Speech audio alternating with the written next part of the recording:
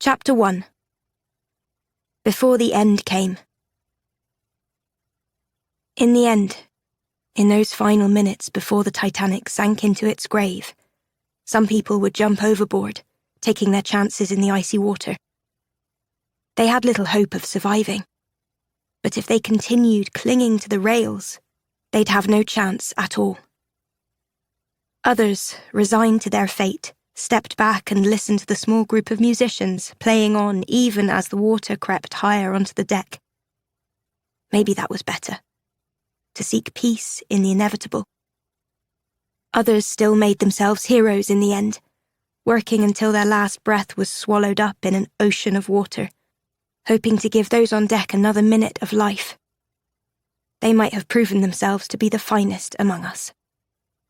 Yet the stories will be told of those who had no choice. Stories of those who ran for the nearest stairwells, hoping to reach a higher deck, or praying for the chance to reach a lifeboat, but found themselves trapped behind watertight doors, without a chance to survive. I know these stories are true, because I was one of them.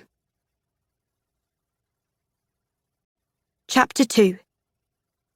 Everything seemed perfect. Wednesday, April the 10th, 1912. A British legend from 900 years ago describes the Viking king Canute, who had his throne carried to the shores of Southampton.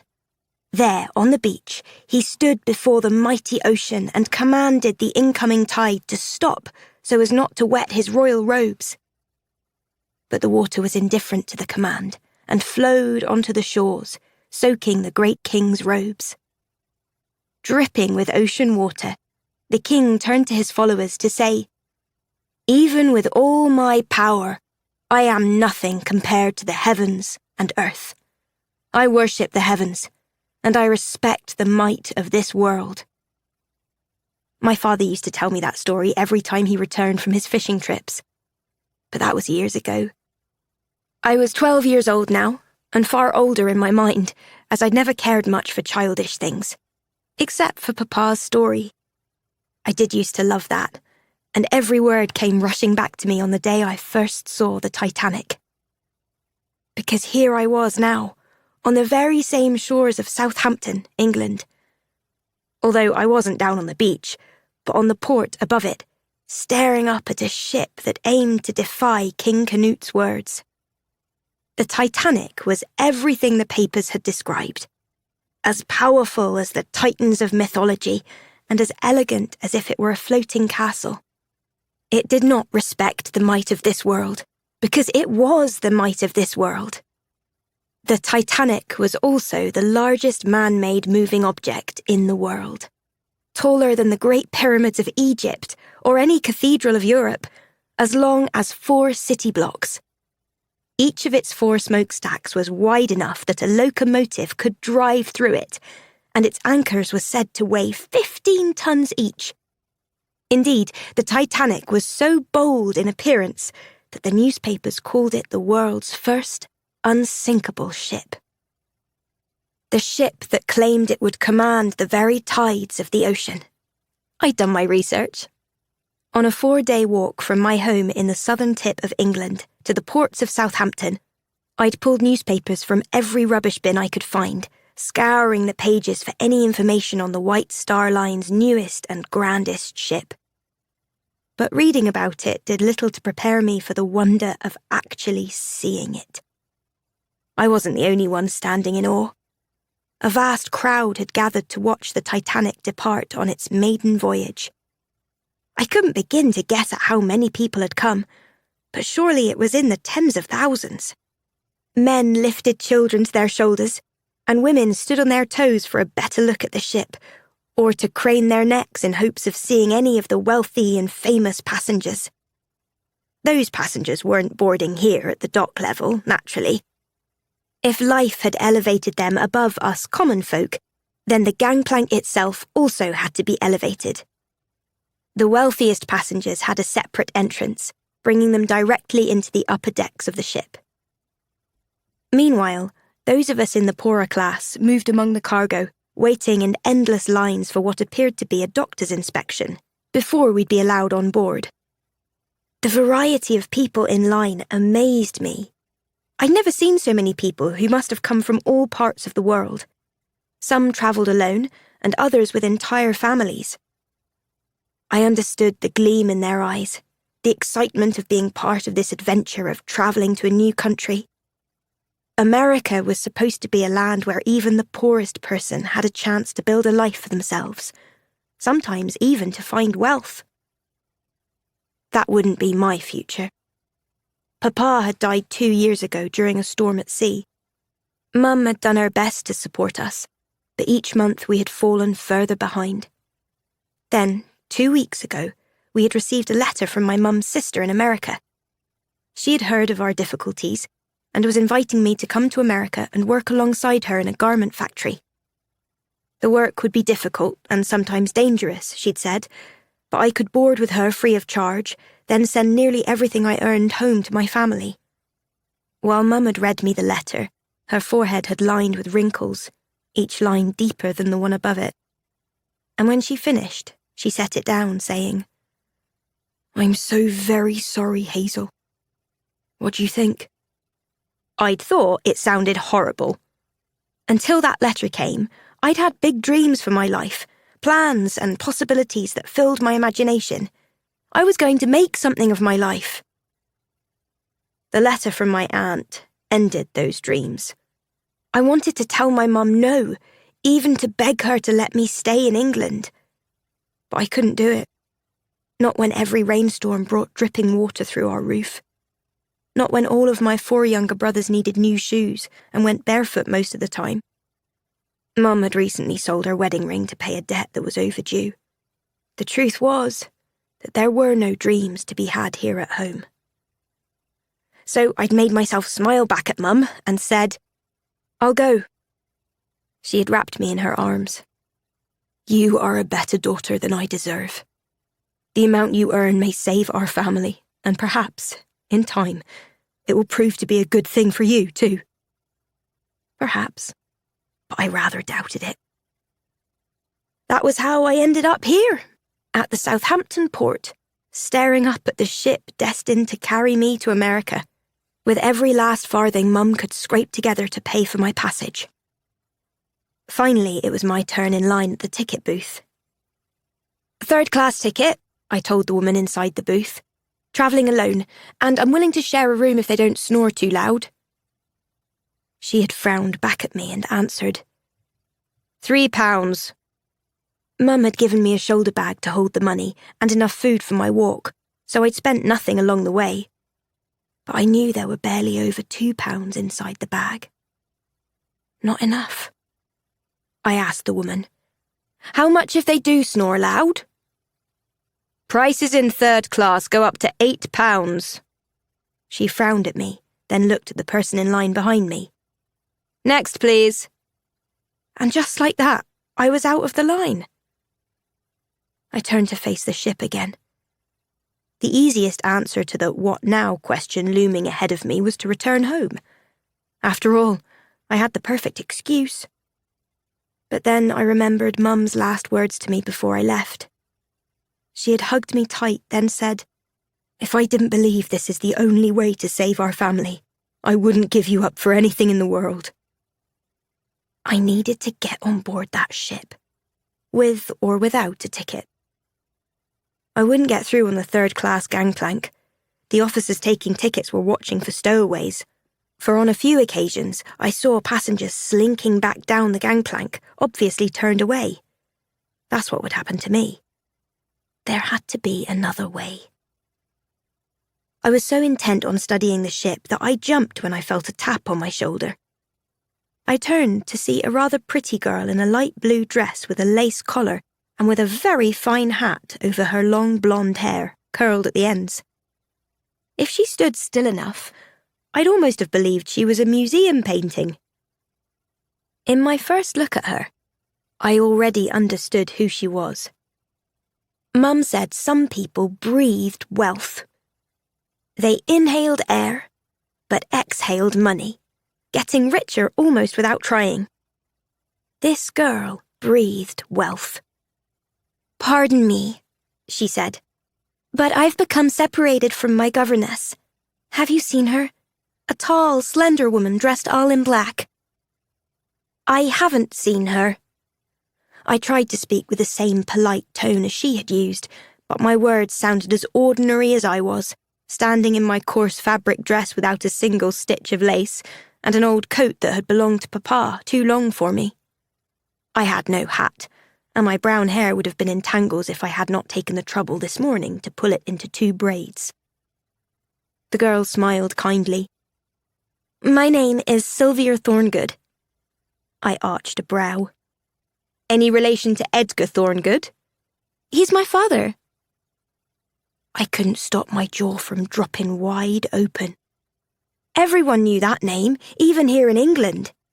The family fortune was said to be worth over $1 million. "What's your name?" Sylvia asked. "Hazel Rothbury." "Rothbury." She spoke slowly, letting my name flow over her tongue, as if a slow pronunciation would help her recall which of her father's wealthy friends I was related to. The answer was simple. None of them. Still, Sylvia widened her smile. "I am very happy to meet you. Are you boarding the ship as well?" "Yes, I'm travelling to America." I'd already noted the difference in our accents. "You must be going home." "I am. I've been in England with my governess, visiting my grandparents. Who will you be visiting in America?" I opened my mouth, but had no idea how to answer. It was humiliating to explain that my journey would end in a garment factory, changing bobbins or threading needles for 10 hours a day. Sylvia was looking at me like a friend. I didn't want her to think of me as a servant. So I only said, "I'll be staying with my aunt in New York." That was the most I wanted to say about that. "There is so much to see and do in New York," she said. "You will have such a wonderful time." "Miss Thorngood, there you are." The woman hurrying toward us was tall and rail-thin, with greying hair pulled back into a tight bun, and wearing layers of black. Either she was in mourning, or else miserable old spinsters had inspired her sad fashion choices. "My apologies, Miss Gruber. I became lost, but now I've met a new friend." Sylvia gestured to me. "Miss Hazel Rothbury is headed to New York to stay with her aunt. Perhaps we could have them over for supper one evening." I flushed with embarrassment and quietly said, "I don't think... My aunt would not know your family. The Thorngoods know everyone. In New York's high society." Miss Gruber eyed the shoulder bag at my side. "No luggage?" "I had a long walk here. Couldn't pack much with me." "And you have a ticket?" I couldn't admit the truth, not with Miss Gruber already looking down on me, literally. So I nodded. "Of course I do." Sylvia clapped her hands together. "I have a lovely idea. Let's not wait until we reach New York to know each other better. Perhaps one evening you might join us on the ship. There won't be many people on board our age, so let's decide to be friends now." "That would be fun," I agreed, though I had no intention of ever meeting her for a meal. I'd feel lucky enough just to get onto this ship. "Miss Rothbury will likely be too busy washing and ironing her dress to have time for a supper," Miss Gruber observed. That might be true. On my walk to Southampton, I had slept in a barn each night and often tramped through the cold rain along muddy roads. If Miss Gruber understood why my dress was dirty, maybe she would not have been so sharp with me now. Or maybe she was so sharp because she understood that, because the very fact that I had been bold enough to speak to her ward was offence enough. "Come now, Miss Thorngood," Miss Gruber said. "Have a pleasant voyage, Miss Rothbury." The tone of her voice was unmistakable. She didn't care whether my voyage was pleasant or the greatest disaster in a century. She just didn't want me to interfere with her voyage.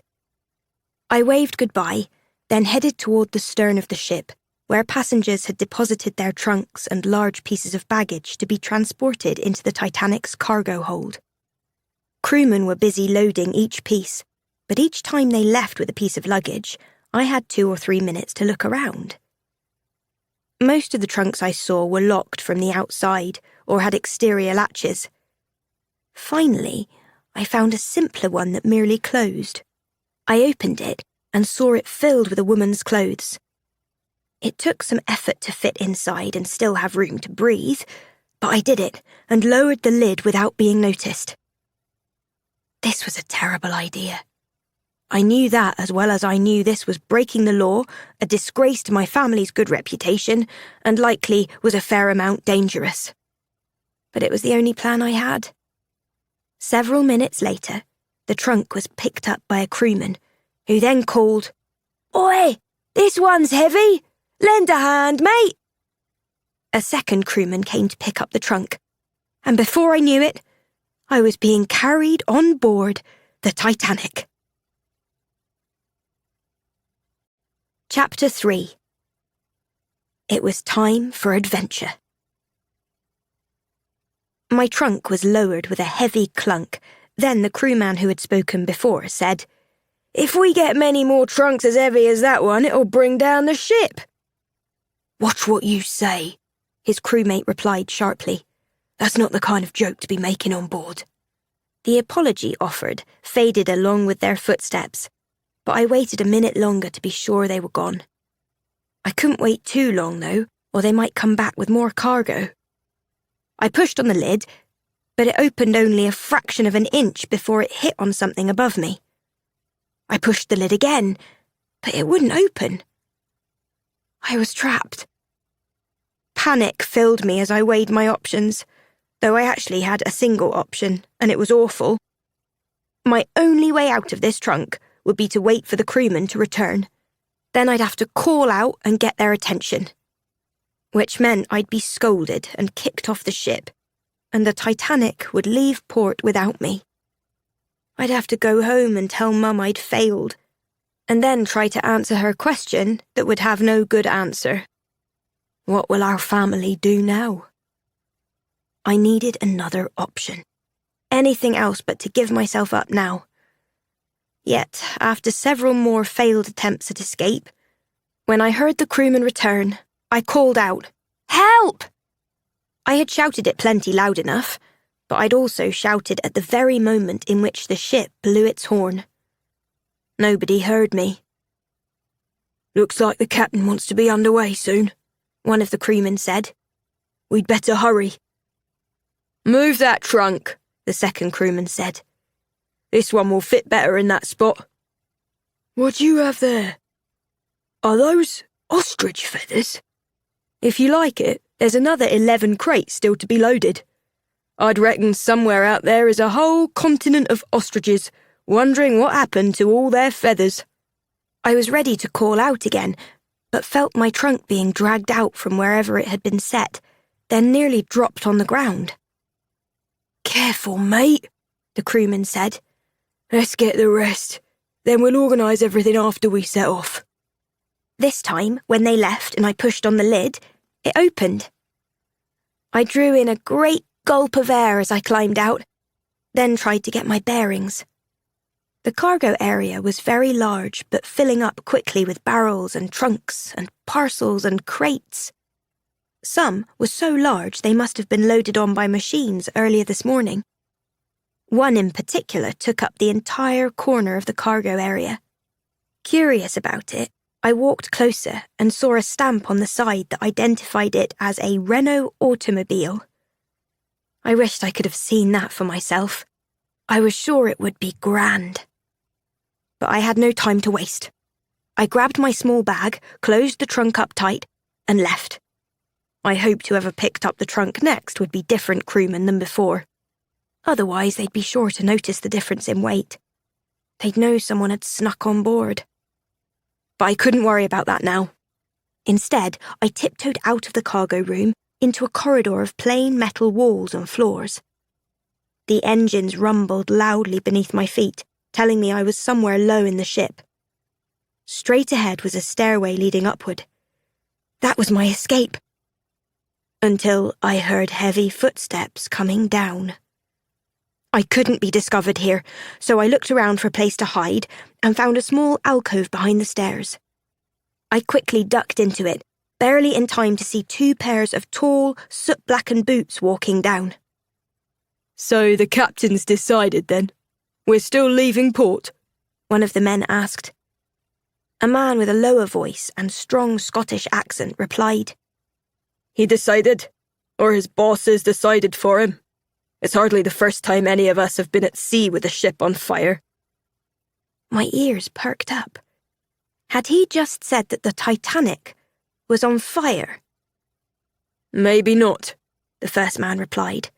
But the coal bins on this ship are higher than we're used to. I reckon we'll be fighting that fire for most of the way to New York. Then you'd better get back to work, said his Scottish friend. I need to stop at the lavatory, then I'll meet you in Boiler Room 6. Boiler Room 6? Was that the location of the fire? It had to be. The first man replied, All I can say is that I wish I'd refused this job. You think the fireman who got off the ship here in Southampton might have known something we don't? I figure most people know things I don't, came the reply, before they were too far away for me to hear them anymore. I sat there for a very long time, unsure of what to do. The captain knew about the fire, yet gave the order to leave anyway. And the men who'd spoken seemed more concerned about the work of putting out the fire rather than the danger of the fire to the ship. So perhaps fires on ships were not that unusual.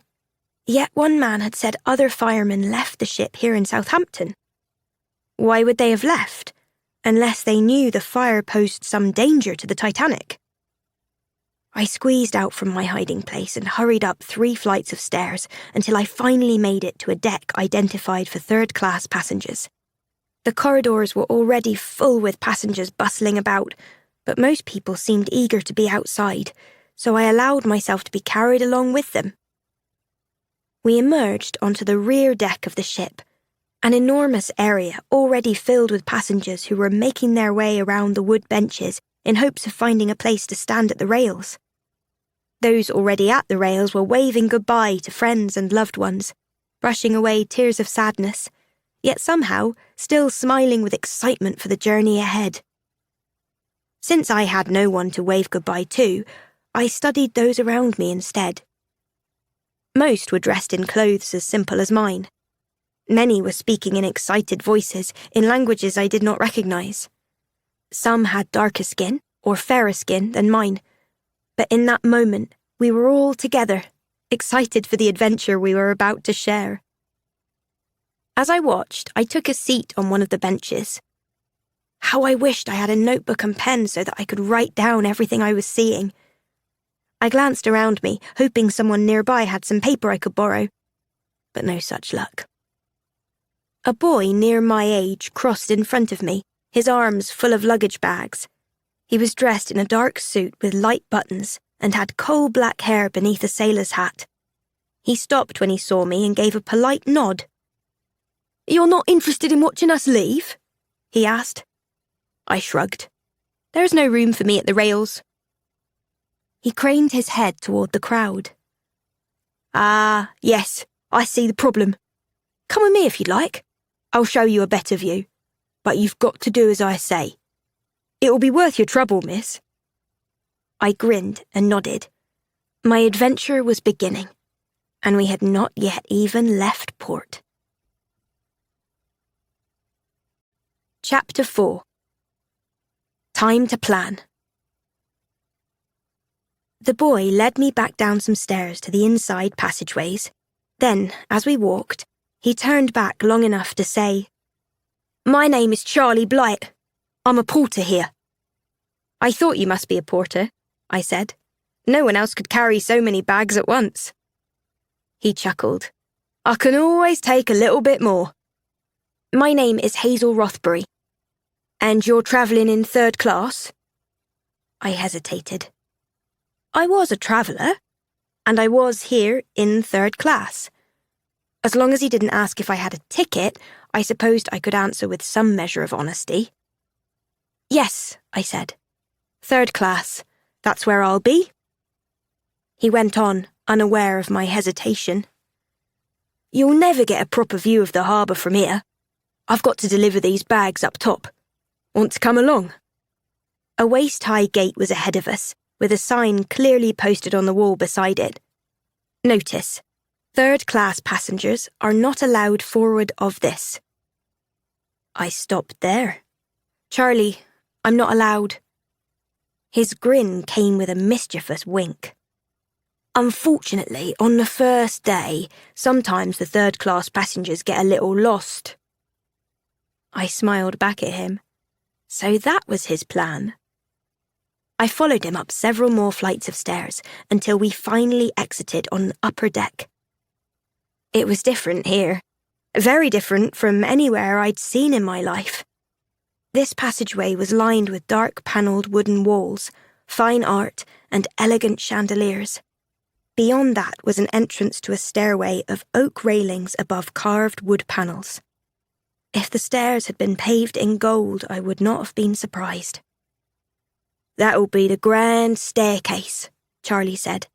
"Sometimes when I walk on it, I imagine that I am in the finest estate in all of Europe." I wouldn't know about that. I had never been inside any fine estate. I'd passed by them often enough, on the way to market with a basket of eggs to sell.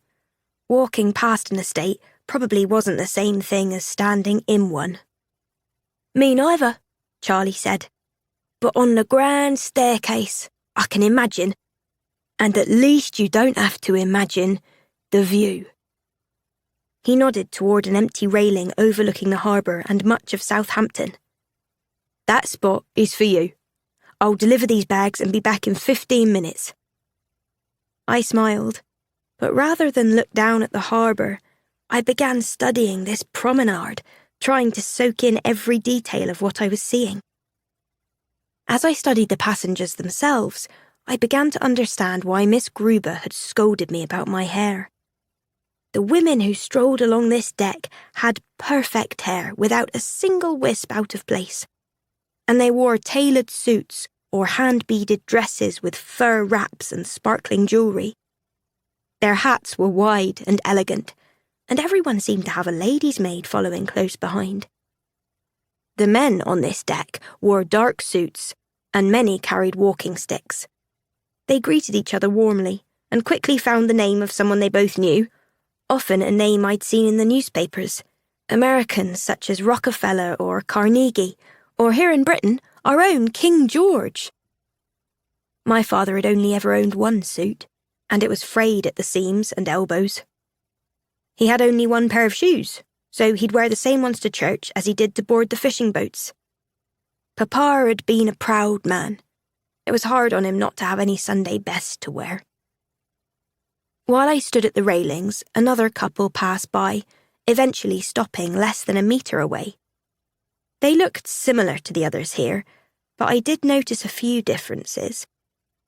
The woman, with a mound of brown hair tucked up beneath her large hat, certainly had the fur coat and jewellery like the other women on deck, but her boots were scuffed and the heels were worn and uneven. The man had a fine suit, but it didn't fit him quite right. I wondered if it might have been made for someone else. Even so, they would travel in very different circles from mine. One's made of silver and gold. Mine were made of straw and tin. The man gestured at the port below. "At last we are leaving all of this behind. A new life awaits us in America. A better life." "If our plan works." His wife seemed nervous. I noticed her pulling at a bit of ribbon that had come loose on one sleeve. "We can't be sure that the money is even on board." "Where else would it be? I've written down everything we must do before we reach New York. Follow the plan and we'll be fine." She was still unconvinced. "If our name should be noticed on the passenger list." "Mollison is a common enough name," he said. "Besides, nobody who sees that list will think twice about us." Now his wife began to smile. "True. And even if someone does, we can always claim to be the unfortunate relations of those Mollisons." He scoffed.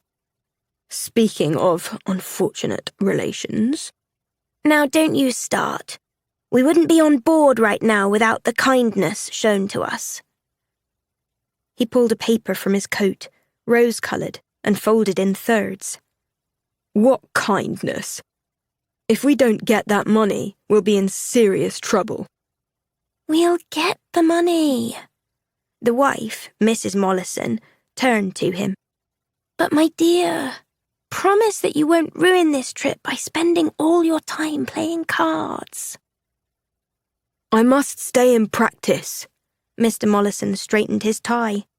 "A lucky game might be the only way our plan works." "Or you could lose and sink us back into debt.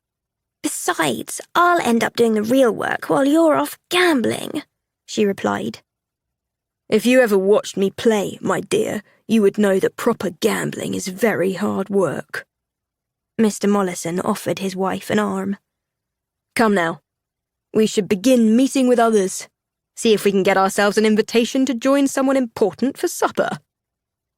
I rolled my eyes as I listened and was very happy when the Mollisons finally left. These were not people I ever wished to know. If they were travelling in first class, then I wanted to be anywhere else. Shortly after they left, the Titanic's horn sounded, signalling that we were about to get underway. The engines had been humming below us, but now they began to churn, and I felt a gentle sway as the ship slowly began moving. The crowd at the port cheered even louder and waved. Yet we had barely left the side of the dock when another horn sounded far below us, giving an urgent warning. Somewhere nearby, I heard a series of whistles, the officers passing signals to each other. Something was definitely wrong. A gentleman passing by leaned over the rails and said to another man with him, "That ship below is getting sucked into our wake." I leaned over as well and saw two smaller ships within the Titanic's wake. One of them appeared to have snapped free from its mooring rope, which was now lying on the water. A second ship moved to intervene, preventing the first ship from being pulled closer to the Titanic. The man beside me breathed a sigh of relief, and when I looked at him, he simply said, "We certainly don't want a repeat of what happened to the Olympic last fall. A near disaster, that one." I tilted my head, with no idea what he was referencing. I had read about the Olympic. That was the Titanic's sister ship already at sea. But I'd never heard anything about a near disaster. "Captain Edward Smith was in command of the Olympic that day, and he commands this ship now," the man continued. "Let's hope he doesn't put a hole in this ship too." Captain Smith had put a hole in the Olympic. "Pardon me, sir," I said. "Would you happen to have a bit of paper and a pen?" He frowned at me, then reached into a pocket and pulled out a small used envelope and a pen from another pocket. I thanked him, then immediately wrote down the question at the top of my mind. What disaster almost happened to the Olympic? I folded my fingers around the pen, letting an idea seep inside my imagination. An idea so bold that I barely dared to think of it. Yet here it was, demanding my attention, so I finally gave it rein. Maybe my dreams didn't have to end. Maybe this was my one remaining chance to turn this dream into a reality. There was another way to earn the money that my family so desperately needed. I could write. Here I was, on the greatest ship ever built, and on its maiden voyage. Newspapers throughout Europe and America would be anxious to print the first story about life on board the Titanic. I could provide it. And it would begin with the truth. That the Titanic sailed from Southampton on April the 10th, 1912, led by a captain who may have nearly created a disaster with his former ship, and who was now in command of a ship with a terrible secret. Our ship was on fire. Titanic departs on maiden voyage. The unsinkable luxury liner. April the 10th, 1912. Today, Southampton bid farewell to its new wonder of the world, the RMS Titanic. This grand centerpiece of the White Star Line is the largest man-made object ever built, capable of carrying more than 3,300 passengers and crew. Over 100,000 eager onlookers came to bid farewell to the passengers as follows. First class, 750. Second class, 500. Steerage, 1,100. Crew, 800. Rumours are circulating that first-class passengers may include actors, writers, and businessmen such as John Jacob Astor, Benjamin Guggenheim, Isidor Straus, and renowned fashion designer Lady Duff Gordon. Additionally, the Titanic will be captained by Edward John Smith, with 43 years of experience at sea. Also travelling are Thomas Andrews, the ship's designer, and White Star chairman J. Bruce Ismay. White Star Line has said this ship is designed to be unsinkable, and at first sight of this magnificent Queen of the Seas, there can be little doubt of that. The Titanic is expected to arrive in New York after approximately 1 week at sea. Truly, this will be a voyage worth remembering for all time. Chapter 5. Gates divided us. Charlie returned soon after we had left port, though he had new bags in hand now. "I can help you with those," I offered. But he only smiled and hoisted them higher in his arms. "It's as I told you before. I can always take a bit more. Besides, these are to be delivered to the cargo hold on the orlop deck. No passengers allowed there. But I'll walk you back down to your room if you need to know the way." "I know the way," I quickly replied. Since I literally had nowhere to go, it didn't matter much where I went now. I had taken only a few steps forward when a ship's officer dressed in a black suit with gold buttons and gold trim on his sleeves approached us. A badge on his suit identified him as Officer Kent. His voice was stern as he spoke to Charlie. "Mr. Blight, is this passenger with you?" If the officer's tone worried Charlie, he didn't let it show. With an eye on me, he said, "She must be lost. I'm taking her back to third class right now." Now, Officer Kent turned to me, and I was certain I didn't hide my worry at all. "We're glad you're on board with us, miss, but you'll see the signs posted for the third-class areas. See that you keep to them." "Yes, sir." I turned and followed Charlie, who only smiled as he led me toward the stairway. Once we were alone, I said, "That wasn't funny. I could have gotten into real trouble." "Not on the first day," he replied. "Now, tomorrow, you'd best not find yourself anywhere on this deck. They have to keep the passengers in their proper areas. Because the wealthy pay more for the nicer spaces." Charlie shook his head.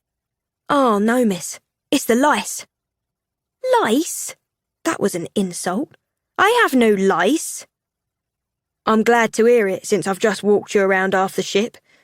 But some third-class passengers can't say the same. The doctors probably explained that before you came on board." "Of course they explained that," I said. "To everyone else. Not to me." Charlie continued. "We have to separate the classes to protect the first and second-class passengers." By then, we were passing through the same gate we had crossed to enter the first-class promenade. "Then that's what these gates are for?" I asked. "Protection from the poor?" "It's no offence, Miss Rothbury. I've got no money myself. The gates are there for more than the lice. A few gates on this ship go floor to ceiling and can be locked if necessary. I've never heard the reason why, but I do wonder if they're not to protect the women and children in an emergency." He glanced over at me. "All of them. Not just those on the top decks." "What do you mean?" I still had the pen and envelope from the gentleman. He had told me I could keep them, but Charlie was walking fast enough that there wasn't time for me to pull them out. "You've heard of the French ship called La Bourgogne, I assume?" "No. He glanced over at me, looking truly surprised. Then you must not study maritime history. My father had been a fisherman. I knew a few things about boats, but nothing about their history. He said, 14 years ago, La Bourgogne was considered one of the fastest ships in the world. Like the Titanic. Charlie frowned. You best not compare that ship to ours, because you see, early one morning, La Bourgogne collided with a British ship. I thought of the man who'd said Captain Smith put a hole in the Olympic. But for now, I stayed quiet. I wanted to hear more about this French ship. Charlie continued. Most passengers were asleep at the time of the collision, and so the crew made a tremendous fuss, creating enough noise to panic the passengers and make them hurry from their beds. But as it turned out, most of the panic came from the crew. Many of them couldn't swim, and there weren't enough lifeboats for everyone on board. Well, that doesn't make sense, I said. Surely it would be irresponsible for a ship to launch without enough lifeboats for everyone on board. Charlie merely arched a brow, then continued. The crew began fighting for their own places on the lifeboats. As the passengers became more anxious, the crewmen fought back, including several large stokers. They threatened the passengers away from the lifeboats. So many people were fighting that no one was left to actually lower the lifeboats into the water. When they counted the survivors, most were crew members who had put their own lives first. He frowned over at me. Perhaps the gates are there to remind the crew that in any disaster, women and children will get on the lifeboats first. By now, I well understood why he would not want any comparisons between the Titanic and La Bourgogne. What a tragic end for that French ship. Which led me once again to think about the fire, and whether it should be a concern here on the Titanic. But it also raised another question in my mind. Charlie, if there should be a problem on board the Titanic, would they lock the gates? Because if that kept crewmen from going to the upper decks, wouldn't it also keep a lot of passengers locked below as well? Charlie stopped walking and looked directly at me, his eyes solidly focused on mine. If there ever is a problem, do not wait to find out. You get your feet and you move towards safety. I've shown you how to get to those upper decks. If necessary, see that you get there. The Evening Post, 6:00 p.m. edition. New York, Wednesday, July 5th, 1898. Price, 1 cent. Sinking of French ship La Bourgogne. A crew of cowards. 562 lives lost. Women and children last. Halifax, Nova Scotia. It is common knowledge that on any voyage over the cold North Atlantic waters, travelers may encounter patches of thick fog. Such was the case with the French liner La Bourgogne, carrying 725 souls on board, when it collided with another ship, the ill-fated Cromartyshire. As the ship began to sink, chaos broke out among passengers and crew for the few places available on lifeboats. What followed was a display of cowardice beneath even the most dishonorable sailor. May this tragedy never be repeated again. Chapter 6. Secrets united us. Charlie and I walked on a little farther. I knew he'd have to excuse himself soon to deliver the bags he carried. If I was going to ask him about the fire, this was my chance. So when the passageway was clear, I turned to him. I overheard some men talking earlier. They said the Titanic is on fire. Is that true? Charlie glanced around to see if anyone else had heard, then immediately stopped and lowered every bag in his arms. The cheerful expression he had worn changed too, from a pleasant smile into something as stern as Officer Kent had been. Looking around him, he said, "Hush, please, miss. You can't ask such questions so openly." "Why not? Is it true?" "Doesn't matter. We're at sea now. What do you think would happen if the passengers heard that? You'd cause a riot on board. We don't need a problem like that." "Is a riot any worse than a ship on fire?" please lower your voice." He looked around again, desperation in his eyes. "You said you heard some men talking about it." "2 crewmen. They were filthy, covered in ash." "Oh, he saw some of our firemen. We call them the Black Gang because of that soot. They've got the hardest job on board, in my opinion." "So they're the ones to put out the fires?" "Of course, when it's necessary." "When it's necessary?" I rolled my eyes at the obvious. "Aren't they trying to put out this fire?" "Certainly they are, but they also have to load coal into the boilers to build up the fires that keep the Titanic moving. It's difficult work, but without the firemen, this ship would be dead in the water." "Dead in the water? That's a terrible thing to say on the open seas." He chuckled. "I hadn't thought about that. My apologies." This time, I lowered my voice. "They said the trouble is in Boiler Room 6. Can you explain the problem to me?" His eyes darted. He obviously didn't want to answer, but clearly knew exactly what I was talking about. When I continued to stare at him, he finally gave in. "To keep moving, the Titanic requires more than 6,000 tons of coal every day. It's all got to be stored somewhere." I tried to do the math for that. There were coal mines not far from my house, so I'd seen the bins that stored a single ton of coal. Each one was as large as a kitchen table. If the Titanic required 6,000 tons of coal each day over a week-long journey, I couldn't imagine the storage space that would be needed.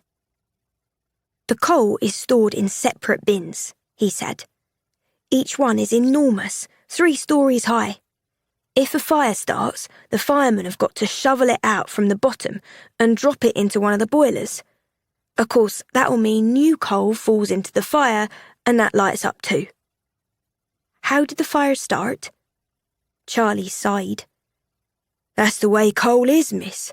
Once it's exposed to air, it's got to be kept wet or given space to breathe. Otherwise, you might see it heating up itself." My eyes widened. Coal can start its own fire.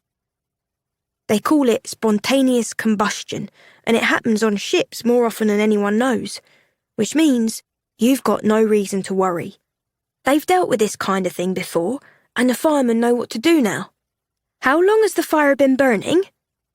Charlie looked around once again. "Hush, miss, please." He lowered his voice and added, "By the time anyone detects a coal fire, it's likely been going on for some time. From what I hear, it might have been burning for 2 or 3 weeks already." 3 weeks? I stood up straighter, genuinely alarmed. "And the captain let us leave the port anyway?" "Of course he did. He gets reports on it regularly, so he already knows more than either of us about the situation. And if he saw fit to leave port, then it's because we're in no danger." I didn't understand that. How could a 3-week-old fire not pose a danger to the ship? And yet, I had never stepped foot on a ship of this size before. Captain Smith had. And Charlie was right. The ship's captain would never put his passengers in danger. Unless... This was the Titanic's maiden voyage, and all the newspapers were watching. Did the captain feel he had to leave port? Surely an announcement that the finest ship in the fleet was burning while full of passengers would be disastrous for the cruise line. I pulled out the scrap of paper and pen. "Is there any reason that the ship had to leave Southampton when it did? Why couldn't we have waited until the problem was out?" Charlie fixed his eyes on the pen. "You're taking notes?" "I have to. I'm going to write a story about the Titanic. I need to understand the fire before I can write about it." "You can't write about this," Charlie said. "You could ruin our reputation." "Well, people have the right to know the truth." "They don't have to know it from me." Charlie picked up the bags he had dropped to the floor earlier. "It's a beautiful day, and we'll soon have France in sight. I trust you can find your cabin on your own." "Charlie, I'm sorry," I called after him. But he didn't say another word. He merely turned the corner and left me there alone. Male help wanted. Wanted. Strong men with a sense of adventure for work as firemen on RMS Titanic. Experienced stokers, greasers, trimmers also needed. Apply at Southampton docks by Wednesday, April the 10th. Ready to travel. Chapter 7. Then I found a teacher. Charlie had left me on E deck, which as far as I could tell was mostly third-class cabins and crewman areas. I began searching there for a place where I might stay that night. It had to be comfortable enough to keep me alive for the next week, but not so comfortable that other passengers would discover it. I took my time to explore the different areas of E deck. There was one very long and wide corridor that must have run nearly the entire length of the ship. As I walked it, I heard a man passing by explain to his friend that this was called Scotland Road. I wondered if the actual Scotland Road in Liverpool was as crowded and busy as this passageway. With so many people going in every direction, I'd never succeed in hiding here. After more searching, I found a stairway to the next deck below, F deck. I'd passed through this deck earlier, after escaping the cargo hold, but this time a wonderful smell of freshly baked bread filled the air. Until this very moment, I would have said that my mum baked the best-smelling bread in the world, but that was no longer true. I followed the scent to the entrance for the third-class saloon. Mum had warned me to bring some food of my own, as ships only provided food to the upper-class passengers. But she was wrong about the Titanic. There seemed to be plenty of food for third-class passengers, and my mouth began watering for a single taste of it. I hadn't listened to Mum's warning. I had worried the money she'd sent with me might not be enough, so I'd purchased no food before coming to the docks this morning. Everyone on board the Titanic would be well fed, except for me. The thought crashed into me, stirring up my hunger, but I couldn't linger on my empty stomach, no matter how loud it was complaining. I had no ticket. I'd have to find food some other way. Hoping for a distraction, I decided to replace the comforting smell of warm bread with the adventurous scent of a salty ocean breeze. After some asking around, I found the poop deck, the third-class promenade at the rear of the ship. From here, I could see the first-class promenade, though we were separated by plenty of gates, ladders, and a well deck below. By now, I had seen the views from the front of the ship, so I understood why they would be reserved for the first-class passengers. Who else would look ahead in their lives, anticipating their next business deal, their next work of art, their next move to add another $100 to their pocketbooks? The views from the side of the ship would belong to the second class. They would see the ship moving forward, but their views would never change. I wondered if that was true of their lives as well, steadily achieving some success in the world, but never enough to get ahead. I was at the back of the ship, and I thought it must be the finest view possible, because here the people sat and looked at where they had come from. Poverty, hunger, every struggle to survive. And now they were leaving all of it behind. Once again, I thought of how different my journey was from most of the passengers here. They wanted to leave. They had chosen this adventure. I only wanted to return home and be with my family. Before leaving, Mum had described New York to me. People say it is one of the greatest cities in the world. Once you are there, I'm sure you'll love it so much you'll barely think of our simple life at home again. The very opposite was true. I doubted there would ever be a day in my life when I did not wish I was home again. But if I did become a journalist, perhaps I could bring in enough money with my writing that I could travel back home any time I wanted. I pulled out the envelope I'd borrowed, but it was so full of notes by now, I needed more paper. I scanned the deck until I saw a small paper in the corner that must have blown free in the breeze.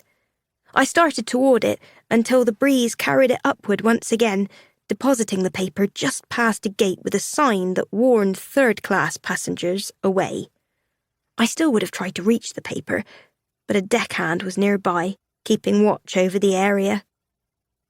As I began looking for another piece of paper, my eyes travelled up another level, to the first-class promenade, the very place I had stood with Charlie when the ship launched. That's what the readers would be interested in. If I was going to sell my first news story, I needed to write about life on board for the wealthiest passengers, not the poorest ones. Which meant my next decision would be either brilliant or utterly foolish, or both. I needed a way back onto the first-class promenade. I glanced over at the deckhand. He didn't seem to be going anywhere, but I did remember the gate that Charlie had led me through earlier. Hadn't he said that on the first day, the officers would be more lenient about mistakes? I hoped so because I intended to make another one. A deliberate, planned mistake. I'd taken only a few steps inside before I crossed paths with an older woman wearing a long cream dress, her greying hair in a high bun. She seemed steady on her feet, but was noticeably leaning on a cane with a brass handle in the shape of an eagle's head. She'd been watching me for some time, but finally asked, "Would you be kind enough to help an old woman down the stairs?" I was headed in the opposite direction, so it was a most inconvenient time to remember the one rule of manners that my mother was careful to have taught me. No matter your hurry, there is always time for courtesy. Mum would be ashamed of me now if I ignored that, so I smiled and offered the woman my arm, leading her off the poop deck. "You're travelling alone?" the woman asked. My first instinct was to lie, just to avoid any further questions, except my conscience was already filled with as much guilt as it could manage, so I said, "I'm alone, but I'm quite capable of managing for myself this week." "Are you? What's your name, child?" "Hazel Rothbury." "It's lovely to meet you, Hazel. My name is Mrs. Ruth Abelman." There was a quiet dignity about Mrs. Abelman. She didn't strike me as the typical third-class passenger, but then again, I wasn't even in third class, so I was in no position to judge. "Are you travelling alone too, Mrs. Abelman?" "I'm very much alone, I'm afraid. Widowed several years ago, and with my only daughter lost in a factory fire last year in New York." She smiled over at me, a sad smile that perfectly mirrored the way I felt whenever I spoke about my father. "I'm going to the United States to settle some personal matters, and after that, I don't know what I'll do. I'm quickly approaching the age where I shall be useless to the world." "That can't be true," I said, hoping to cheer her up. "My mum says the only useless creatures are mosquitoes. Everything and everyone else have a role to play in this world." Mrs. Abelman laughed. "I did, once. 6 weeks ago, I was a governess, always came with the highest recommendations. Then, one day, some items in the household went missing. My employers accused me of the crime, and I was dismissed." "Why would they think it was you?" Her smile faded. "Some fools will believe the worst rumors about a person simply because she is poor, or because she is wealthy, or because she doesn't care about money at all. Some will do the same simply because I am Jewish." I'd never met anyone who was Jewish before, but I already liked Mrs. Abelman. I said, "Maybe one day everyone will know the truth," which made her smile. At the bottom of the first set of stairs, Mrs. Abelman paused to look me over again. "I hope you won't be needing someone to look after you while you're on board this ship, because I'm too old to fuss about that now." "Oh, no, ma'am." That was the last thing I wanted. I used to help my mother keep house and work with my brothers on our farm. I have taught myself from borrowed books by candlelight every night. If you judge me by my years, I know that I am young, but my mind is old enough to make this journey on my own. Mrs. Abelman hummed as she looked me over once again, this time with a little more respect, I thought. "To speak like that, either you believe that you are intelligent and capable of solving problems as they come your way, or else you are a bold young woman who knows what she wants and is unafraid to reach for it. Which one is true?" I considered her question for several seconds, unsure of how to answer.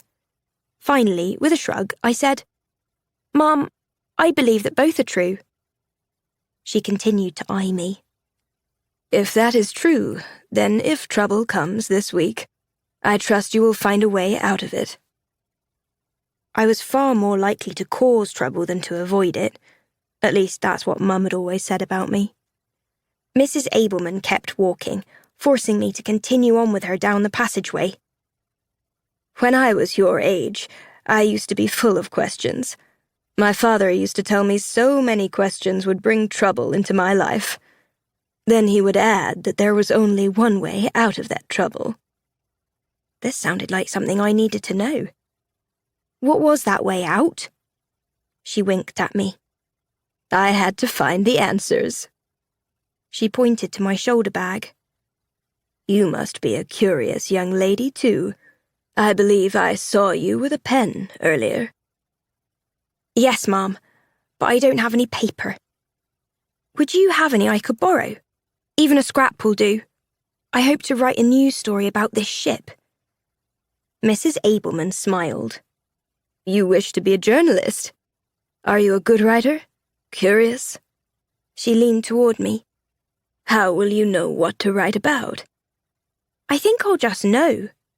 Mrs. Abelman arched one brow, but I added, "My mum says I get premonitions. That means I have a sense for when something is going to happen." "I know what premonitions are." "I had a feeling you'd say that," I said with a wink. "Anyway, I think I'll know when I've found the right story to write about." "Then you'll need plenty of paper." Mrs. Abelman's smile widened. She reached into her own bag and withdrew a notebook with a brown leather cover and a latch to hold the notebook closed. "You may write in this, and I cannot wait to read your news story." I shook my head. "I can't accept this. It's much too nice." "Then you may borrow it. Return it when your story is finished, and I will use any paper that is left." I brought the notebook to my chest, taking in the wonderful smell of leather and paper. "Thank you so much." "You are very welcome. At first I had planned to travel on the Californian. I should have kept those tickets. I'm sure there would have been fewer stares. However, I can continue on from here." She set her walking stick firmly down on the deck. "I shall not think twice about looking after you. If, however, you find yourself in need of some company, I don't care much for these adults with whom I am forced to socialize for the next week. But I do like children. I should enjoy spending some time with you." "I'd like that too, Mrs. Abelman," I said, turning to leave. She called after me. "Remember, Hazel, that it is your duty to write the truth. A good journalist will write the truth, not protect the secrets." I nodded back at her, but she could not possibly have known how heavy that request was, because I knew only one secret about the Titanic so far, and it was big enough that it could ruin White Star's reputation. If the Titanic held any more secrets, I would have to write about them too. People needed to know the truth. I planned to tell it. Chapter 8. Then I found a friend. That first night, I slept in the well beneath one of the third-class stairways. Or rather, I huddled there, shivering with cold, my muscles aching against the hard metal floor. My eyes opened with the slightest sound, and on more than one occasion I had to press myself deeper into the shadows to avoid being seen by crewmen who were changing shifts, or passengers who might have enjoyed a late-night outing before finally returning to their cabins. I wanted to wish for a cabin of my own, for a place I knew I would be safe, for a blanket to wrap myself in, and perhaps for a guarantee of a morsel of food come morning. But I didn't make the wish. I'd learned long ago that wishes never did any good. I couldn't wish food onto my family's table or light back into Mum's eyes. I certainly couldn't wish Papa alive again. Eventually, I'd learned that doing was more important than wishing. So I'd begun to work hard and to sacrifice what I wanted for what my family needed. I'd learned to be bold and to take risks when necessary. That's what had kept my family going for the past 2 years. It's how I would help them now. I curled up tighter beneath the stairway and tried to ignore my hunger. After all, I'd known from the moment I stepped aboard the Titanic that this would be my lot for the next week. I simply had to endure the best I could, and hopefully very soon find something to eat. The dining saloon wasn't far from where I sat. The wonderful smell of warm bread that had filled the corridors earlier in the day was back again, along with the scent of a hearty stew and the sweet aroma of oranges. That food had to be prepared somewhere nearby. Perhaps later today I'd try to find the kitchen. Maybe there'd be some scraps I could sneak away to eat. I'd have to be careful, though. If I was caught, how would I explain why I was looking for scraps when food was available to everyone? Everyone with a ticket. Once I thought it was safe to leave, I crawled out from beneath the stairs, though I stood too quickly and banged my head on the handle of a partially hidden door. I grimaced and was rubbing my head when I entered the corridor, and almost screamed out loud. There stood Charlie, leaning against the wall, watching me without a hint of surprise. Watching me without any expression at all, actually. I truly didn't know if he was amused to have frightened me, or if he was irritated to have been kept waiting until I came out. I stared at him for what seemed like a very long time, with no idea what to say. He stared back, saying nothing. I wasn't about to start this conversation, and neither was he, apparently. Finally, he gave in. Well? That wasn't much for me to work with, so I decided to give him nothing in return. There's no rule against exploring stairwells. But there is a rule against being a stowaway, he replied. A lot of rules, actually. This is a crime. My shoulders fell. How did you know? He said, Last night, I checked the passenger list. No one by the name of Hazel Rothbury has a ticket here on the Titanic. In fact, there are no Rothburys on board at all. I have to report this. I stepped toward him, my voice trembling now with fear. Please don't report me. What would the punishment be for stowing away? I could imagine all sorts of possibilities. Would I spend time in the brig? Or face a public humiliation? Or be fined and sent to a workhouse? Each idea was worse than the one before. Those are the rules, he said. I'm sorry, but I've got no other choice. He turned to leave, but I darted forward and grabbed his arm. I planned to pay for my ticket, I swear that. I just don't have the money right now. That's called theft. You should have saved up like everyone else did, bought the ticket properly, and then come on board. With my other hand, I reached into my shoulder bag and pulled out the money inside. This is all we had. My mum thought it would be enough, but it isn't. I can give you this much for a ticket, but it will leave me with nothing to find my aunt once we're in New York. Then you shouldn't have gotten on this ship. I had no choice. We're destitute, Charlie. My brothers are hungry. The bank is threatening to take our home. But if I can reach New York, I can get work in a garment factory and begin sending some money home. Charlie turned toward me again and folded his arms, obviously still skeptical.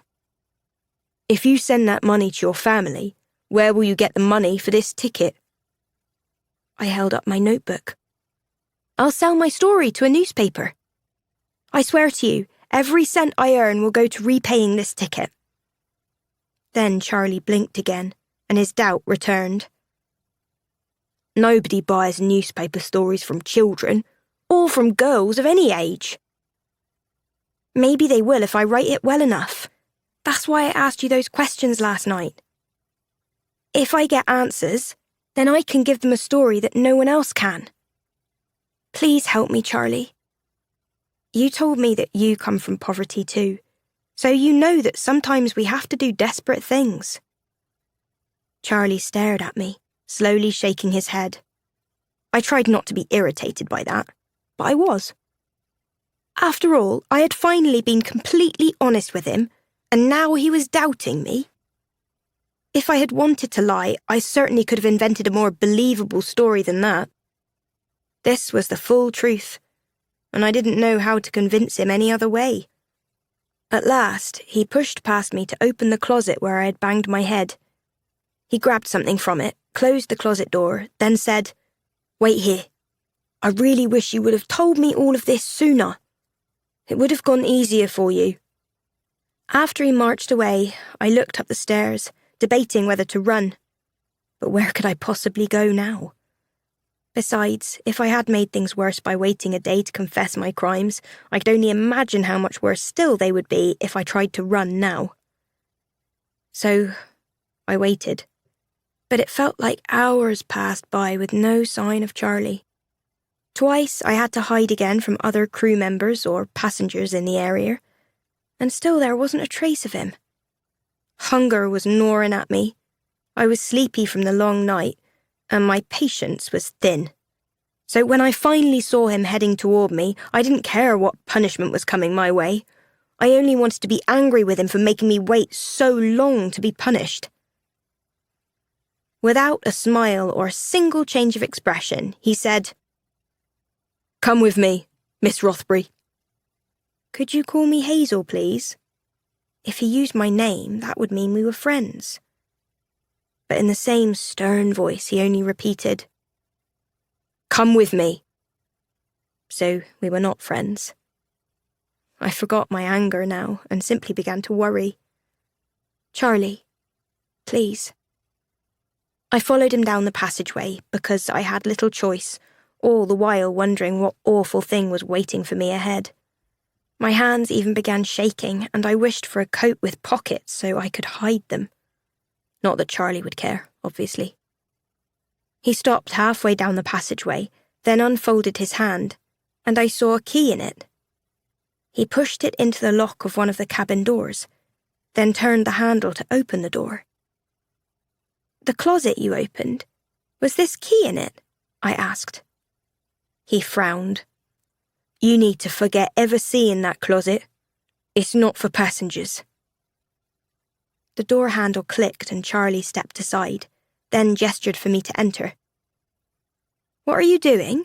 I asked. I stepped into the cabin with a bed for one and a blanket folded on top.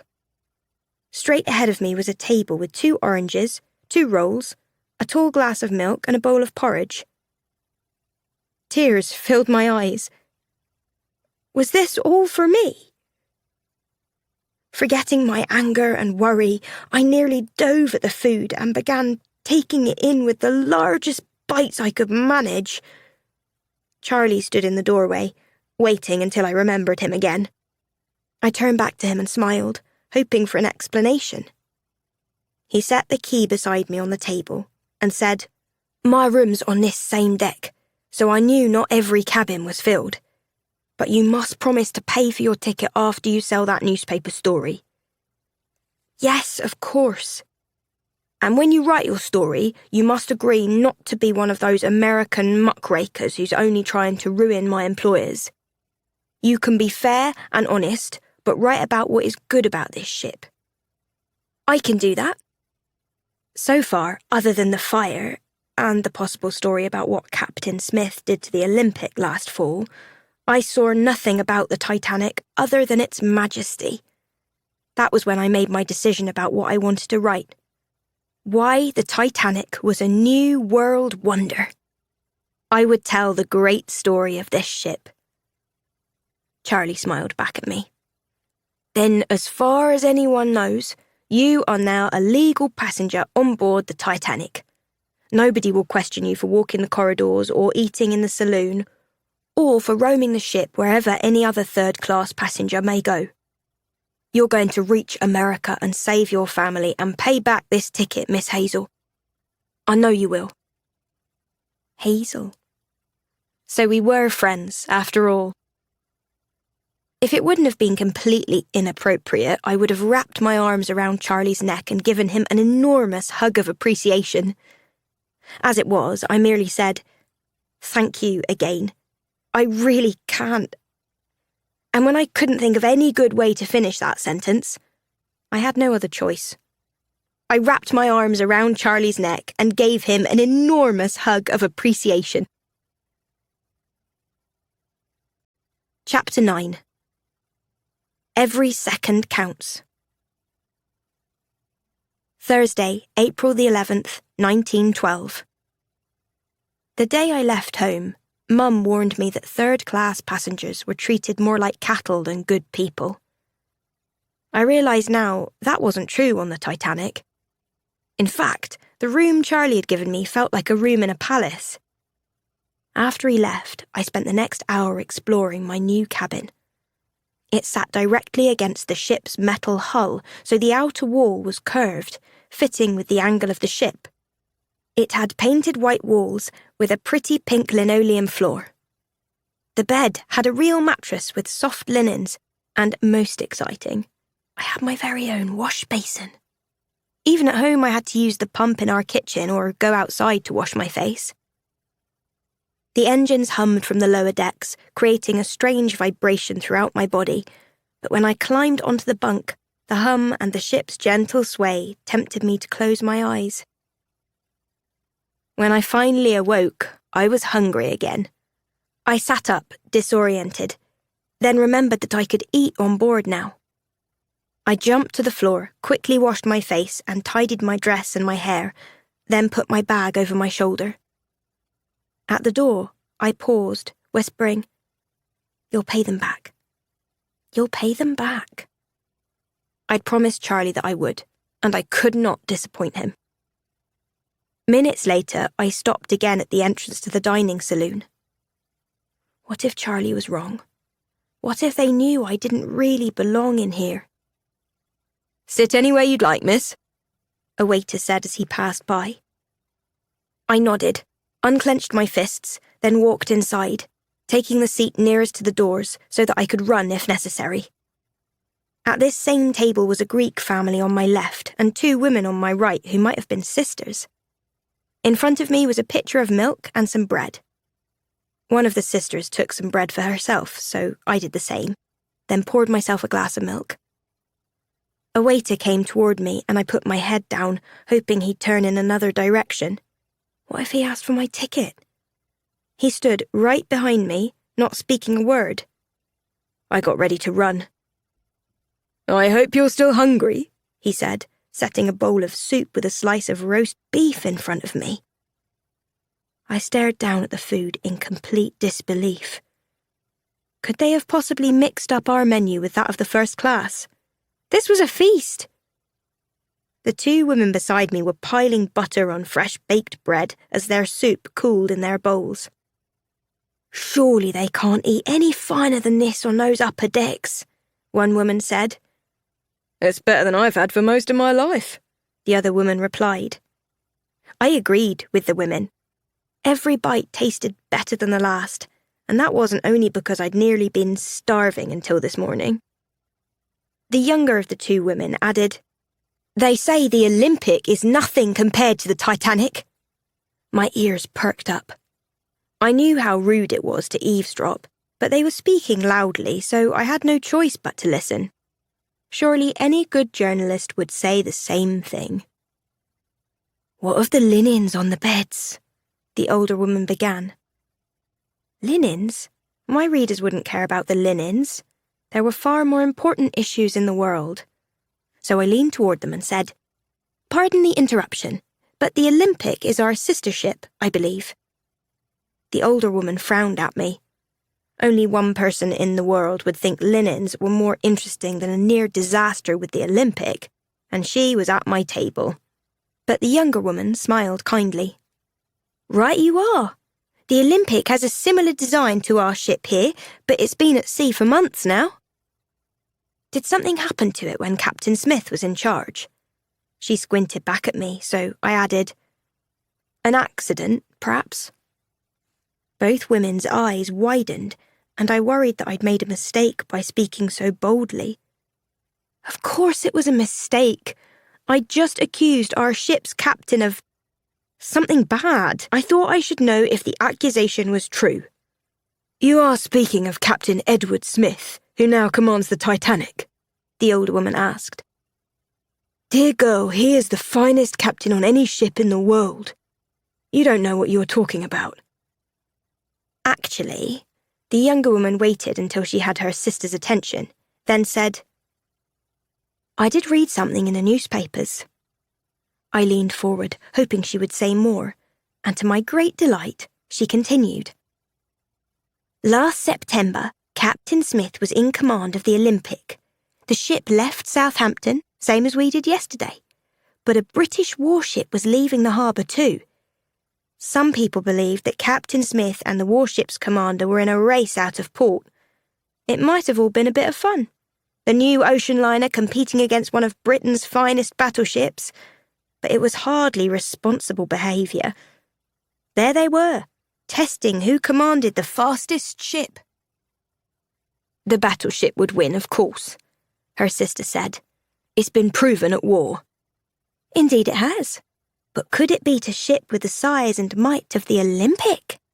The younger woman smiled. The waterway narrowed, forcing the two ships closer together. The more powerful Olympic pulled the warship into its wake, and the two boats collided, leaving an enormous gash in the hull of the Olympic, tall enough for a grown man to stand inside. The older woman gasped. Impossible. The Olympic would never have survived that. But it did. The Olympic safely returned to port for repairs. She glanced at me. It returned safely, under the command of Captain Smith. I was about to point out that it only needed to return because Captain Smith might have been foolish enough to race, but before I could, the older sister spoke. I dare say if the Olympic can take on damage like that and stay afloat, then nothing will ever bring down the Titanic. My spirits brightened at that thought. Thank you both, I said as the women stood to leave. At least one mystery in my notebook was solved, or else a new mystery was introduced. The first woman said, There is one difference between the ships. The Olympic has a double hull. The Titanic does not. If the warship crashed into us as it did with the Olympic, we would not have fared so well. I immediately reached for my notebook and wrote my next question to be solved. What is a double hull? Whatever it was, it had to be important. Maybe even the difference between a near disaster and an actual disaster. I looked up to ask the women about it, but they had already gone. But they couldn't leave, not when I had so many new questions to ask them. So I folded up my notebook and hurried out of the saloon, wondering which way they'd gone. I found them again on the poop deck, staring out over the railing at the shores of Ireland, our final dock before leaving for America. I looked out over the railing too. As I did, my stomach began to feel strange, a touch of seasickness perhaps. But it came with a recurring thought to get off the ship here and find a new route to America. I'd felt this same way the morning Papa left for work, the last morning he would ever leave our home. My stomach had been in knots during breakfast, knowing something was wrong. But wasn't that the very reason to stay on the Titanic, to figure out if something here was wrong? If I left the Titanic, I would never write my story. I would never see it printed in a newspaper, and I would never become a journalist. It was settled then. I was staying here. Eventually, the horn sounded from the boat deck, signalling that the Titanic was leaving Ireland to head for the open seas. The two women had left, but only minutes later, a young couple took their place near the rails. The wife put a tissue to her eyes as they gazed out over the fading Irish coastline. She was so pretty, and so sad. I couldn't help but stare at her. Whatever is the matter, dear? Her husband spoke with a distinct Irish accent. My mam said she had a bad feeling about this trip. she replied. She begged me not to go. I suppose I'm still thinking about her. Your mum is just feeling lonesome to see her lovely daughter go across the ocean. The husband put an arm around his wife. But you'll see. New York isn't so far away. I heard that the ship made excellent time here, and she'll go even faster once we're in open water. I did hear that this is a very fast ship, his wife agreed. That struck me as interesting, so once again I pulled my notebook from my bag and added 2 more questions to it. What is the top speed for the Titanic? If the ship has to stop for any reason, how long would it take? I glanced up as the wife gasped and pointed upward toward the first-class promenade. Who do you think that is? Her husband squinted. My dear, I'm sure that I don't know. That's John Jacob Astor. I saw a picture of him in the newspaper last week. It must be him. Imagine that. A man as famous as he is on board this very ship. I turned to look as well, craning my head until I spotted him. Mr. Astor was one of the wealthiest men in the world. He had recently married a pretty young woman named Madeline, who was now walking by his side. People say he is as fine a man as ever there was, the wife said, then quickly turned to her husband. Other than you, of course. He smiled. Maybe they only say that because he's so rich. Just you wait. I'll make my fortune in America too. One day, you'll dress just as beautifully as Mrs. Astor up there. I glanced that way again for a second look, but this time the Astors had passed out of my sight. Instead, I saw a more familiar figure waving at me. I walked toward the rails to see her better. Sure enough, there was Sylvia Thorngood, standing on the first-class promenade, trying to get my attention. I smiled and waved back, surprised that she was still friendly to me, even now that it was obvious I was in 3rd class. Then my smile widened. Perhaps Sylvia didn't care about my class. Perhaps she was like Mr. Astor, as fine a person as ever there was. But my smile almost instantly fell, along with my hand. Directly behind Sylvia was her governess, Miss Gruber. She was speaking to the very same woman I'd overheard at the deck rails yesterday when we departed, Mrs. Mollison. Something about her and her husband made my stomach bunch into knots. They were not good people. I knew that because they had spoken of a plan to get money from someone on board. Were they talking about Sylvia Thorngood's money? Maybe so, because I couldn't think of any other reason why Mrs. Mollison would want to talk with that sour Miss Gruber. Maybe it was nothing, but I thought I should warn Sylvia at least. She had been kind to me, and if I were any sort of friend, I would find a way past the gates and the well deck, up to the first-class promenade, where I could tell her to stay away from the Mollisons. But there was no point in trying. The crewmen roaming the promenades would stop me and send me back to 3rd class. The last thing I needed was anyone's attention. There was nothing I could do for Sylvia. So with feelings of regret, I waved goodbye, then went back inside. I was no kind of friend at all. Chapter 10. A second hull. By lunchtime, I was back in the saloon, seated before a bowl of vegetable soup I had yet to touch, and a half-finished orange. I hadn't eaten any fruit for the past winter, and the orange tasted even better than I remembered them. This time, I shared a table with 2 young families, each with babies in their arms. I didn't understand their language, but it became clear that they were exchanging parenting advice. I pulled out my notebook and began to write. I didn't need help with parenting. I needed help with life.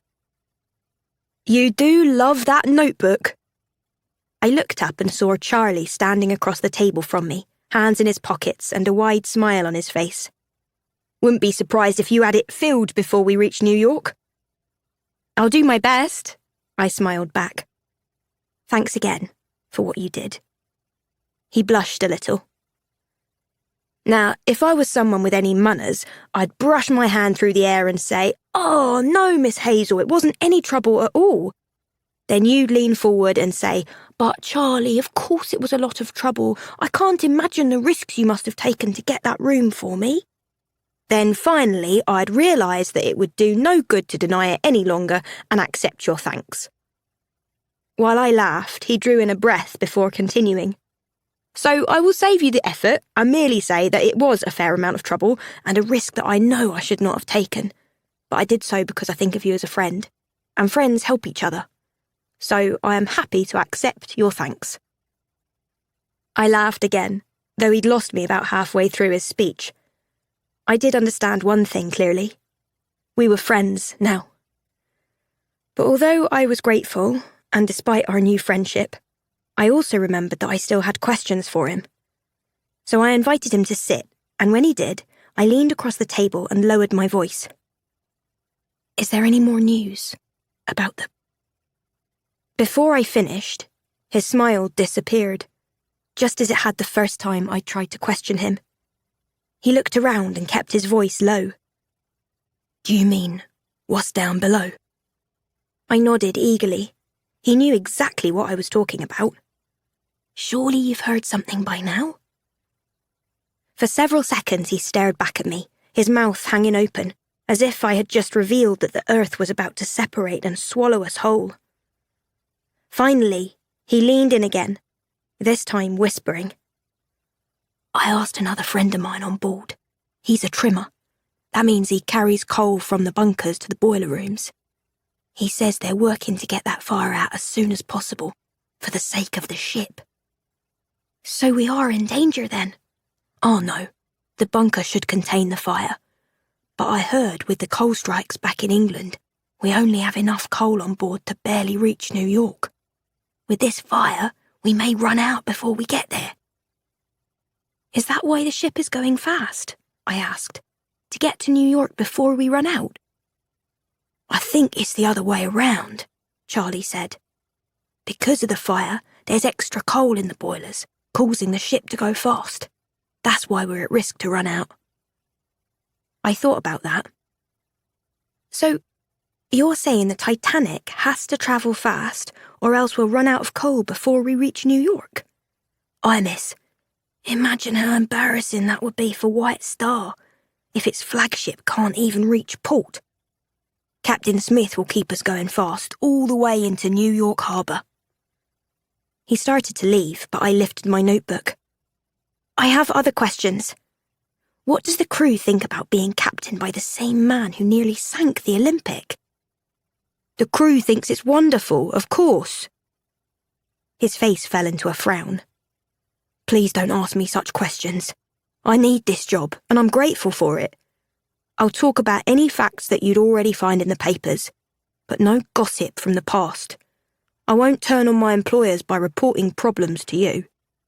But if there are problems, then the ship is designed to protect us from them. The people who built the Titanic have a lot of experience, more than either of us. They know what they're doing. No ship has ever been finer or stronger." "So it's true then? This is an unsinkable ship?" Charlie shrugged. "Personally, I believe if an unsinkable ship ever was built, this is it." He pointed to my notebook. "Mind my words. If you ask too many questions, you'll only create unnecessary worry for yourself." I hardly felt that a ship's fire was an unnecessary worry, but I did have other questions waiting to be asked. "Could you tell me, then, what is a double hull?" Charlie blinked back at me before his smile widened. "Now that is a question I can answer." With his good mood restored, Charlie left, returning a minute later with 2 empty soup bowls. He lifted one of the bowls and held it up to look around its sides. "This is a good strong bowl. Not a single crack. Liquid won't get in or out. Consider this bowl the hull of a ship. Now he set that bowl into the second bowl. This is a double hull. 2 layers to protect the ship. What happens if this outer hull gets a crack in it? I suppose water would leak inside, I said. Charlie reached for the pitcher and poured some water into the outer bowl. If there's a leak in the outer hull, would the ship sink? I shook my head. No, because the inner hull is protected. Exactly. With a double hull, even if the outer layer fails, water still won't get inside the ship itself. I would guess that has saved a number of lives. Charlie's face lit up. It has. This is what saved the Olympic. I had one more question for Charlie, though I was nervous to ask it. What about the Titanic's hull? He shrugged. Double layer on the bottom. It's not exactly the same as a double hull, but it is double thick. If we scrape a rock in shallow waters, we should be fine. Only on the bottom? What about the sides of the Titanic? Are those double hulls too? Charlie paused for a very long time, then said, No, they are not. If we get scraped on the sides, we could be in real trouble. Chapter 11. A second try. Charlie's words hit me like a brick. I didn't know much about shipbuilding. I didn't know anything about it, in fact, except for one thing. A double hull sounded a great deal safer than a single hull. Even Charlie seemed unsettled. He ran a hand through his hair and slowly shook his head. Charlie? Huh? He looked over at me and must have seen the worry in my eyes, because he forced a smile to his face. Literally, he did. I saw him make the effort. Before it faded away, he said, Of course, there are other safety measures in place, so with any problem, we'd still stay afloat a very long time. So don't you worry, Miss Hazel. When you do, a line forms across your forehead, and one day I reckon that line will stay there forever. I believe you worry too much. I don't think you worry enough. I leaned forward. Did the captain order all of the crewmen to say whatever was necessary to help passengers feel safe? Yes. Then he quickly added, As I told you before, that's because you are safe. A safer ship has never been built than the Titanic. But what about... He must have sensed that another difficult question was coming because he stood to leave. My apologies, but I need to get back to work. I didn't want to get him in trouble for talking with me. Still, I was disappointed. I liked spending time with Charlie. Thank you for the visit. My pleasure, Miss Hazel. Charlie cocked his head. That's not the right word. This wasn't a pleasant conversation at all, and it might put a worry line on my own forehead for a while. But I'm glad we could talk. I smiled and waved goodbye, but he was only a few steps away when he groaned and turned back to me. He said, We were so busy discussing all the terrible news that I nearly forgot the very happy reason I came to see you. Oh? I was sent here to deliver a private message from a Miss Sylvia Thorngood up on B-deck. She asked if you would join her for dinner this evening at 7 o'clock in the Café Parisien. I stared down at my bowl of soup. They'll have a dinner here. They'll have tea and some scones or bits of cheese. Nothing like what you'll find up top. I shook my head. You know very well that I can't go up there. I'm not allowed. No, you aren't. But if I were in your situation, I'd ignore that rule and find a way up there. Do you know what it means to get an invitation like this? If you were to refuse her, that would be considered quite rude. I had no wish to offend Sylvia, but if I was caught, my good intentions would not be enough to save me. I'll stand out. Everyone will know I shouldn't be there. How is that? Charlie looked genuinely confused. Do you plan to announce your poverty at the door? Of course not, but they'll see it. The same way that I see their wealth. I've served the wealthy for this entire first day at sea, and would you guess what I've noticed? What's that? Turns out they get dressed, same as you and me, one leg at a time into their trousers. My nose wrinkled. The rich don't dress the same at all. They have servants to dress them. All right. Well, then, did you know the wealthy burp the same as us? They pass wind? I quickly looked around. Charlie? Well, it's true. My point is that you have nothing to be ashamed of. People are the same everywhere. Either they'll accept you as you are, or they won't. But if they don't, that says more about them as snobs than you as coming from poverty. That wasn't at all what worried me, but I did appreciate him trying to help. Thank you, I said. Charlie seemed to know what I was thinking and widened his smile. You've got nothing to worry about, Miss Hazel. You're polite and pretty. They should be glad for your company up there. My mum used to say that anyone who wished to fit into high society needed 3 traits: intelligence, charm, and wealth. But, she'd added, you don't need all 3. 2 will be good enough. If you are intelligent and have charm, they may forget you aren't wealthy. Or if you have charm and wealth, they won't care about your brains. And you can be as rude as you wish if you have both intelligence and wealth. But what if a person has all 3? I had asked. Mum had smiled. Then you may become anything you want in this world. Choose well, Hazel. I thought about the people I'd met so far. Mrs. Abelman seemed to be a person with all 3. I wondered if anyone would care if she ventured into first class. Sylvia probably had all 3 as well, though no one would question the daughter of Edgar Thorngood about anything. They would question me. There was a hole in the hem of my dress, torn by a stick in my path as I'd walked to Southampton. I wasn't fit to dine on the upper decks. Charlie, I can't. He bumped a fist to his forehead. Didn't I tell you? Miss Thorngood already had me deliver a dress to your room. She's taken care of that for you. Then I thought again about the Mollisons, that horrid couple. If their plan caused any harm to Sylvia or her family, Miss Gruber had to be warned. I would have to be careful to avoid Officer Kent, since he had already warned me once to stay away from the first-class promenade. But it would help if I was wearing a different dress. Maybe I could get away with it, just this once. So? Charlie urged. My heart began to pound.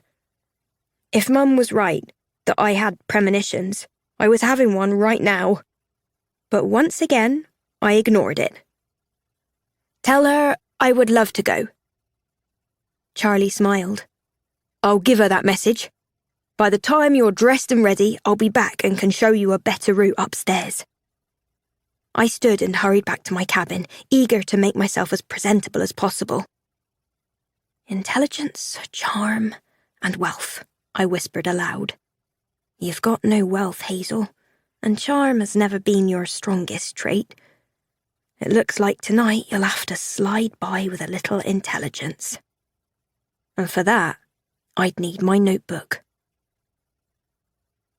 White Star Line, RMS Titanic, first-class Parisian menu, à la carte. Hors d'oeuvre, oysters, warm baguettes and butter. Soup, cream of barley. Main course, poached salmon with cucumbers. Roast duckling, pâté de foie gras. Fruit, peaches with chartreuse jelly. Dessert, chocolate or vanilla eclair. French ice cream. Tea or coffee for all meals. White Star Line, RMS Titanic, third-class menu. Breakfast, oatmeal porridge and milk. Broiled Cambridge sausages. Irish stew, fresh bread and butter. Marmalade, Swedish bread, tea, coffee. Dinner, barley broth, beef à la mode, lima beans, boiled potatoes, fresh bread and butter, rice pudding, oranges. Tea, fresh bread and butter, compote of apricots and rice. Leicester brawn, pickles, tea. Supper, gruel. Cheese. Any complaint respecting the food supplied, want to attention or civility, should be at once reported to the purser or chief steward. For purposes of identification, each steward wears a numbered badge on the arm. Chapter 12. My second chance faltered. An hour later, Charlie came to my door with an awkward smile, holding a bit of white hair ribbon. "Now, don't go and get any ideas with the ribbon," he said. "Someone must have dropped this earlier today. I picked it up and it's been in my pocket. I thought it might match the dress, if you want it." It was exactly what I needed to look more upper class. "It's perfect, thank you." I tied it into my hair, finishing it off with a neat bow. "How's that?" Charlie smiled and maybe blushed a little. "Don't you worry about fitting in tonight, Miss Hazel. You look as first class as any of those rich girls." I hoped he was right. I was beginning to feel nervous. Charlie led me through the gates into the first-class areas, but once there, he shifted his weight, becoming nervous. "I've got to leave you now. Miss Thorngood paid me to get you into first class, but I can't risk my job by taking you any farther." "No, indeed," I said, "and if I'm caught, I'll say I crossed over by myself." He winked at me. "I can trust you then. The Parisian is on B deck, starboard side near the aft staircase. You'll find it well enough." It shouldn't have been any trouble to find the Parisian, but I had to take a different stairway to avoid Officer Kent, and at one point I walked toward the port side of the ship because I thought I spotted the Mollisons. By the time I finished avoiding everyone I didn't want to see, I had explored much of the upper decks of the ship. Every part of first class was beautiful, but the grand staircase that wound up through the centre of the ship took my breath away. Glancing down from the top, I could look over the rail and see the stairs descend through several decks, or gaze upward at a dome of glass and iron. I doubted even the finest chapels in Europe could compete with this. Eventually, I located the Café Parisien. It was long and narrow with large windows to allow an easy view over the ocean. The interior was styled to look like a café in Paris itself. White latticework framed the walls and ceiling, with the occasional piece of greenery climbing a trellis. The tables and chairs were made of white wicker, and a red carpet rolled out along the centre aisle. Miss Gruber was waiting at the entrance to greet me, though her greeting was hardly friendly. She looked me over, clearly determined to find at least one flaw in me. I was equally determined to impress her. "Why did you say you were travelling to the United States?" she asked. "To stay with my aunt," I replied. She harumphed. "Will your aunt provide you with a servant at her home? Someone to brush your hair and set out your clothes?" My aunt lived in a crowded apartment with other women from the factory. She had no servants. At best, she was the servant. "No, Mom," I said. Miss Gruber turned to enter the cafe. "Then you had better learn how to brush out your own hair." I ran my fingers through my hair. Sure enough, there was a knot I had missed in the back. "Come along." Miss Gruber waved me forward. "Heavens, child, didn't your parents teach you any manners?"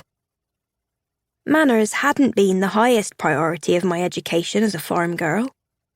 I didn't know why the plates in this cafe had so many forks and spoons when only one of each should be enough. I didn't know how to address a countess or a duchess, nor could I describe the difference between them. But I knew which breed of cow produced the best milk, and how to coax a chicken into producing more eggs. I doubted that any duchess in England knew how to properly coax a chicken. I held my head high as I walked over the red carpet, its bold colour seeming to remind me that I was breaking a serious rule on board, and that the meal I was about to enjoy was likely worth more than my family could earn in a month off our farm. Yet that all passed when I saw Sylvia waving me over to her table. She had changed into a formal dress for the evening and looked very pretty. I took a small comfort in the fact that Miss Gruber's outfit was even more boring than when I'd seen her yesterday. A handsome gentleman in a formal suit was also seated at the table. He stood to greet me, and even held out a chair for Miss Gruber. He appeared to be in his mid-20s and had a kind smile. "This is Mr. Emerson Waddington. Sylvia said. He is a student studying to design ships just like the Titanic. Better than the Titanic, if you'll forgive me for boasting, Mr. Waddington said. What you see here is only the beginning of what will be possible one day. Have you been studying the Titanic while on board? Sylvia asked. Indeed, I have. I had a tour of the ship yesterday, and today I spent most of the afternoon in the engine rooms. That caught my interest. Mr. Waddington must have seen the fire, or heard about it. I reached for my notebook, hoping to ask him about it, but Sylvia touched my arm. I'm so glad you could come, she whispered. It took a long time to convince Charlie to bring you the invitation. Thank you for having me here, and for the dress, I replied. It was the prettiest dress I'd ever worn and probably would ever wear in my life. Miss Thorngood insisted on inviting you, Miss Gruber said. This was not my idea. That had already been perfectly obvious. Miss Gruber was staring at me as if I were diseased. Sylvia brought my attention back to her. How has your first full day on board been? Exciting. I have learned so much. I immediately wished I had not answered that way. Most of my learning involved Captain Smith crashing the Titanic's sister ship, and a fire somewhere in the single hull of this ship. But there was one thing I had learned that was extremely important, the very reason I had agreed to come to dinner. In a quieter voice, I added, I need to talk to you and Miss Gruber about two people and here are our next guests. Miss Gruber's face lit up, and I turned, feeling the blood drain from my face. Walking toward our table was the very couple I had wanted to discuss with Sylvia. Mr. Mollison was dressed in the same suit as yesterday, but his wife was in a different gown, a yellow one that hung awkwardly on her frame. I suspected that dress wasn't made for her any more than Sylvia's dress was made for me. Miss Gruber said, Mr. Waddington, this is Mr. Clive Mollison, and his lovely wife, Letha Mollison. I believe you all have met my ward, Sylvia Thorngood. Mr. Mollison was all smiles as he offered to shake Sylvia's hand. What a pleasure to see you again, Miss Thorngood. I trust you have had a good afternoon. Sylvia shrugged. Miss Gruber has done well at keeping me hard at work on my lessons, even while at sea. What she was really saying was that the last thing she wanted while on board was to work on her lessons, but she said it in such a way as to compliment Miss Gruber. Maybe that was how good manners worked. Sylvia gestured to me. This is my new friend, Miss Hazel Rothbury. That is a lovely dress, Mrs. Mollison said to me, and then her tone soured. Very different from the dress you were wearing yesterday on the promenade. My heart skipped a beat. They had seen me there. This meant they knew I had overheard their conversation. If I was going to warn Sylvia and Miss Gruber about the Mollisons, it was better to do that now, before the dinner began. I turned to Sylvia, wondering what I dared to say with the Mollisons right beside us. Manners, Miss Rothbury, Miss Gruber said. A conversation should be for everyone at the table. A long silence followed, until Mr. Waddington pointed to the notebook in my shoulder bag. Are you a writer, Miss Rothbury? I want to be. I pulled out the notebook and pen. The Titanic holds many secrets, and I wish to discover them all. About the ship, and, I eyed the Mollisons, the secrets of some of its passengers. That is an expensive notebook, Mr. Mollison said. Where did you get it? It was loaned to me by a friend on board, I said. Mrs. Abelman offered it to me yesterday, in return for a favour. But you have written in it already, so it cannot be borrowed, Mrs. Mollison said. Did you steal it? Come now, Mr. Waddington said. There's no reason to accuse the girl. I wish to hear more about her writing. He leaned toward me. That sounds very interesting. What will you do with all this information? I'll write it into a news story. I hope to sell it to a newspaper after we reach New York. His smile widened. My governess taught me that the job of a good journalist is to ask questions. So I wonder, what questions do you have about the ship? Forgetting the Mollisons, I opened the notebook and said, "What do you think of the Titanic having only a single hull on the sides?" Mr. Waddington tilted his head. That is a very big question for someone as young as you are. "It is a silly question," Mrs. Mollison said. "Why should anyone care about that?" Mr. Waddington chuckled. Are you a writer too, Mrs. Mollison? "Hardly." She squinted back at him. "My father believed that unless a person had something new to say, writing was a waste of ink." Ah. Well, perhaps Miss Rothbury will have something new to say, if we can answer her very thoughtful question. Mr. Waddington turned to me again and spoke as if he was actually taking me seriously. The Titanic has a double hull on the bottom. That is because the greatest threat to a ship is crossing through a shallow area with rocks. But the sides are only a single hull because there is little risk to them in an open ocean. "Unless there's an iceberg." Mrs. Mollison stirred her finger around the rim of her goblet, looking utterly bored. I, however, was fascinated. It is true that a ship could encounter icebergs, Mr. Waddington said. But the Titanic has 2 lookouts in the crow's nest at all times. They'll give the warning long before any trouble comes. Even if a problem did occur, the ship is protected by a series of bulkheads. I wrote down that word, then repeated it as a question. Bulkheads? The hull of a ship is not one large hollow space, Mr. Waddington replied.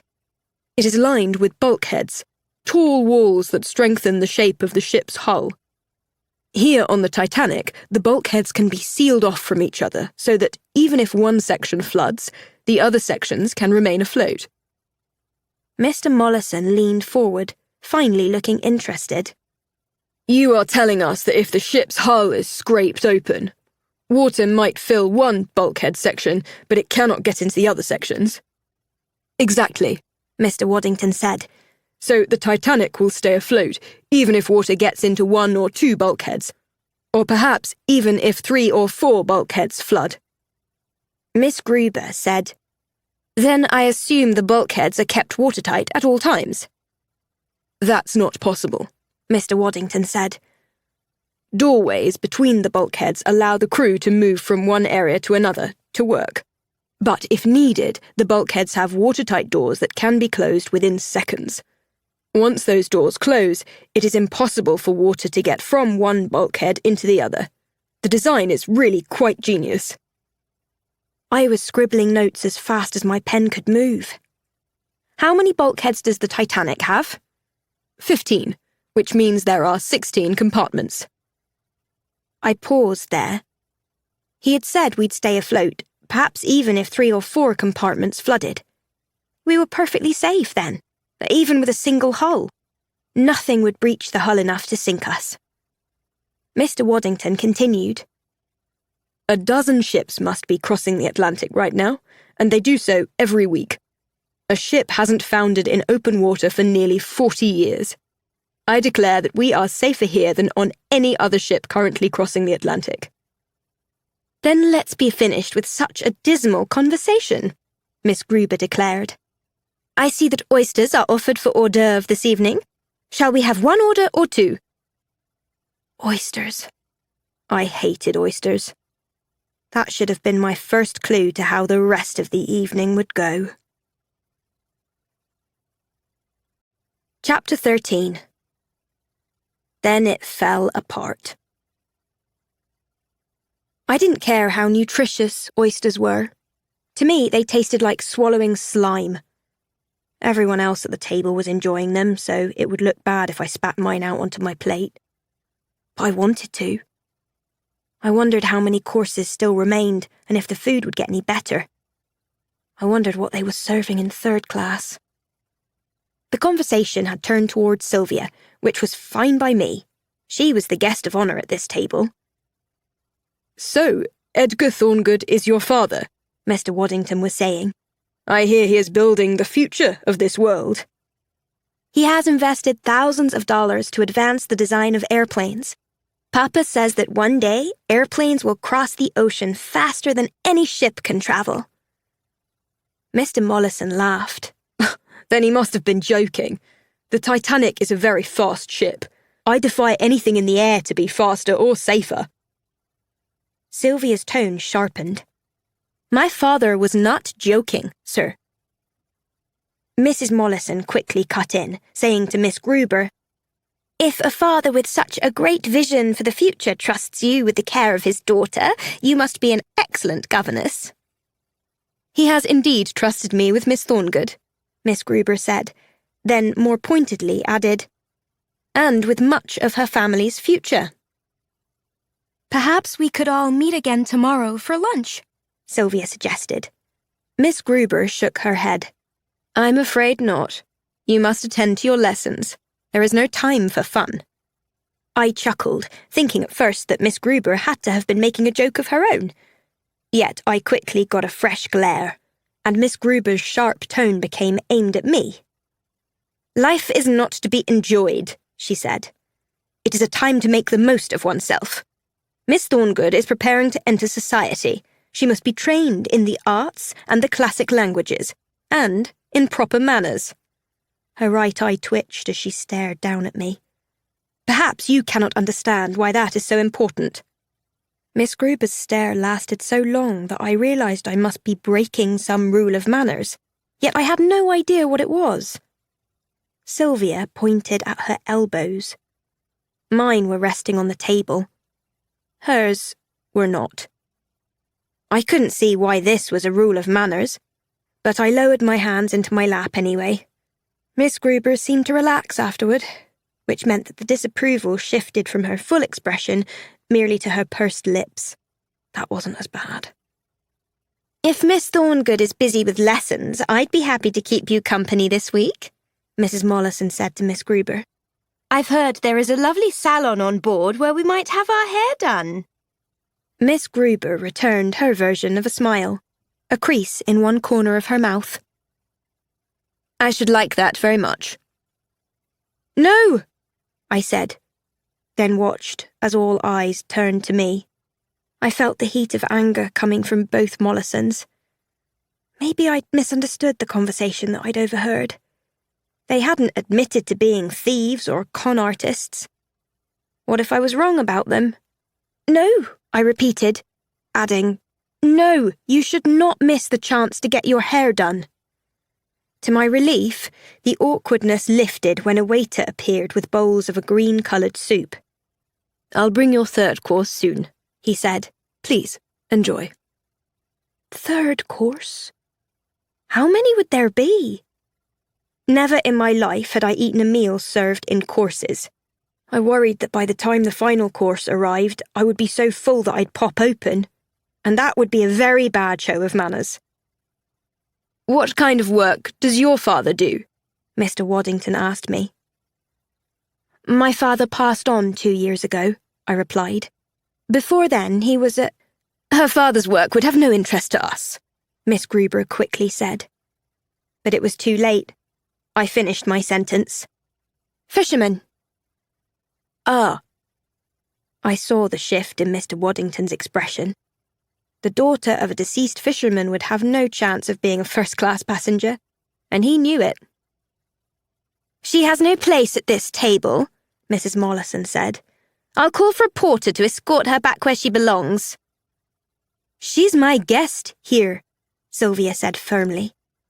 And just you wait. One day she will be a famous journalist, one of the first female journalists in the world. How lucky we all are to know Hazel Rothbury now, before all her wealth and fame. I felt myself blushing as I smiled back at Sylvia. She seemed to believe in me, even more than I believed in myself. Mr. Mollison crushed that dream as quickly as Sylvia had built it. A child journalist? There's no such thing.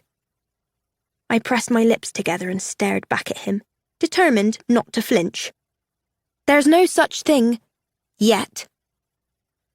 Both Mrs. Mollison and Miss Gruber gasped, but Mr. Waddington raised his glass to me. Well said. On your best behaviour now, Miss Gruber warned. Captain Smith has just entered the cafe. We all turned to look at a man in his 60s, or perhaps even older. He had white hair and a neatly trimmed beard.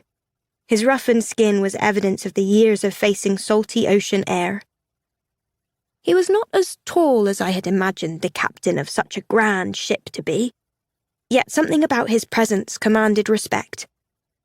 He shook hands with a few of the men as he passed by them, including Mr. Waddington, aware that nearly everyone in the cafe was watching him.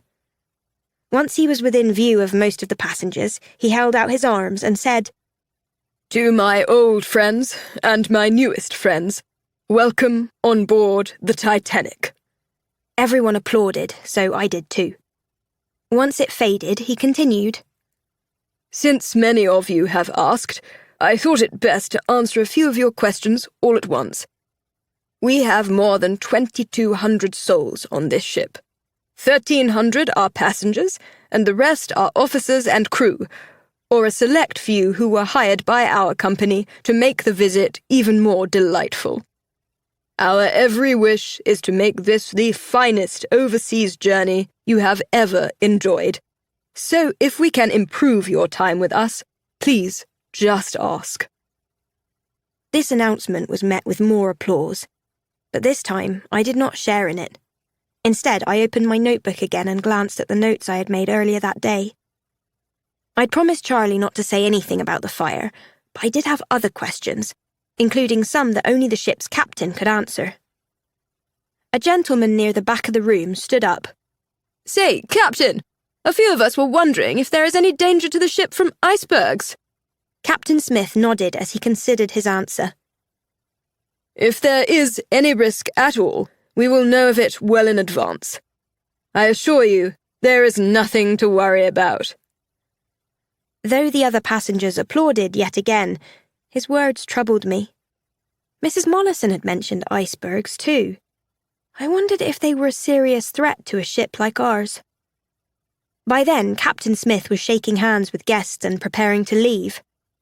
If I didn't ask my questions now, I knew I might never have the chance. So I stood and, in a firm voice, said, "Captain, how fast is the Titanic travelling now?"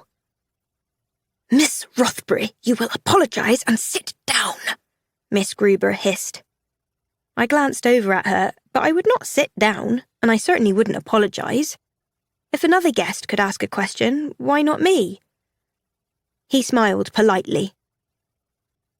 "Excellent question. The Titanic crossed nearly 500 miles yesterday, and we expect an even greater distance by the end of today. Our plan is to gradually increase speed, perhaps reaching our maximum of 23 knots by Monday. That will make us one of the fastest ships currently in operation." Again, his answer was met with applause, and I took that time to write that down in my notebook, though now I had a second question. "Captain?" "Hazel." I glanced down at Sylvia, whose cheeks were flushed with embarrassment. I couldn't understand why. That gentleman had asked the captain a question and no one objected. Why should they object to my question? Then I understood. They weren't embarrassed by my question. They were embarrassed by me. "Yes, child?" the captain asked, still as polite as before. I felt heat on my cheeks. All I wanted now was to sit back down and become invisible. But I had the captain's attention, so I would have to ask the question. I only wondered, if the Titanic had to turn to avoid a hazard, how quickly could that happen? Captain Smith stared at me for what felt like a very long time, and his smile faded. He said, "Open water stretches out around us. There should be no reason for any sudden changes in course. We have 2 sailors stationed at all times in a crow's nest 90 feet above our top deck. Their only job is to watch for potential trouble ahead. I assure you, we will have plenty of warning before we need to slow down or change course. But, thank you very much, ladies and gentlemen. I must return to my duties now." The captain gave us a respectful nod, then quickly left, likely before I could ask any more questions. I felt the eyes of every diner in the restaurant on me as I slowly sank back into my chair. Sylvia's head was down, and Miss Gruber was staring at me through narrowed eyes. Mrs. Mollison leaned over to Miss Gruber. "That young lady of yours ought to be better trained in her manners." "She is not my young lady," Miss Gruber said. "She doesn't belong here with us." "No, I really don't," I said. "Excuse me." I paused long enough to look at Sylvia. "Thanks for the invitation, but I should go." Then I escaped from the restaurant as quickly as I possibly could. Chapter 14. As seconds became minutes. With tears clouding my eyes, I took a wrong turn from the restaurant and ended up back on the grand staircase. I stared up again at the dome of glass and iron. If the Titanic was the queen of the seas, then that dome was her crown, and I was the court jester. How could I be anything else but a joke now? How could I ever have thought I belonged up here? I knew better now, yet I felt stranded on the stairs. If I went downstairs, I would enter the elaborate dining room where even more judging eyes would fall upon me. But if I went upstairs, I'd be farther from third class. That was the only place I truly wished to be at the moment, to be back where I belonged. My decision was made when I heard voices coming up the stairs. Unsure of what to do, I turned and began hurrying up the staircase, hoping to stay ahead of them. I ran out a set of doors and onto the first-class promenade. To my surprise, I saw a familiar face. Mrs. Abelman was only a few steps away, seated in a deck chair and casually waving me over to her. I wiped my eyes, then walked forward. After a polite greeting, I said, "I thought you were travelling in third class." "And why would you have thought that?" The answer seemed so obvious that the question confused me. I finally said, "Well, I believe it's because you were in third class when we met." "And so were you, but look at us now." "You're a first-class passenger, then?" Mrs. Abelman smiled. "You are assuming that for the same reason you assumed I was in third class." Perhaps so, though by this point I wasn't entirely sure what we were talking about. "What class are you in, Mrs. Abelman?" "Why does that matter?" She clapped her hands together and drew in a breath as if she was about to say something important. "Who invented class, anyway, other than a few elites at the top who wished to be sure someone would always be at the bottom, to serve them?" I sat beside her. "Whether any of us likes it or not, we are in classes here on the ship. Surely you have noticed the differences?" "Indeed I have, and I feel sorry for the wealthy. Why, in first class, the family very often bunks alone in separate compartments, simply because they can afford to do so. Those people must be miserable with no one to talk to but each other. But in third class, as many as 10 passengers are allowed to sleep in one room, ensuring a lifetime of friendship." I smiled but shook my head.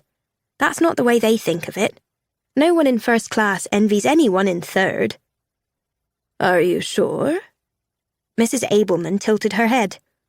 "Then what are those gates I keep seeing? I thought they were to prevent those rich snobs from sneaking down to spend time where the real fun happens."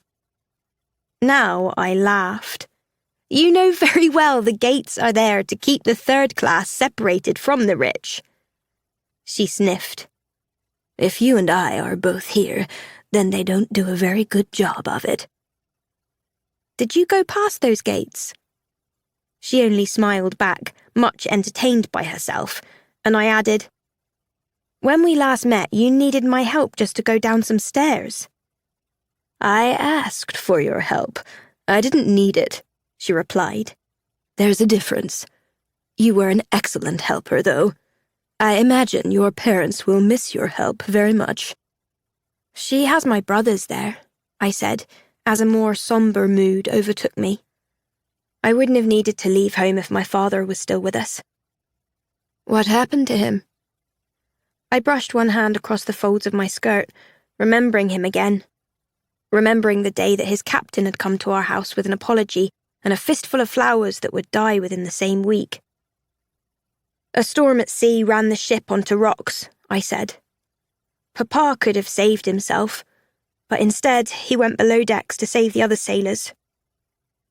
Your father must have been a very good man, said Mrs. Abelman. But he had the choice, I said. He could have saved himself and come home to us that night.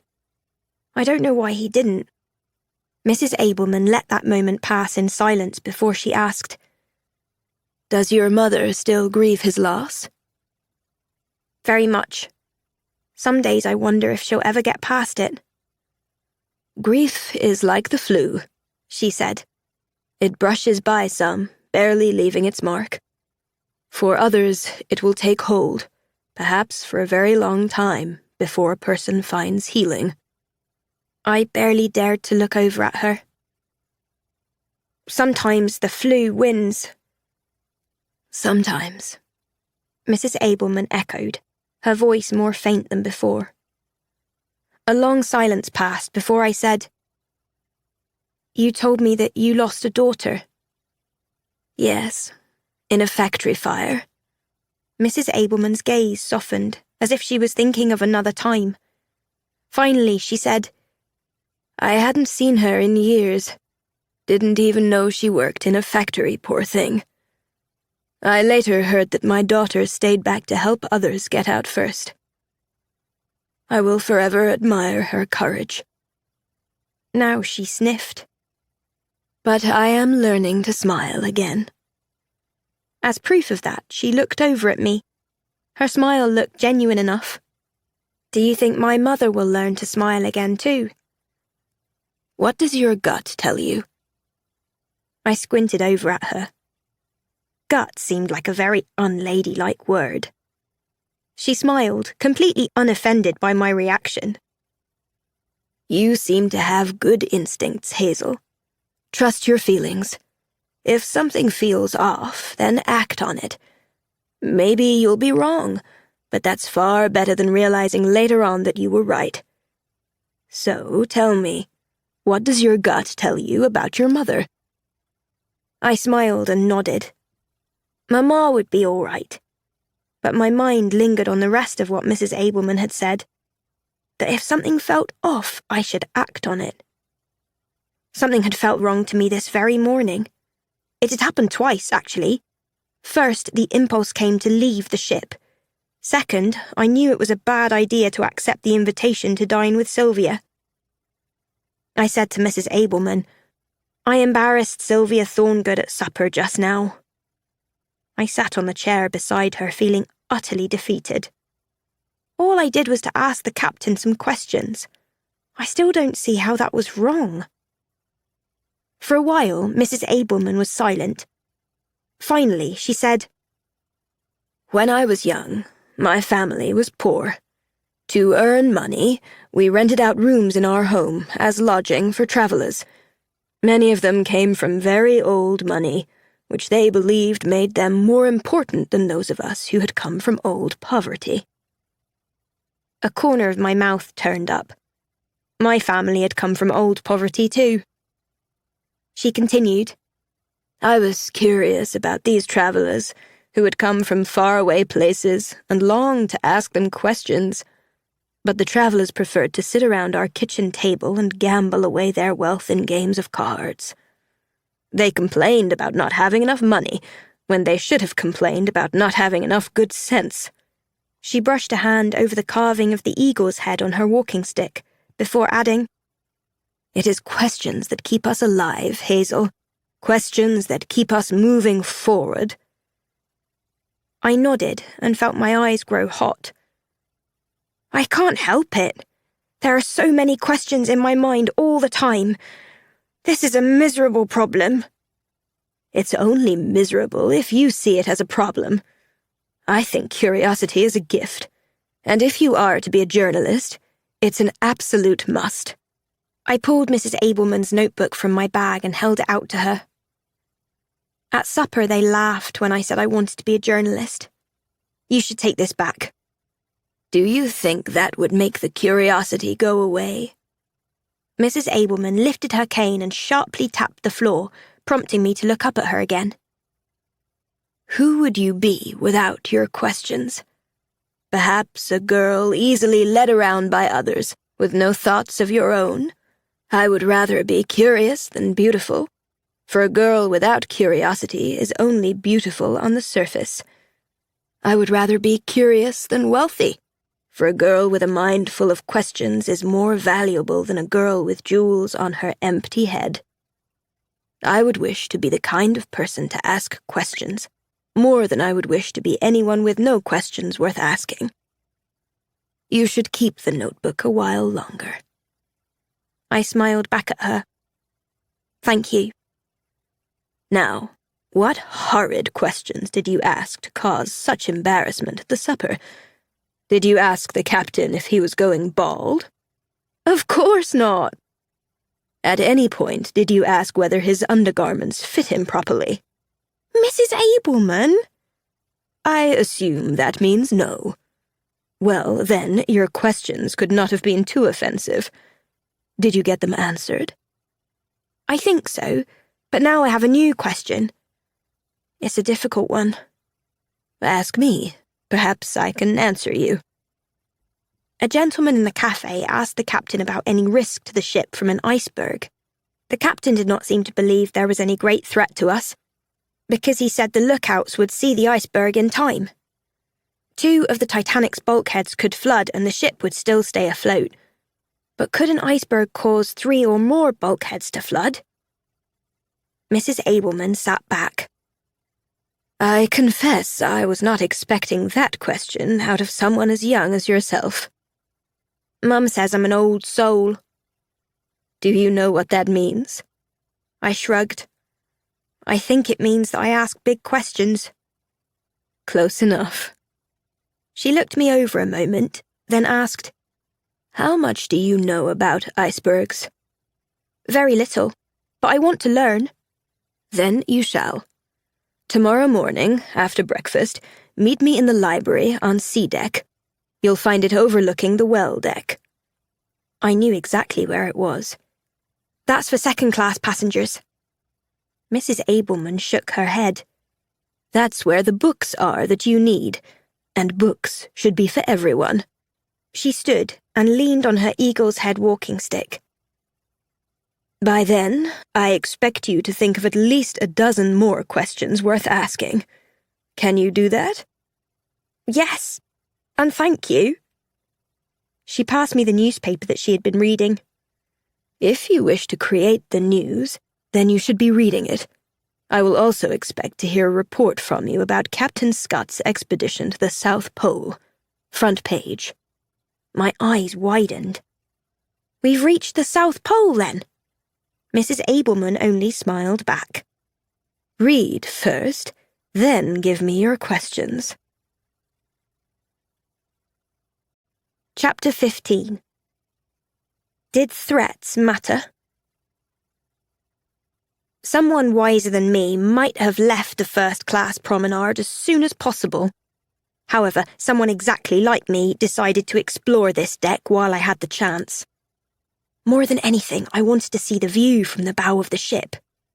I knew it was a risk. That's where the officers would be, and the wealthiest passengers who would know in a single glance that I had no business being there. Unless I could fool them. I looked at the other women up here and decided to carry myself as they did, with my chin up, my eyes forward, and with a very slight smile, like I was happy, but not too happy. I held that pose until I reached the bow. I was struck by the simplicity of it.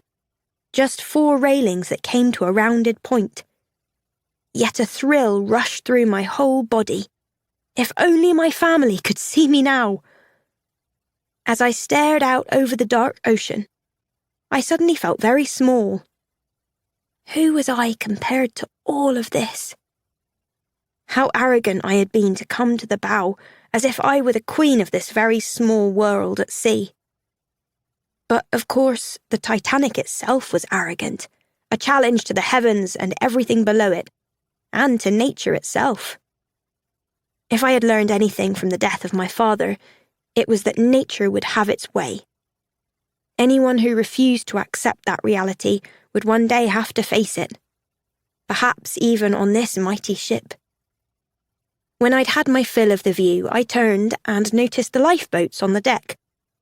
They weren't on the first-class promenade where the wealthy might object to a view tainted by large boats. But they were here, in the area reserved for the ship's officers. One of those officers was approaching me now. It wasn't Officer Kent, but he could get me in trouble just the same.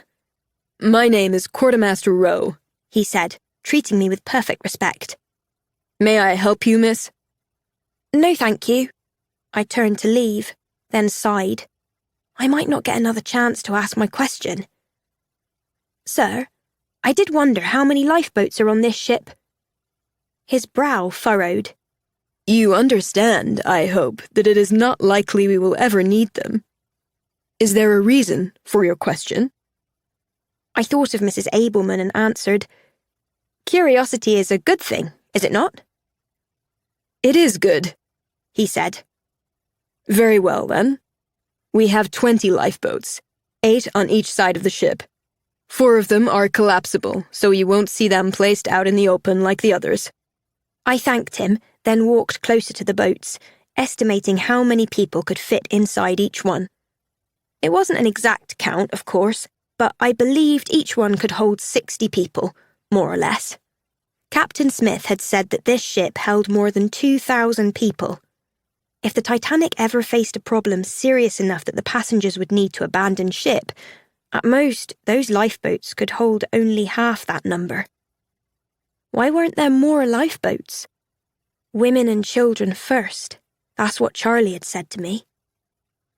If the Titanic had a problem, it would be women and children only. Or, with so few lifeboats, it might be only some women and children. How was this possible? Once more, my mind flew back to the Irish wife whose mother had worried about her boarding the Titanic.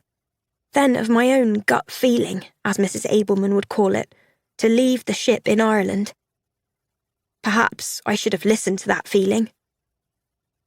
I sat on a deck chair against the wall, pausing long enough to record the number of lifeboats into my notebook. It seemed like an important detail to include for my future readers. Because I wanted to sell this story, almost more than anything in the world. And what if they liked it enough that they asked me for another? Maybe that was a silly dream, but it was the most important dream of my life. It was the only chance I had to escape working in some dangerous factory once we reached New York. If I could write newspaper stories, I might even earn enough money to bring my family over to America too. I'd book them passage on the Titanic, so they could experience the same luxuries as I'd seen thus far. On the other hand, the Titanic was on fire. And like that, my dream ended. "You are a foolish girl, Hazel," I muttered to myself. Obviously nobody else on this ship was worried, not even the captain, so why should I have been? Because my gut told me that something was wrong. I just didn't know what it was. "Obviously, our plan has become more complicated now." That was Mr. Mollison's voice, and hearing it sent a shudder through me. I quickly sat back in the deck chair, then opened Mrs. Abelman's newspaper, spreading it out wide in front of me. "Because of Hazel Rothbury?" Mrs. Mollison snorted a laugh. "She's a child, and she's alone on this ship. She won't be a problem for us." "She wants to discover secrets on this ship. My dear, we have far too many secrets. What if we end up in that notebook she carries?" I glanced down at the notebook in my bag. At the supper, I probably shouldn't have hinted that I knew about the Mollisons' plan, and I definitely shouldn't be wishing now that I did know something. By then, the Mollisons had come around the corner. They stopped speaking when they were nearly in front of me, and I worried that they might have suspected I was here. I held the newspaper as silently as possible, annoyed by the evening breeze that rustled the pages. I wanted to hear what the Mollisons were saying. Mr. Mollison said, We must stay focused on the plan. That's all that matters. His wife grunted. The plan has changed. We need to stop Hazel Rothbury. A gust of wind had rattled the newspaper halfway through her speech. Had Mrs. Mollison just said that they needed to stop me? Stop me from what? Mr. Mollison seemed to disagree. Hazel doesn't matter. She'll write a line or two in those pages, then get bored with it. By the time we reach New York, nobody will give her a second thought. Yes, they would. I had made up my mind on that. As they moved on, Mrs. Mollison said, My dear, please don't go to play cards again tonight. You lost so much money last night. Last night was important, Mr. Mollison replied. Money comes so easily to these rich snobs. They think they don't have to work for it. I can use that against them. I'll lose a little money again tonight. Then by tomorrow, I will begin to use the special cards that I keep hidden in my sleeve. I rolled my eyes. Special cards. Now I could add cheating to the growing list of things I disliked about these two. Mrs. Mollison raised her voice. This is such a beautiful ship. Can't we spend time together to explore it? Another time, my dear. I believe I can hear the sound of cards being shuffled nearby. They are calling me tonight. At least see me safely to my room. You wouldn't want to see me falling over the rails now, would you? If you should fall, my dear, I would ask the captain to lower one of these lifeboats and search for you. You'd ask the captain? You wouldn't go yourself? With my shoulder injury, I'd be of no use in a lifeboat. By then they were walking on, too far for me to hear them anymore. But that might have been for the best. I needed a few moments to think about what I'd just heard. I still didn't know their plan, but I did know it was big enough that they were worried about anyone finding out about it, including me. I also believed that part of their plan involved Mr. Mollison's gambling, although his wife was clearly unhappy about that. Somehow I had to figure out why they were so interested in a friendship with Miss Gruber, and why stopping me had become so important. This was going to be fun.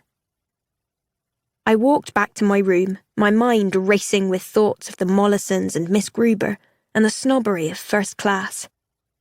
Then thinking about my plans to meet with Mrs. Abelman tomorrow morning. Before then, I had a newspaper to read and a dozen good questions to write for her. Without a doubt, my evening would end far better than it had begun. Chapter 16. Did tea matter? Friday, April the 12th, 1912.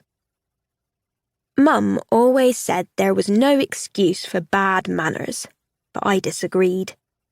Mrs. Abelson would be in the library, waiting to answer some of my biggest questions. It would be rude not to gulp down my breakfast as quickly as possible so that I wouldn't keep her waiting. I was wearing Sylvia's dress once again. I'd spent part of last night washing my usual dress, and it was still drying in my room. But that wasn't the real reason for wearing Sylvia's dress today. I needed it to pass for a second-class passenger. As I entered the ship's library, I passed a 5-piece orchestra playing in the vestibule. The music was fun and full of joy, a bit of a contrast to the library itself, decorated with light and dark wood panelling, which gave the room a serious feel. There weren't many women here yet, but those who had come were seated at tables playing games or writing letters. I wondered about the people here in second class. These were wives of shopkeepers and teachers and scientists, educated but not wealthy. No doubt some people here longed to have power and wealth one day, but they hadn't quite made it yet. A woman seated across the room was staring at me, and at first I thought she must have seen through my thin disguise. I'd properly combed my hair, and my face was clean. I wondered what gave me away. When she caught me staring back, however, she merely smiled and returned to her writing. My eyes then drifted toward the bookcases, filled with more books than likely existed in my entire village. I had expected to see Mrs. Abelman here already, but until she came, I wandered over to the bookshelves and began scanning the titles. There were books about history and geography and some of the great classics of literature. But for now, I only wanted books that answered my questions about the Titanic. The Titanic?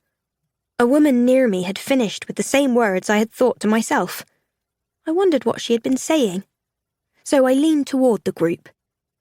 Over the past few days, I had broken several rules of good manners, but the worst of them was eavesdropping.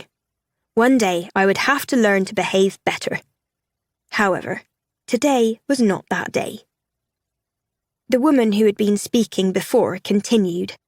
My husband was on the boat deck yesterday when Mr. Astor himself walked by in conversation with Captain Smith. Mr. Astor was concerned about the number of lifeboats on board.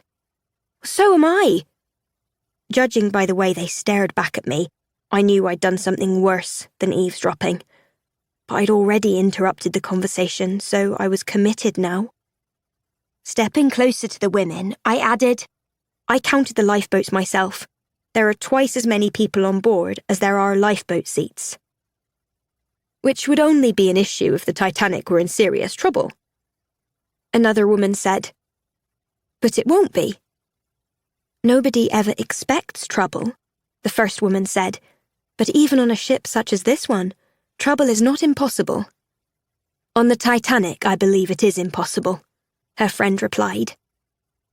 My husband spoke with the Titanic's engineer last evening, who said that every possible danger has already been anticipated.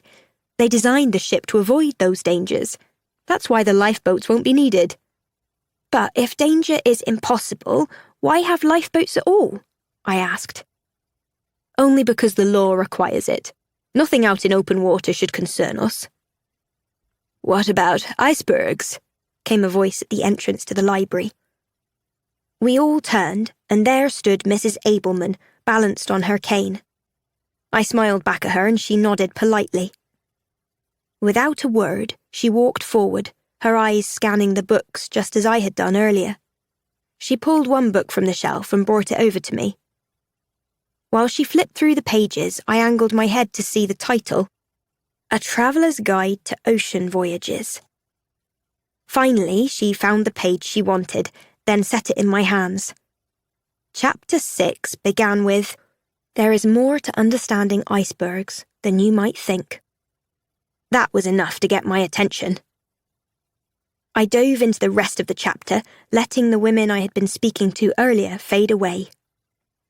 I hope you will like it, Mrs. Abelman said. I read it yesterday afternoon. Most interesting. Thank you, I said, then glanced around at other women who were entering the library, some who seemed to be watching me with suspicion. I leaned in closer to Mrs. Abelman. Would it be all right if I read this book in my room? I can concentrate better there. Of course you may, Mrs. Abelman said. Just remember to return the book when you are finished.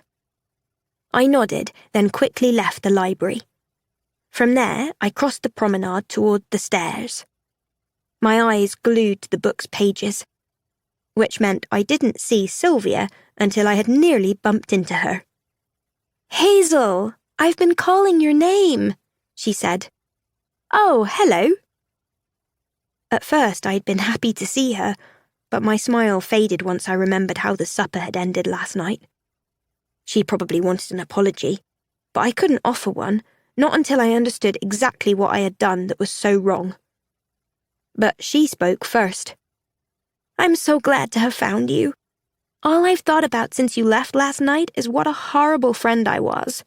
I should have defended you, especially after Miss Gruber was so rude. I wasn't sure how to respond, for that was hardly what I had expected.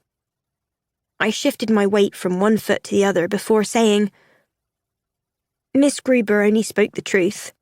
I don't belong in first class. I never should have accepted that invitation. Sylvia's eyes moistened as if I'd hurt her feelings. I don't have many friends, you know. Miss Gruber always pushes away anyone she feels is beneath my family, and I have no siblings as you do. I had hoped that maybe we could be friends. I don't have many friends either, I replied. There's always so much work to be done on the farm, as I'm sure you know. Sylvia glanced away and I realised my mistake. No, she knew nothing about farm work. I'm sorry that I embarrassed you last night, I added. What you did was unexpected, Sylvia replied.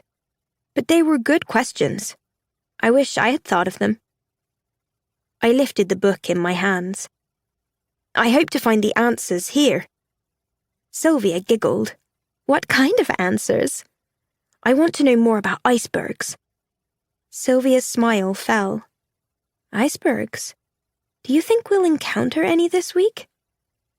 I don't know, but I can read this book and tell you what I've learned. Now her smile returned. Would you come to tea this afternoon?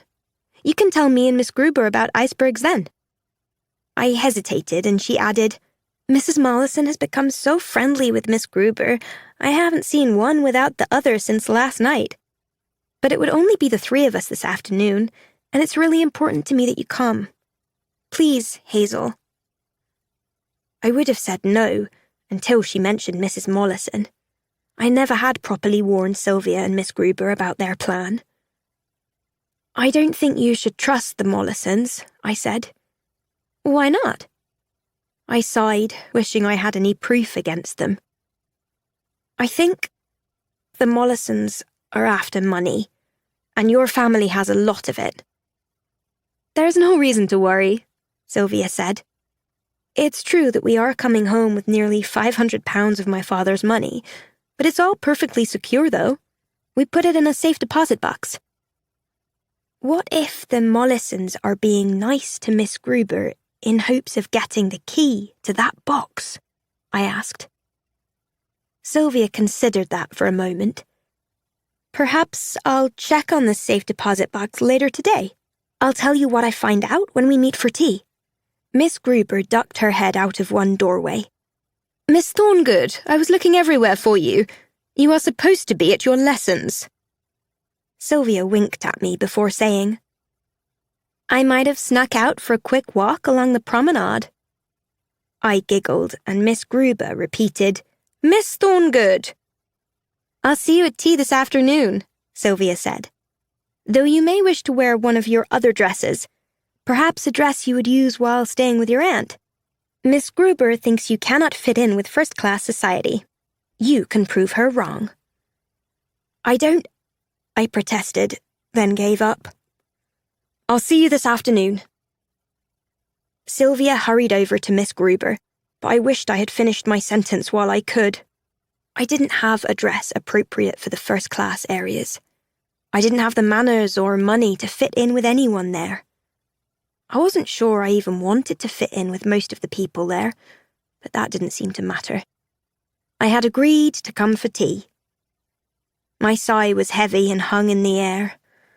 When I had said I'd be delighted to join them, that really meant there was literally nothing in the world I was dreading more.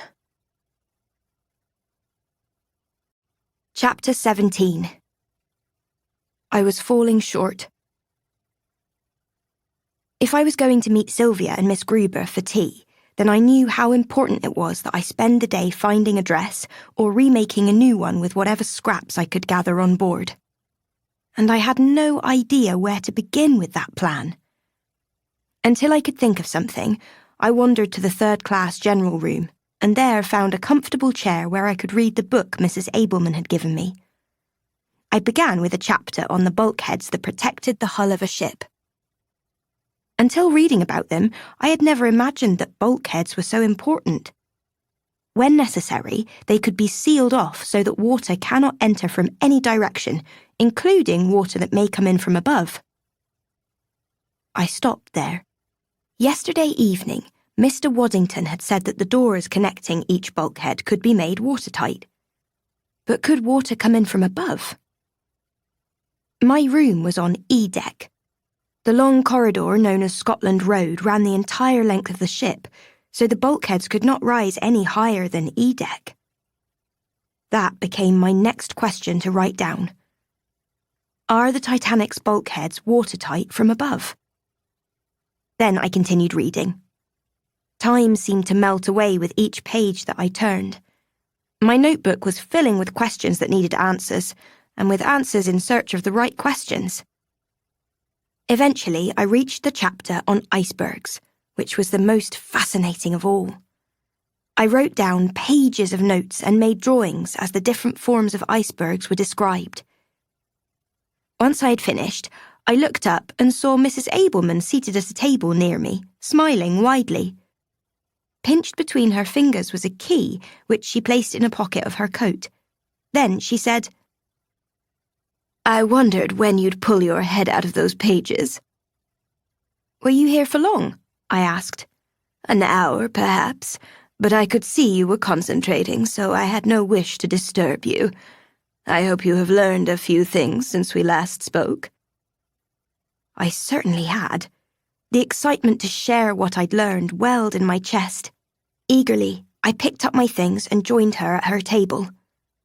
I hardly know where to begin. Before today, I knew icebergs existed, but not much more. "You've never seen one, then?" I shook my head, and she continued.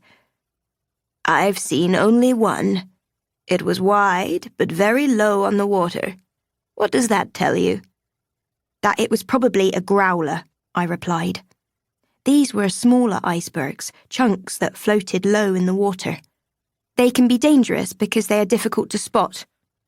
"But if they're small, why should it matter if a ship of our Titanic's size crosses its path?" Mrs. Abelman already knew the answer, but if she was testing me, I was happy to respond. It might look small on the surface, but most of its mass sits below the waterline, so a lookout may not see the growler as a threat. Instead, the commanding officer might try to use the ship's hull to bump the growler aside. He'd realise too late how dangerous that is. I stopped there and looked up at Mrs. Abelman.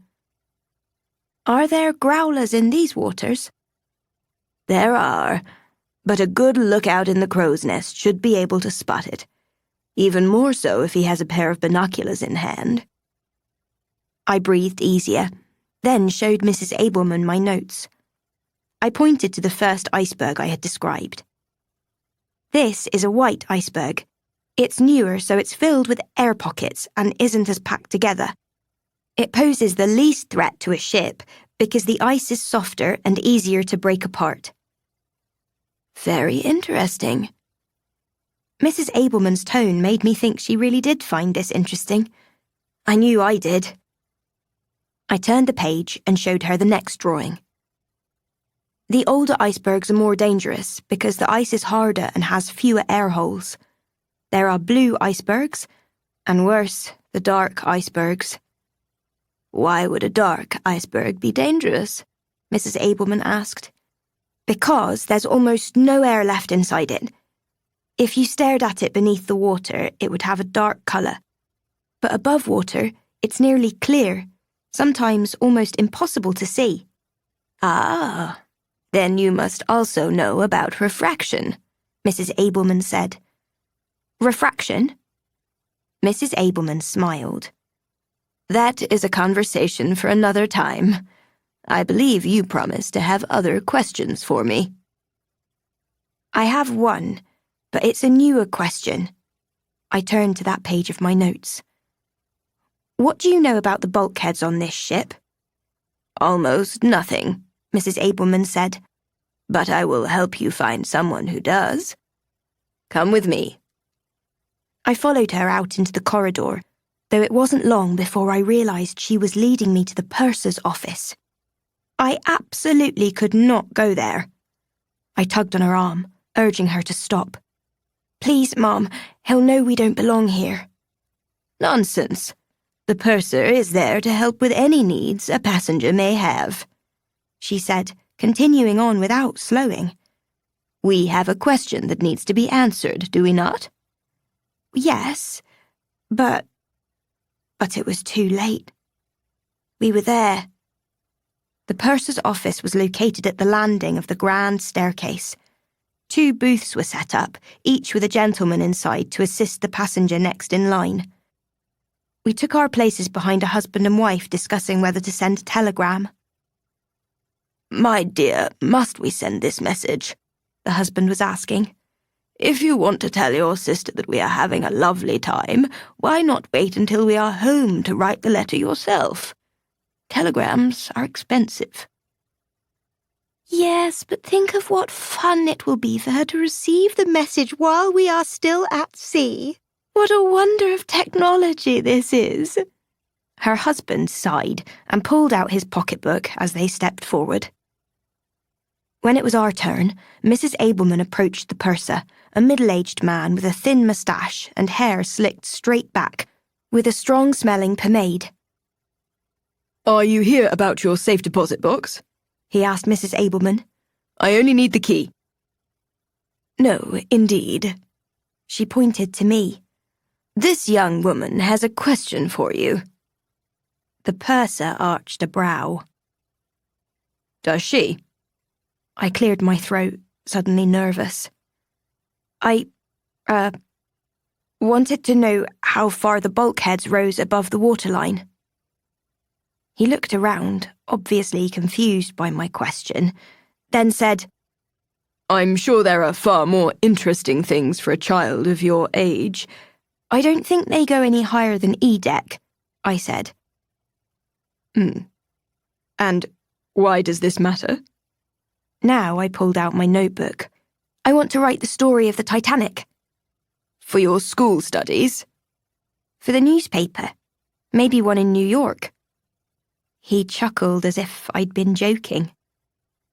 "Simply adorable," he said. "You'd best run along now. There are other passengers with real questions."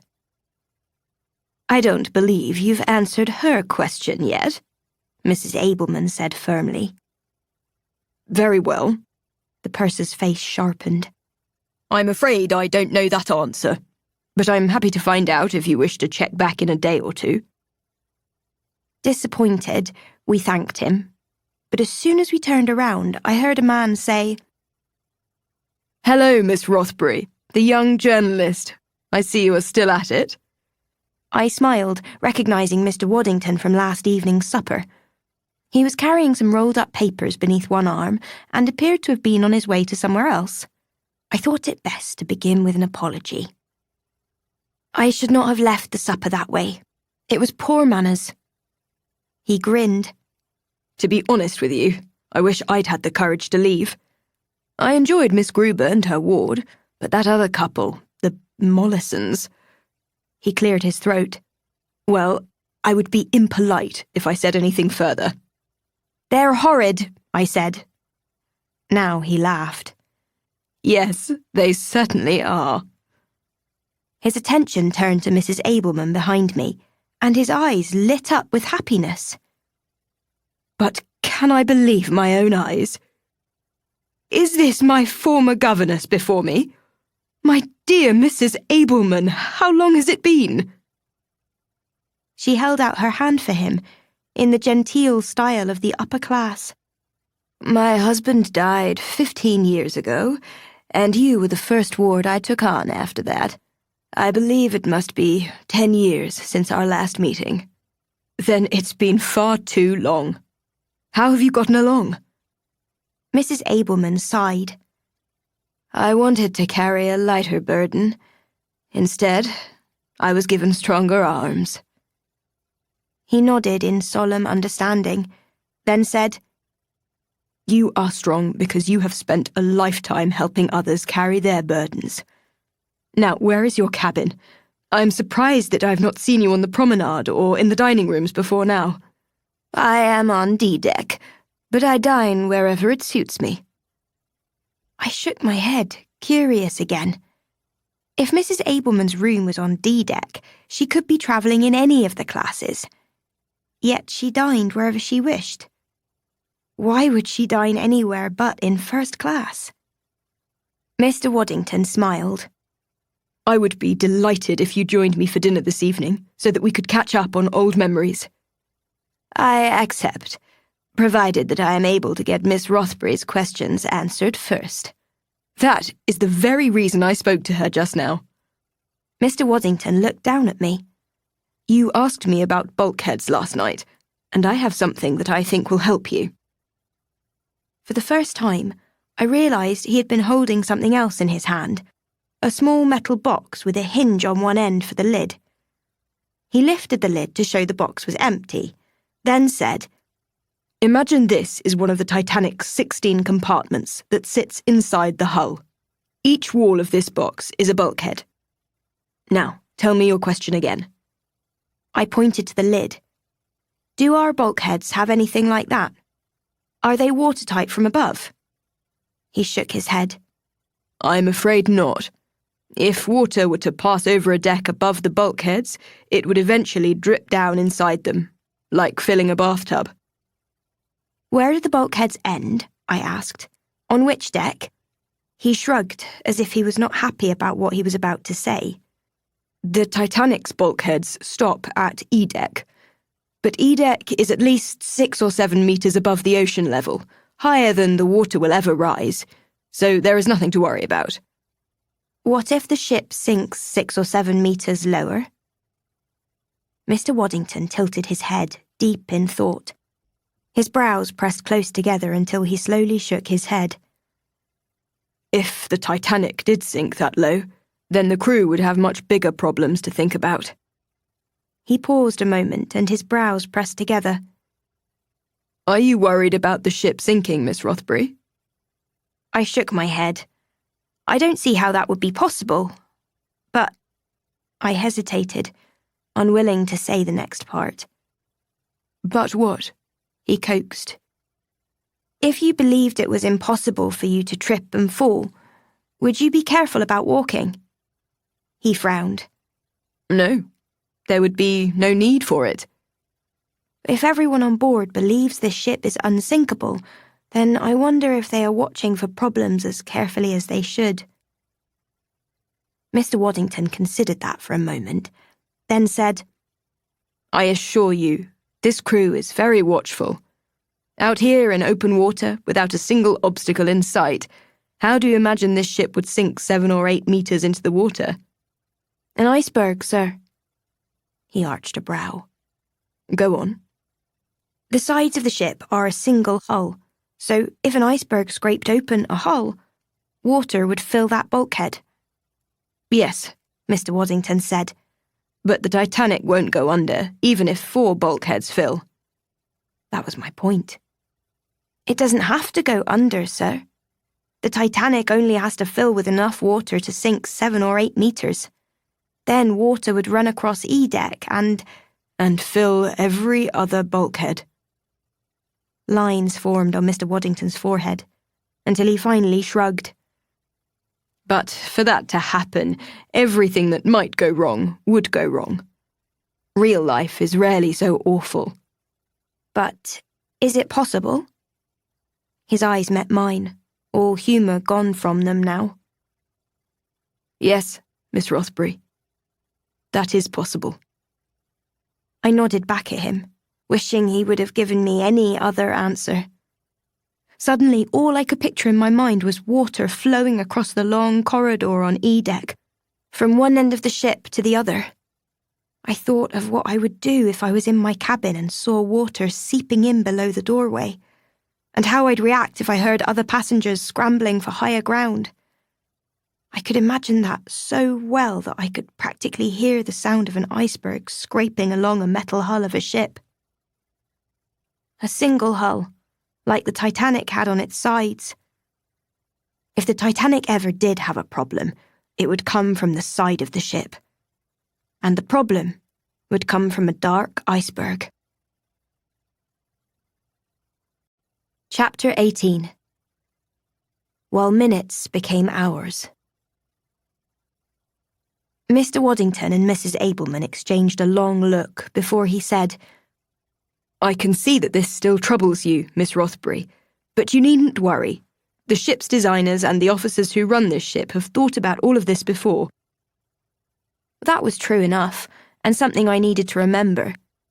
Obviously, if I could think of these questions, then those in charge of this ship would have already planned for any such problems long before we set sail. I smiled back at Mr. Waddington, genuinely relieved. You are right, sir. Or at least, I hoped he was right. The clock behind the purser's office chimed out the time. I counted 5 bells. 5 o'clock? 5 o'clock. Sylvia! I turned to Mrs. Abelman. I'm so sorry, but I'm late to meet my friend. I started upstairs, then realised I hadn't found a new dress, nor tidied my hair or washed my face. I would have to go to tea in Sylvia's dress once again, which was beyond humiliating, but I had no other choice. I ran down to my room, pushing past other passengers or skirting around them as they strolled across their promenades. I threw off my shoulder bag, then pulled my hair out of its braids and quickly finger-combed through any knots. I splashed a little water on my face, then started back out the door. Only after I'd left did I realise that I'd left my bag behind. I never went anywhere without it, but there was no time to go back for it. I was far too late already. I flew back up the stairs, taking care to slow down when other passengers were around who would disapprove of a girl racing through the corridors. Finally, I made it up to the Parisian, but Sylvia was not there, nor was Miss Gruber. I checked the clock on the promenade nearby. 5:30. That was 90 minutes after I should have met them for tea. A waiter was passing by and I said, "Pardon me, but did you see a girl here about my age?" He frowned down at me. "If you are speaking of Miss Thorngood, she and her governess left about 40 minutes ago." My shoulders slumped. Sylvia had told me how important it was that I be here tonight, and she had been so excited when I'd said I would come. But I had completely forgotten about it. I really was a terrible friend. "I told Miss Gruber you wouldn't show up." Recognising Mrs. Mollison's voice, I tried my best not to groan out loud, though it didn't work, and I groaned much louder than usual. She had been seated on a deck chair, but now she stood and said, "Take a walk with me, child." "No, thank you." Her tone turned nasty. "Take a walk with me, you little stowaway, or I'll report you right now." My breath locked in my throat. I didn't know how she knew the truth, but that didn't matter. All that mattered was she did know. "I had you figured the first time I saw you," she said. "I told my husband later that evening that you had to be some kind of fraud." "What gave me away?" I asked. "One fraud can always spot another. If I had been worried about the Titanic before, that was nothing compared to the worry spreading through my chest as I began following her down the promenade. "Are you going to tell anyone?" "I might. That depends on you." "I overheard you and Mr. Mollison last night. You were saying that you had to stop me." She smiled crookedly. "Hiding behind that newspaper, were you?" "What we said wasn't personal, dearie. I know how it is." My brows pressed together. "How what is?" "I used to be poor, like you. I was a housekeeper before boarding this ship, so I know what it's like to have big dreams and no hope of ever reaching them." I stopped walking. "No hope? Mrs. Mollison, one day I will be a journalist." "Sure you will, darling." Mrs. Mollison continued to stroll along the promenade as if she didn't have a single care, while everything I cared about was slipping out of my reach. Finally, I caught up to her. "What are you trying to stop me from doing, Mrs. Mollison?" We paused as the Titanic's whistle blew, signalling the start of another mealtime.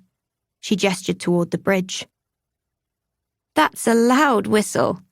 Probably disturbed a few people who were taking their afternoon nap, and now they're shaking a fist at it for waking them up. But that's not the whistle's fault. It's just doing what it was meant to do." Now she looked at me once more. "I reckon you're doing what you're meant to do, too." I stopped again. "I'm meant to be loud and disturb people?" "Exactly. Mrs. Mollison folded her arms and looked at me. But I think we can help each other. Oh no. I began backing away. I see you pretending to be so friendly to Miss Gruber, like you're the oldest of friends. You are using her to take money from the Thorngoods. I won't help you do it. I turned to leave, but heard Mrs. Mollison behind me. I'm sure the penalties for stowaways are very serious. Who knows? Maybe they'll even lock you up in prison for this. What will your poor widowed mother do then? I stopped where I was. What would Mum think if she found out what I'd done? The news would surely break her heart, and after Papa's death, I doubted her heart could take any more awful news. It would break my entire family beyond repair. My hand flew to my mouth. I could not allow Mrs. Mollison to tell anyone about my crime. So, what do you think now? Mrs. Mollison asked. Shall we help each other or not? What did I think? I couldn't think at all. I only knew that my knees had become so weak. I wondered why they didn't give out. I felt my heart pounding and my palms had become clammy with sweat.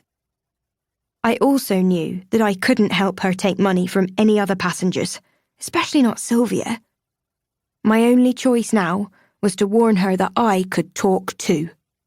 So I said, all I need is evidence against you. Then I'll write everything down about your plan and sell the story to the newspapers. Her eyes narrowed. And that, Miss Rothbury, is why you must be stopped. I always get what I want, and that is true now. So here's our agreement.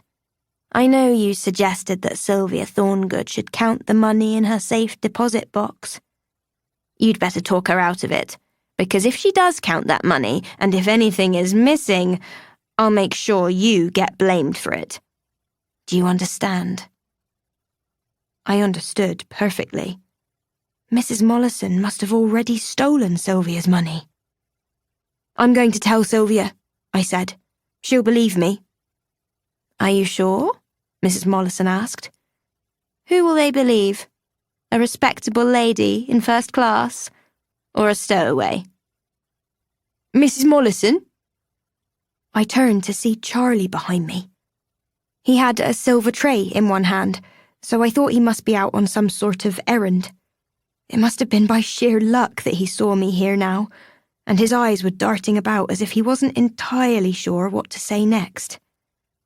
What is it? Mrs. Mollison asked impatiently.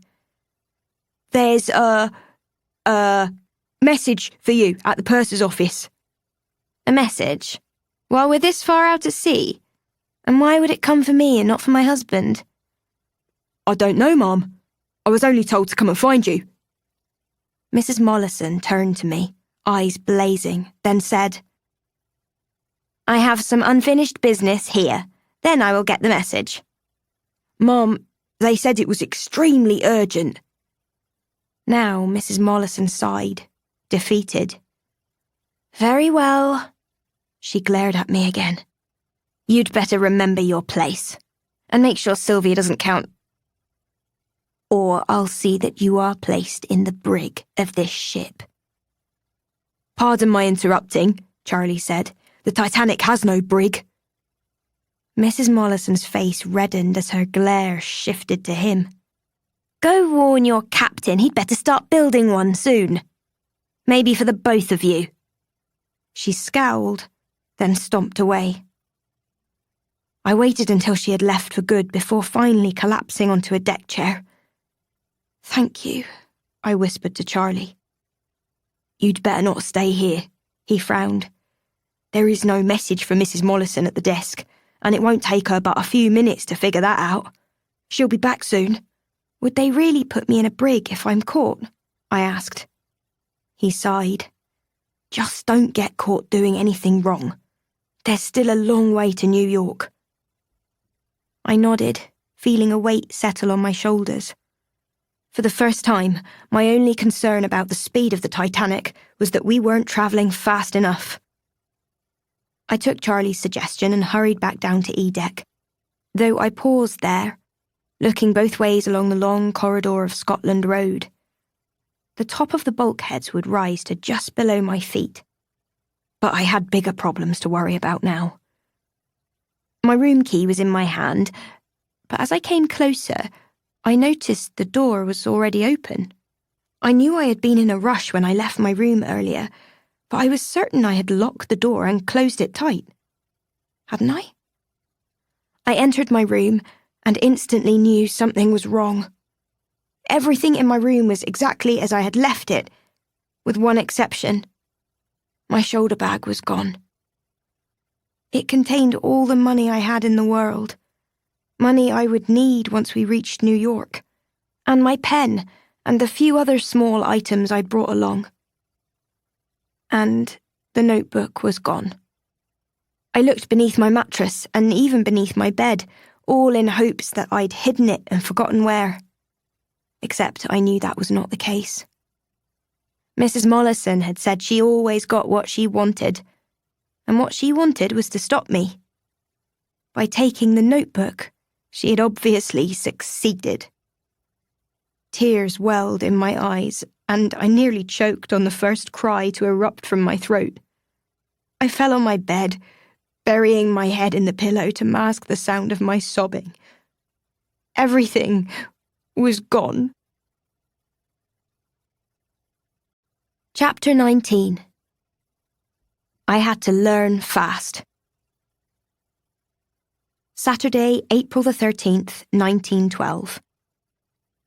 It was still early on Saturday morning when I entered the saloon. I had missed supper last night, so of course I was hungry for breakfast. But mostly, I was here in hopes of seeing one of the passengers parading about with my notebook in hand. I hoped for that so intently that the worry was beginning to feel like rocks in my stomach. At this point, no matter who had taken it, I wouldn't report the theft to any officers. How could I, when I had stolen my way onto this ship? I didn't care about justice now. I only wanted my bag back.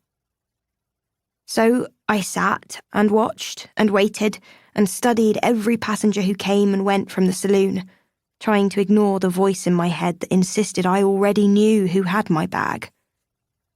The Mollisons. They knew I planned to report on their crimes, so of course they would want my notebook to see what I'd written about them, and they'd be all too happy to steal my money while they were stealing the notebook. My thoughts were so focused on them that I barely registered my own name when I heard it spoken aloud. Hazel? I glanced up to see Mrs. Abelman standing near my table, but I barely smiled. Good morning. She sat across from me. What a sour face you have. Why is that? The faint smile I'd managed so far faded away. The notebook you let me borrow was stolen last night. I'm so sorry. That isn't for you to be sorry. If it was stolen, then that wasn't your fault. Then I'm sorry for myself. I laid my chin on my hands. I'll never sell my story now. I'm sure you're right. That was not the answer I'd expected, nor the tone of voice I'd expected. She didn't seem to understand that my entire world had collapsed into utter hopelessness, and that I would likely never find happiness ever again. She added, Obviously, when your notes were stolen, everything you've learned about the Titanic disappeared too. I glanced up. No, I remember everything. Ah, and so, this is the only notebook you will ever own. Its paper is so unique, so rare, that no other notebook can possibly take its place. I shook my head, and even managed a slight smile. It was a beautiful notebook, but there are others. It's just that all of my questions and answers were in there.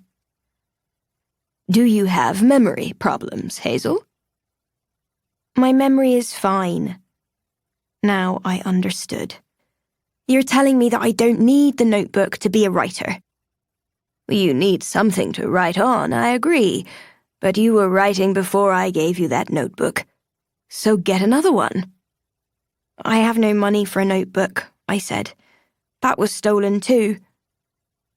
Ah, well, that is a problem. But do not worry too much for it.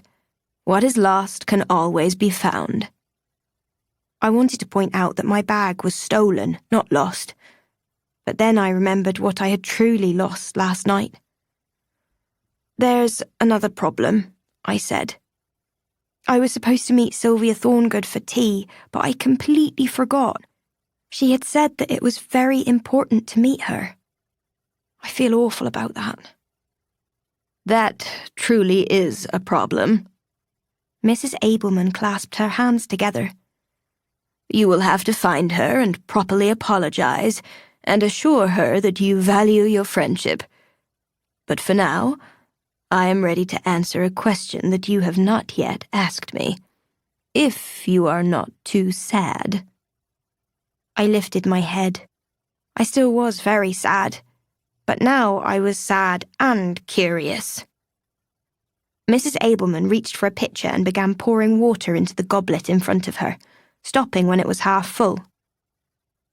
Last night, I used the word refraction. Do you know what that means? I shook my head. I'd never even heard that word before last night. Mrs. Abelman smiled. The ship's lookout sits in a crow's nest 90 feet above the deck. His only job is to look ahead on the water, watching for danger. I heard he is given a pair of binoculars to bring everything close again, I said. So he should be very good at spotting problems when they are still far away. You are correct, Mrs. Abelman said. Yet there is one challenge the lookout might face, and that is when the light bends. I sat up. Light can bend. How? And there is the question I hoped you would ask. Mrs. Abelman lifted her glass of water in front of her. Can you see through this glass? Yes, Mom, of course. That is because of the light that passes through it. However, both the glass and the water inside it change the speed that the light travels. When the light slows down, it is forced to change direction to a slightly different angle. That is called refraction. I repeated the word, wishing once again I could simply write it into my notebook. Refraction. You have seen refraction many times, even if you didn't know the word for it. For example, if you looked into a pond and saw a fish, what would happen if you reached down to grab it? I smiled because I'd actually attempted that very thing. I'd miss. The fish wouldn't be where I think it is. Mrs. Abelman set the glass back on the table, then picked up her knife from her place setting. She raised it directly behind the cup. Above the level of the cup, the knife was straight, but the part behind the glass looked distorted and was even more distorted behind the water. She continued, Telescopes and binoculars use refraction to magnify images that are very far away. The lookout in the crow's nest of the Titanic will have a great advantage with a pair of binoculars in his hand. Then why would the bending of light, the refraction, create a problem for the lookout?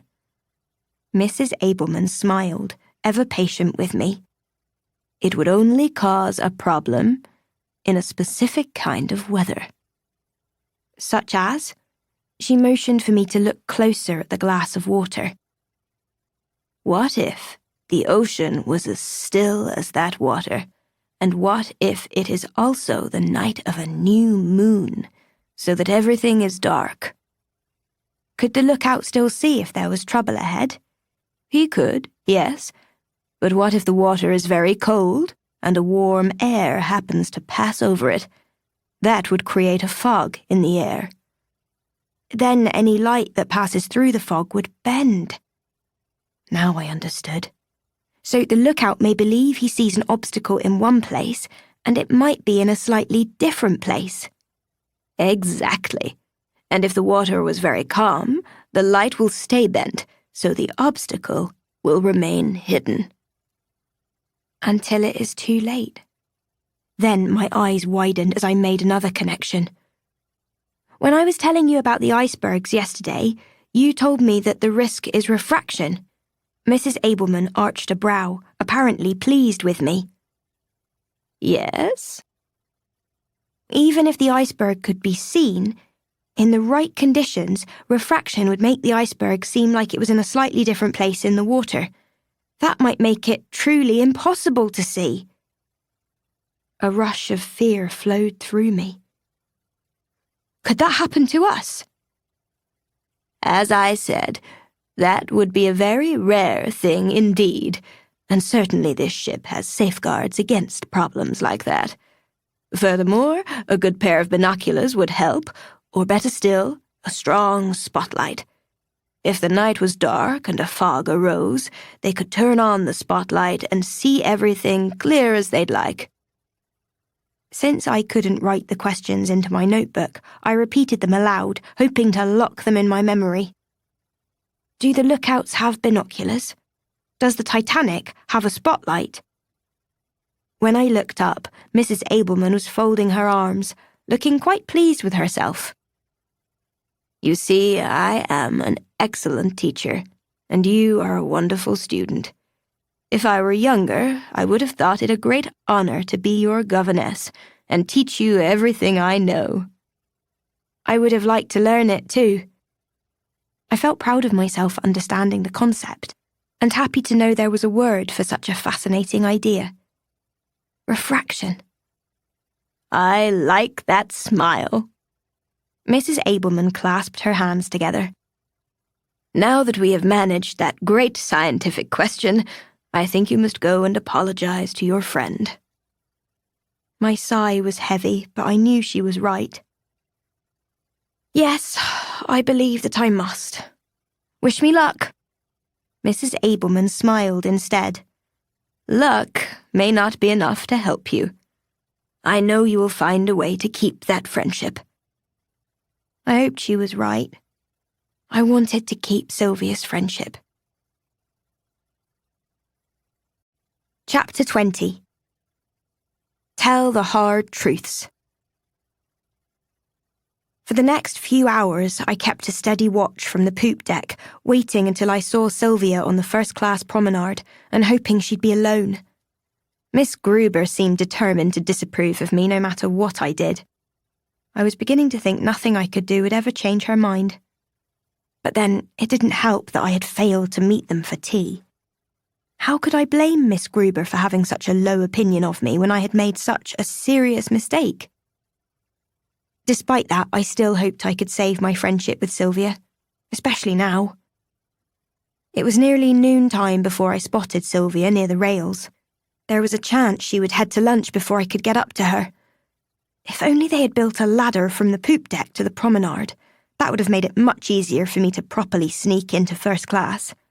As it was, I had to race through several different corridors inside until I emerged onto A deck. Sylvia saw me coming and hesitated, making me wonder if I shouldn't have come. I couldn't blame her for being angry with me. But she waited in place, right in the centre of the promenade as I approached. I started by saying, "I'm so sorry." "Where were you?" she asked. "We waited for almost an hour." "I know. I was busy reading about icebergs. Then Mr. Waddington was explaining to me about bulkheads, and by the time I remembered, you were already gone. I really am sorry, Sylvia." "Icebergs and bulkheads?" She frowned. "Were those more important than a friendship?" "No, but..."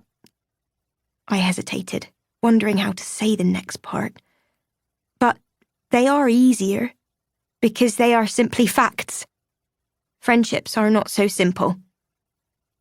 Friendships matter far more, or they should, except to you. I think you only care about your questions, about what you can write down in your notebook. You seem determined to find the smallest flaw with this ship, or to create scenarios in which everything might go wrong. You are inventing problems because somehow that is more important to you than real people. I lowered my eyes, not sure what else I could say to make her understand how much I regretted my mistake. Sylvia added, Miss Gruber is asking you to return my dress. I'm sure you have other dresses you can wear while on the ship. I only had the dress I'd worn on my back the day I boarded the ship. I felt ashamed to be wearing Sylvia's dress in front of her again. This dress did not belong to me, nor did I belong here on this deck. I will return it today.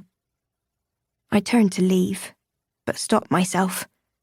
My chest felt tight, and I wondered if that was because it was full of words I still needed to say to her. So I added, I do care about the question, Sylvia, but it's not because I want the Titanic to fail. It's just the opposite. If this ship does have flaws, then hopefully I can ask the right questions to help them fix any problems before the next voyage. Nobody will listen to you, she said. Nobody at White Star will care what some young girl from 3rd class thinks about the finest ship in their fleet. Then I'll ask the questions for myself. I always have. At home, I wanted to know everything about our farm, about the way our house was built, and if it could have been done better. I want to know how automobiles work, how airplanes fly, everything. Sylvia glanced away, a touch of anger still in her eyes. My father designs airplanes. I could have explained all of that to you, had you come for tea. I lowered my head. Maybe she was right, that I was putting my questions above people. If that was true, then I felt even worse than before. I said, I really am sorry, Sylvia. If you still want to be friends, I'll do better. But is that what you want? She asked. After all, we'll likely never see each other again after we reach New York. Miss Gruber will keep me busy with lessons, and you'll be with your aunt, having the best of times, I'm sure. My heart ached. It was time to tell the truth. I'm not going to America for the best of times. My aunt works in a garment factory, and I'll start work there too. That factory might be the best I can do in life. I drew in a deep breath, dreading the look on her face when I told her the rest. So, you can see I don't need manners and proper behaviour. I only need a strong back and 2 good feet to stand on.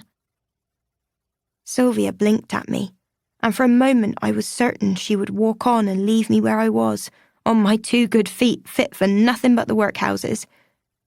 When she spoke, she only said, Oh, I didn't. I sighed, relieved to finally be sharing my true feelings with someone. Once I begin work in the factories, there will be no time for my own dreams. This week is probably my last chance to prove that I can make something of my life. I need to sell my news story, and I need to do it as soon as we reach New York. Kindness returned to Sylvia's eyes. Then I should apologize to you, Hazel. I didn't realize why this dream was so important. But now I do. No wonder you risked so much to be on this ship. That gave me pause. I leaned toward her, not wanting to ask, but knowing I had to. What do you mean by that? It's obvious that your mother doesn't have much money. But when I thought your aunt did, I assumed she must have paid for your ticket to America. If she didn't, and your mother couldn't... Sylvia let her words drop there, but my heart slammed against my chest. She knew. Somehow she knew. Sylvia continued, You snuck aboard the ship, didn't you? I heaved out a sigh, dreading this confession. All I could do was to nod, and even that caused me intense shame. After a moment in which neither of us spoke, I said, You won't tell Miss Gruber, will you? She already thinks so little of me. This would only make it worse. I won't say a word to anyone, she said. And if you do sell that newspaper article, Perhaps some of the money you earn can be used to pay for an honest ticket. That was my promise to Charlie Blight, the porter, I said. I want to make something of my life, but I want to do it honestly. She smiled. Then you shall. Come with me. I tilted my head, confused once more. Where are we going? We're friends. So, I'm going to give you a story that all the newspapers will want. As she walked, she continued. I tried to check on my family's money in the safe deposit box, as you suggested, but the purser told me I needed the key. Maybe you can help me find it. I paused, remembering Mrs. Mollison's offer, or threat, to me. I had to stop Sylvia from checking the safe deposit box, or she'd turn me in. On the other hand, if we did find the key and saved Sylvia's money, that would be a news story I could sell. My mind lit up with excitement. Sylvia was right. Anyone on board could write about the Titanic, but maybe I could write about a crime happening on the Titanic. As we walked, I asked, Where is Miss Gruber? She is with Mrs. Mollison at the hair salon. I'm supposed to be studying my lessons. More happily now, I continued following Sylvia through a carpeted and wood-panelled passageway, but when we reached the rooms, I darted around a post to hide. Farther down the passageway, I had seen Mr. Mollison exit a room, placing his pocketbook in his suit jacket before he walked away. Sylvia noticed me stop and came back around the corner. What's wrong? Is he gone? I whispered. She looked back around the corner, then nodded. Didn't I tell you that the Mollisons' cabin is right across from ours? No, she hadn't. I peered around the corner myself, then noticed an important detail. The Mollisons' door had been left slightly opened. Somewhere inside that room was my stolen notebook, I was sure of it. We can find your key next, I said. But first, I'm going to get my notebook back. Chapter 21. Take the risks. Sylvia was clearly horrified by my suggestion. She crossed in front of me. You can't go into someone else's room like a thief. They're the thieves, Sylvia. One of them went into my room last night. They stole my bag. Everything I have in the world was in there. How do you know it was them? Because nobody else would have done it. Please don't stop me. This might be my only chance to get it back. Sylvia sighed, then nodded. All right, but be quick about it. If you are caught, you'll be in terrible trouble. I'll be in terrible trouble anyway if I don't have my bag, I said. Despite how firmly I had spoken to Sylvia, my hands were shaking as I approached the Mollisons' room. I stopped at the doorway and looked around, but the corridor was empty. Only Sylvia was looking back at me, her mouth pressed in a disapproving frown. Just hurry, she said. Hurrying was my plan as well. Unless my bag was very well hidden, I could get in and out in less than a minute. I held my breath, then darted forward, pushing open the door no more than I had to and quickly shutting it behind me.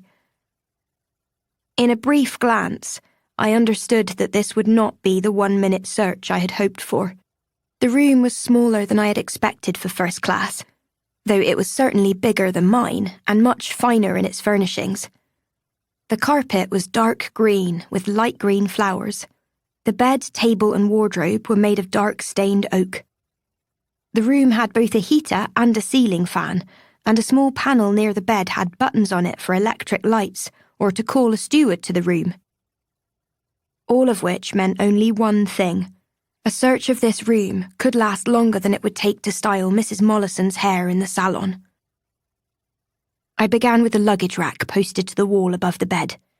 A travelling bag was set in there, but when I went through it, I saw nothing of any interest to me, and certainly not my stolen bag. Nor was it in the wardrobe. Then, to my delight, when I lifted the mattress, there was my notebook. That was a start. With my heart pounding, I pulled it out. only to realise that this was not my notebook after all. This one was darker in colour and smaller, and when I went to put it back, several papers fell out that had been stuck between the notebook pages. "Oh no," I breathed, then knelt to pick them up. I began stacking the pages, then stared at the one on top, a paper with a handwritten list of debts, alongside various addresses throughout England, and the total amount below. £420. That was a great deal of money. At the bottom, someone had written the words, "paid in total," with the date April 9th, 1912 beside it. The day before the Titanic left Southampton. Beneath that was another note that read, "To be repaid April 17th, 1912, the day we were supposed to arrive in New York." So the Mollisons had found a way to pay their debts before leaving England. Now they had 1 week to replace that money. And they would do it by stealing from Sylvia's family. I stuffed the papers back into the notebook, hoping they were in the same order as before, though that couldn't possibly be the case. I replaced the notebook where I'd found it, then lowered the mattress. With the seconds ticking by far too quickly, I began looking around the room for any other possible place where they could have hidden my bag. Except there really was no other place to look, and I was becoming frustrated, and the frustration quickly turned to fear. I was in the very centre of the room when I heard a key being fitted into the door to the cabin. I first turned to the wardrobe, but I couldn't hide there. The chances were far too great that one of the Mollisons was returning to change their clothes for supper. In one desperate dive, I slid under the bed just as the door opened. The bed skirt gave me cover, but I barely could move because of baggage stored under here. I worried that even breathing would give me away. "The door was already unlocked," Mr. Mollison said. "You must be more careful, my dear." "You were the last one in our room," she replied. "The fault is yours. Perhaps if you hadn't been so eager to get to the game tables." "Perhaps if you weren't so eager to spend my hard-earned winnings at the beauty salon," he retorted. Mrs. Mollison's mood immediately changed. "There are winnings?" she asked. "You won a game?" "I won a very big game, nearly £20. Once again, the mood shifted. "Only £20? The disappointment in Mrs. Mollison's tone was clear. "That wouldn't cover even one of our tickets." As they spoke, my eyes drifted to a paper lying halfway beneath the bedskirt. It had to be one of the papers I'd dropped. If they looked down, they'd see it. Then they'd see me. Meanwhile, Mr. Mollison continued. "It's more money than you've earned today. What about the plan?" Mrs. Mollison humphed, then sat on the bed above me. "I made progress. The papers we want are in a safe deposit box. Now all we need is the key." Papers? I had thought Sylvia's safe deposit box contained only money. Were there also some important papers inside? Mrs. Mollison shifted one foot, nearly touching the paper that had fallen beneath her bed. I feared she'd step on it, then hear the paper crackle. As carefully as possible, I put my hand on it and began slowly pulling it beneath the bed with me. Once I had it closer, I realised that I had seen this paper before. It was the same rose-coloured paper as the Mollisons had with them when I first saw them on deck. This time it was unfolded, though I wouldn't be able to see all the writing at this angle. At the top, I read, Step 1, repay debt. Step 2, book tickets on the Californian, crossed out. Titanic. Step 3, get the safe deposit key. Step 4, that was as far as I could read without moving the paper again. But this was obviously the outline of the Mollisons' plan.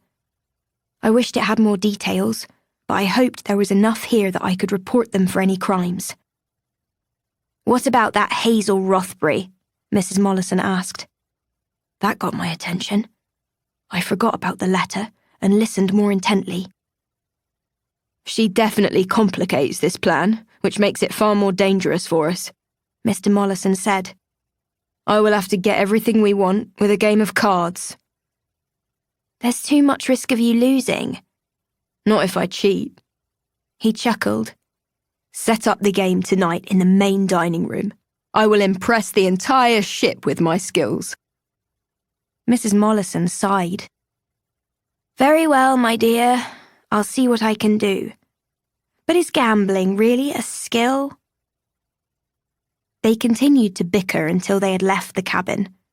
I waited a full minute with my mind like a sponge, absorbing every thought and worry and fact around me, and there was plenty of it to be absorbed. Then I slid out from under the bed to leave as fast as I could. My notebook was still missing, but I didn't dare to remain here a second longer. The danger was far too great that one of them might return, and besides, I needed to tell Sylvia what I had overheard. I knocked on the door directly across from the Mollisons' room, then whispered, "Sylvia, it's me." The door opened, and there was Miss Gruber staring down at me. With a stern frown, she said, I thought you would come here sooner or later. I stared back at Miss Gruber, with no idea what I should say now.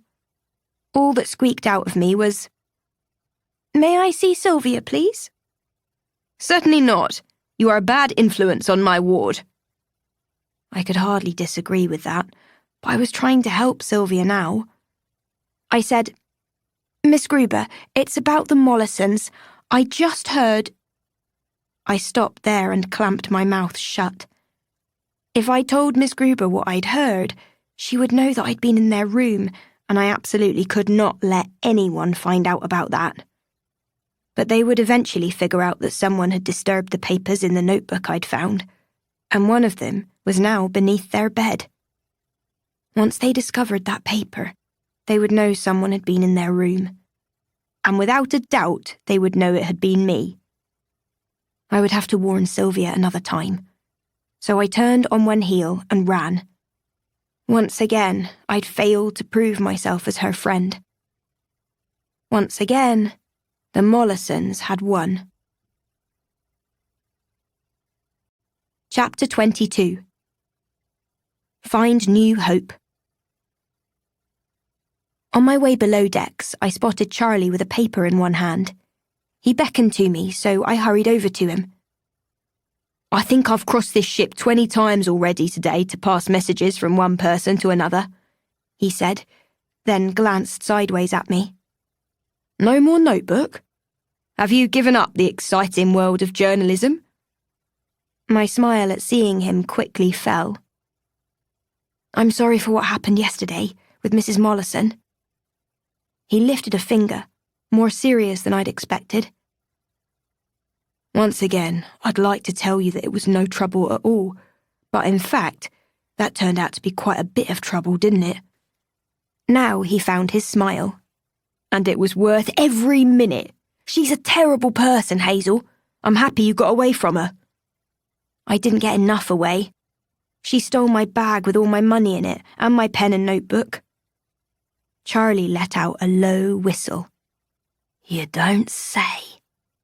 I knew the Mollisons were low-life swindlers, but I didn't have them pegged as shoulder bag thieves. Do you think they wanted your money, or your notebook? It must be the notebook. I overheard them talking about needing to stop me. Maybe they think I will write about them. Why would they think that? I blinked back at Charlie. I do plan to write about them. Sylvia is going to help me. I see. Charlie shifted his weight, which was probably the alternative to rolling his eyes at me. So maybe you shouldn't write about them, and they'll leave you alone. What kind of journalist would— You're not a real journalist, Hazel. Charlie pushed a hand through his hair. Maybe you will be one day. I hope you will, because I think you'd be brilliant at it. But for now, leave this to the adults. You should warn Miss Gruber, then let it go. I was still stinging from what he'd said, so my tone was sharp as I replied, Miss Gruber would never believe me. She dislikes me too much. Charlie shrugged. I think Miss Gruber dislikes everything and everyone. I think sometimes hard things happen to people, and a few of them forget how to smile. That gave me pause. You think that's the reason she wears black and always frowns? Maybe. A long silence followed before Charlie said, Listen, when I said you weren't a real journalist, that doesn't mean you can't write your story. In fact, I just heard something I reckon you'll want to know. The trouble down in the boiler room is over. I leaned toward him. You mean the fire? Shh. Yes, it's out. Is there any damage? From what I'm told, it's still too hot for the firemen to get close to it. I reckon we'll know more in the morning. But that is a spot of good news, eh? It was a lot of good news, especially compared with how the rest of my day had been. Hazel! Charlie and I both turned. There was Sylvia, hurrying toward us, nearly breathless. I'm so glad I found you, she said. I wanted to apologize for not warning you about the...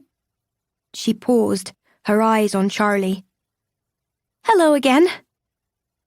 I haven't seen you since you had me invite Hazel to dinner, he said cheerfully. Have you enjoyed the trip so far? Nearly every minute, Sylvia said. And I have seen you on the deck. They keep you moving, don't they? I can always go a bit faster, he said. It's what I'm paid to do, and I'm happy to do it. You can trust Charlie, I said, and you don't need to apologize for anything. I know you would have warned me if you could. Charlie grimaced. This sounds like one of those conversations a crewman of the ship shouldn't hear. If you'll excuse me as I go to deliver this note, I'll try to find you again soon. He ran off in one direction while Sylvia and I simply leaned against the ship's rails, staring out at the ocean. I wanted to begin first, to say everything that I needed to before Sylvia shifted the conversation in another direction. I shouldn't have lied to you about why I was going to America, but I didn't want you to think of me as some common factory worker. Sylvia smiled. If I were to think of you that way, then I would think of someone who is working hard to help her family, and someone who is taking charge of her life to get ahead. I saw her smile, and she seemed to believe what she was saying, but she made the factory work sound far more noble than it would be. Mum had warned me that I might be working as long as 10 hours a day, often in some of the most dangerous areas of the factory. Whatever Sylvia pictured for how my life would be in America, it wouldn't be nearly that nice. Sylvia continued. Does your mother want you to work in the factories? No, but I need to find work somewhere, at least until my brothers are old enough to build up our farm or to find work themselves.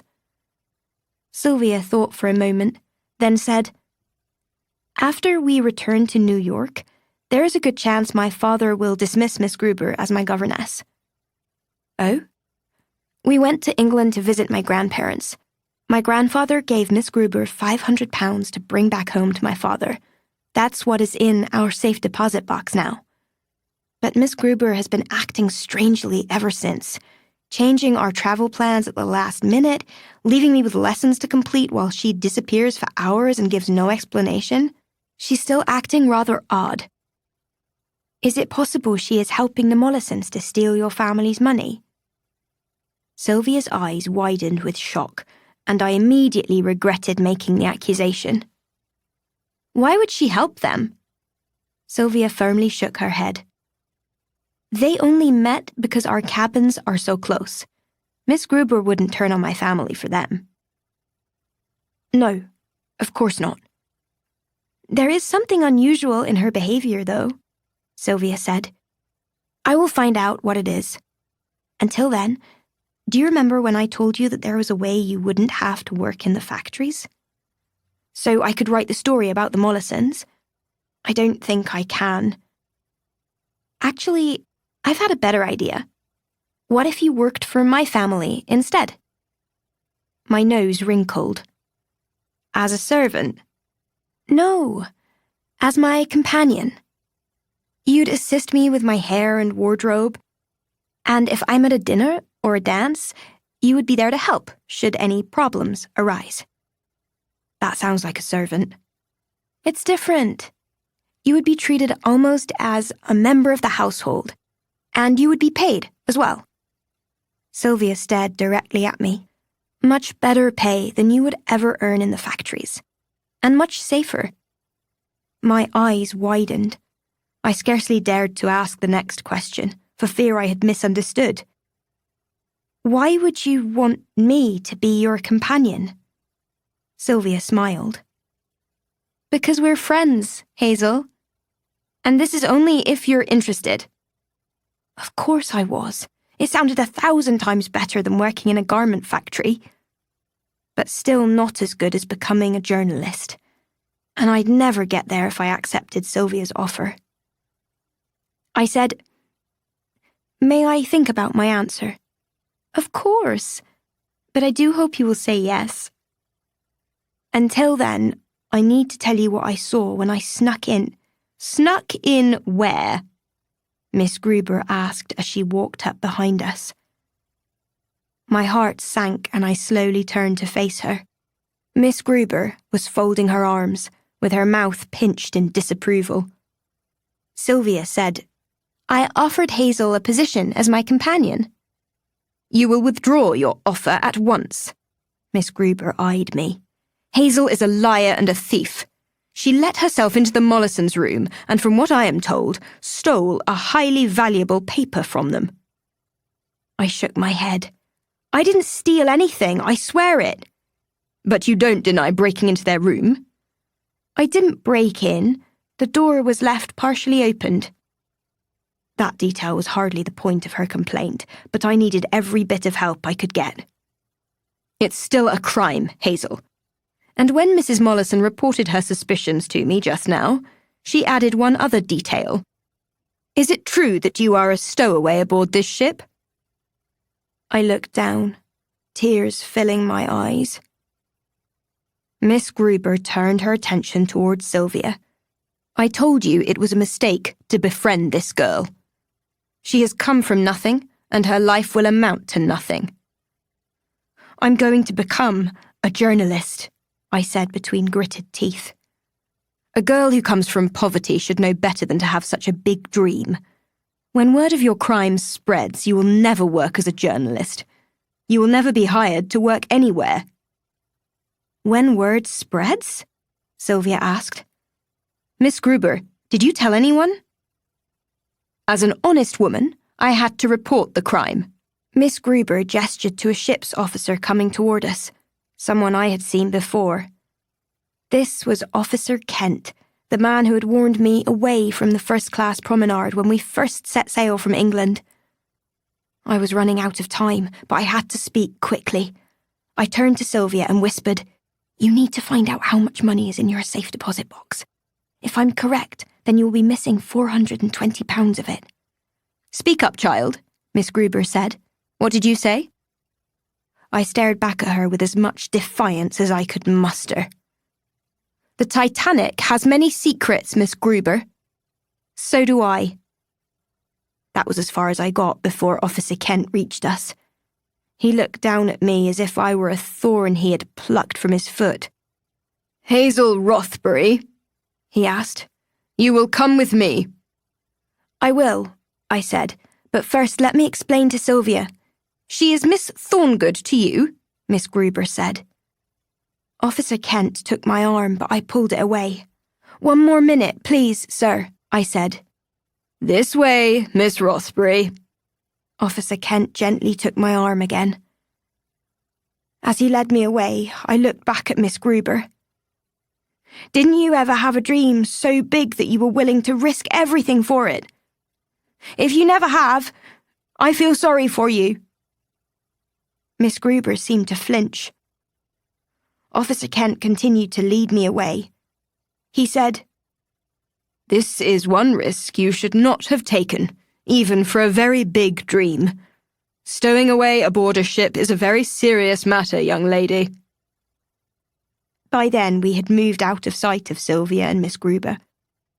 I hung my head and followed Officer Kent toward whatever punishment awaited me. Whatever it would be, the stocks, or a dungeon, or sending me back home to my family in shame. I doubted anything could make me more terrified than I was at this moment.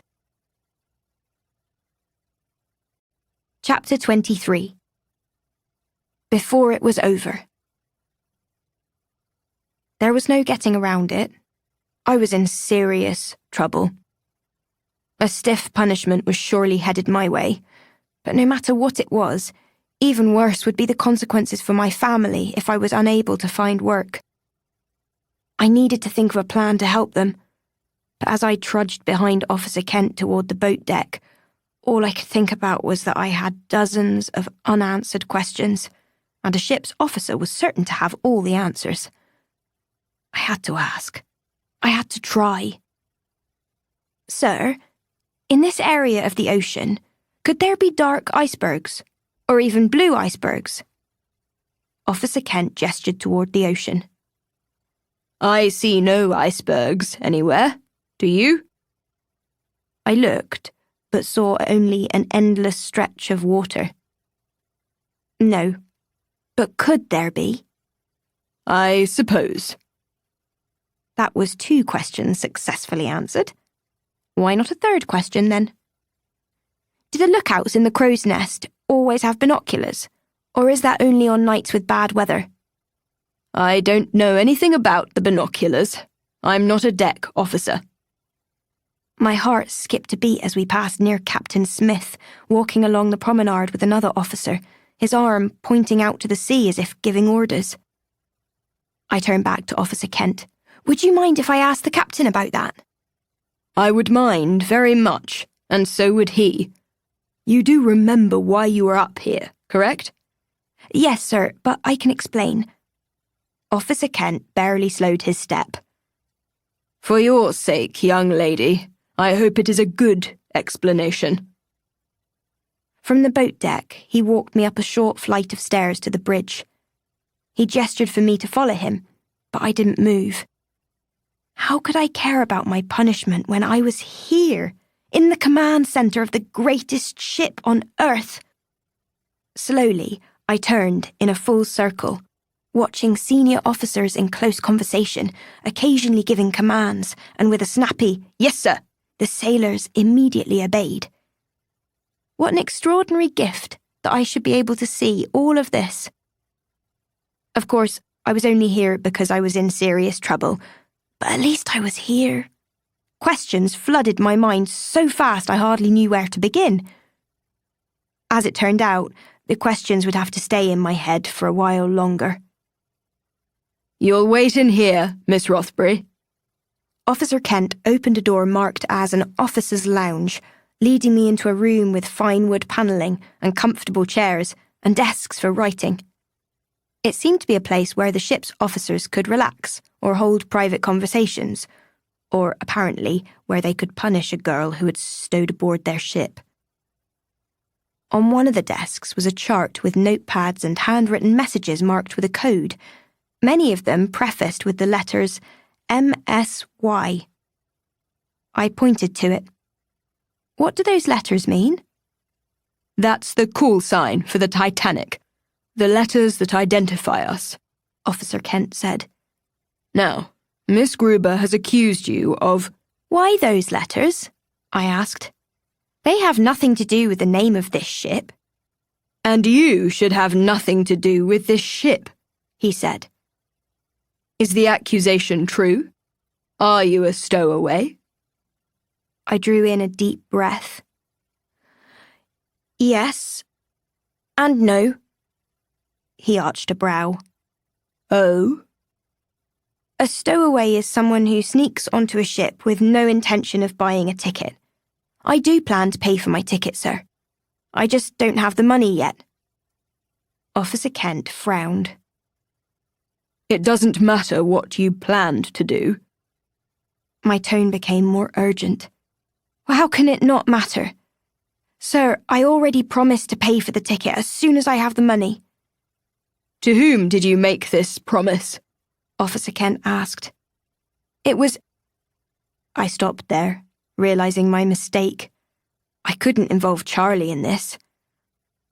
It was a promise to myself, sir, and I intend to keep it. And how do you intend to keep it? I did have some money with me, but now I had nothing. No money, no notebook, no future. I don't know how I'll pay for the ticket, but I will pay, I promise. Does your family know what you've done? I shook my head. That was the worst part of this. Mum would be horrified when she heard, and deeply ashamed of me. I hope you understand that stowing away on a ship is not only illegal, it is very dangerous. Believe it or not, you should consider yourself lucky that you were caught. For the record, I disagreed on this point, but he wasn't finished. I slumped into my chair as he said, You need to provide me with your family's address. I must send them a telegram to explain the trouble that you are in and ask them to send the money. That's when I sat up again. This was not an option. We have no money, sir. I can stay on board and work for the price of the ticket, clean cabins or wash linens or whatever is needed. I want to make this right if I can, but please don't ask my mother to pay. He clicked his tongue, then slowly nodded. I will speak to the captain about this. He is a fair man, but he is also an honest man who will not look favourably upon what you have done. You had better prepare yourself for the most serious of consequences. I gulped. In a rare moment for me, I had no interest in asking the question that was now framed in my mind. What were those serious consequences? I thought I had prepared myself to deal with any possibility, but now that the time had come, I was frightened. A knock came at our door. Mr. Kent turned that way and said, Please, enter. A younger crewman opened the door. Sir, there is someone out here who thinks she may have information involving that girl sitting behind you, a woman from first class. She wishes to speak to the girl alone. That had to be Miss Gruber. I rolled my eyes, dreading another scolding from her. After casting a curious look in my direction, Mr. Kent stepped outside, slightly closing the door. Despite that, I heard a whispered conversation asking what sort of information this woman had and why we needed to speak in private first.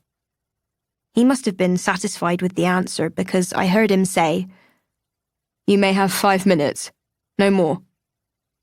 I stood again, determined to withstand anything she wanted to say to me. But it was not Miss Gruber who came through that door.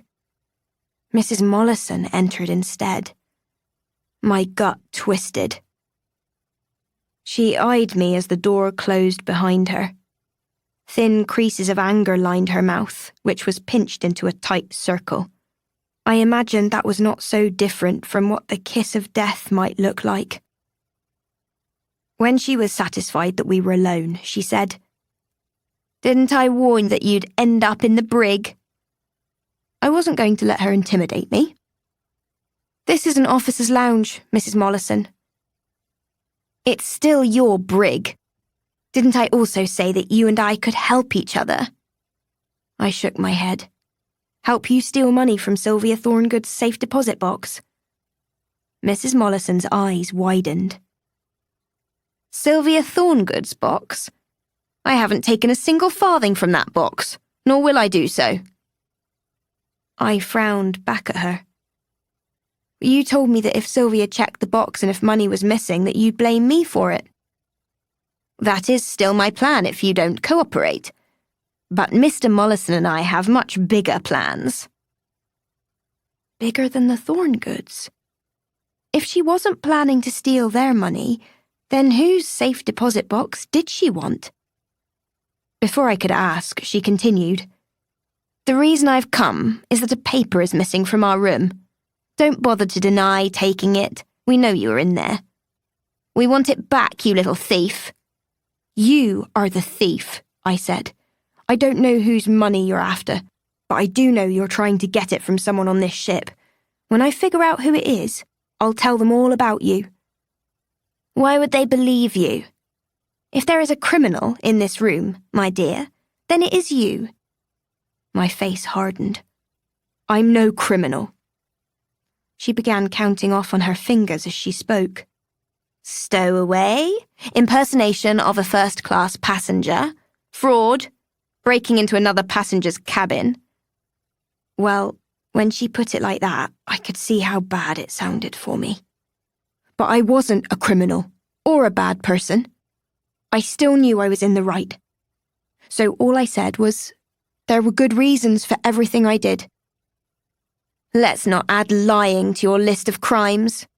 Mrs. Mollison took a step across the room before she continued. I have come to offer you a trade, and if you are smart, you will accept. What trade? I asked. The way I figure things, once you got on board this ship, someone must have helped you find a room where you could stay. My stomach twisted.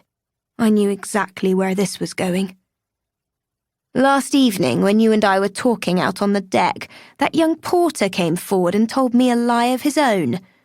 I think he intended to protect you, correct? Now, why would he involve himself in your interests, unless he had already involved himself in your interests before? I believe that boy helped you get a cabin down in 3rd class. You keep Charlie out of this, I said. It was my decision to stow away on the Titanic. No one else's. I asked around about him, she continued. Poor thing. He has 5 younger brothers and sisters and a mother who can't possibly feed them all. Charlie Blight sends home every farthing he earns on this ship. He might be the only chance his family has of surviving. Helping a stowaway is a serious offence. If he loses his job... Don't tell them anything about Charlie, I said. Don't get him in trouble too. Here is the plan, Mrs. Mollison said. Return the paper that you stole from our room and swear to keep quiet about anything you might think you know about me and Mr. Mollison. If you do, I will keep quiet about Charlie. I stared back at her as my mind twisted into knots. I could not agree to her plan because I had not taken the paper that I had seen in her room. But I could not refuse her plan either. Otherwise, Charlie would get in trouble and probably lose his job, which would ruin his family. I genuinely did not know what to do. My husband has an important card game tonight, and when he wins, our plan is complete, Mrs. Mollison said. All my life I have struggled for every coin I ever earned, working as a housekeeper for a family so wealthy they never lifted a finger a day in their life. Tonight, everything will change for me. All I want to know, Hazel, is if you are willing to help me. And I'll help you. The door handle began turning. In that very moment, I knew who was the target of her plan. It was so obvious that I couldn't believe I had missed it before. Mrs. Mollison used to be a housekeeper. I knew of a passenger on board who was dismissed from her job as governess after a housekeeper accused her of theft. Step 2 of the plan I had seen on the rose-coloured paper was to book travel on the Californian, later changed to the Titanic. Mrs. Abelman had told me that she had originally planned to travel on the Californian. The Mollisons changed their plans because of Mrs. Abelman. And Mrs. Abelman must have a safe deposit box because I'd heard the purser ask her about it. I didn't know what was in that box, but I was willing to bet that inside that box was a stack of papers that were valuable in some way. I needed to find out what those were. I looked at Mrs. Mollison, my jaw set forward in determination. I know what you're planning to do, and I will stop you. No, you won't, dearie. The door opened and Officer Kent poked his head in. Well? Mrs. Mollison's mouth pinched tightly together before she said, Sadly, the situation is just as I had thought. She confessed everything to me. The boy was involved in her crimes.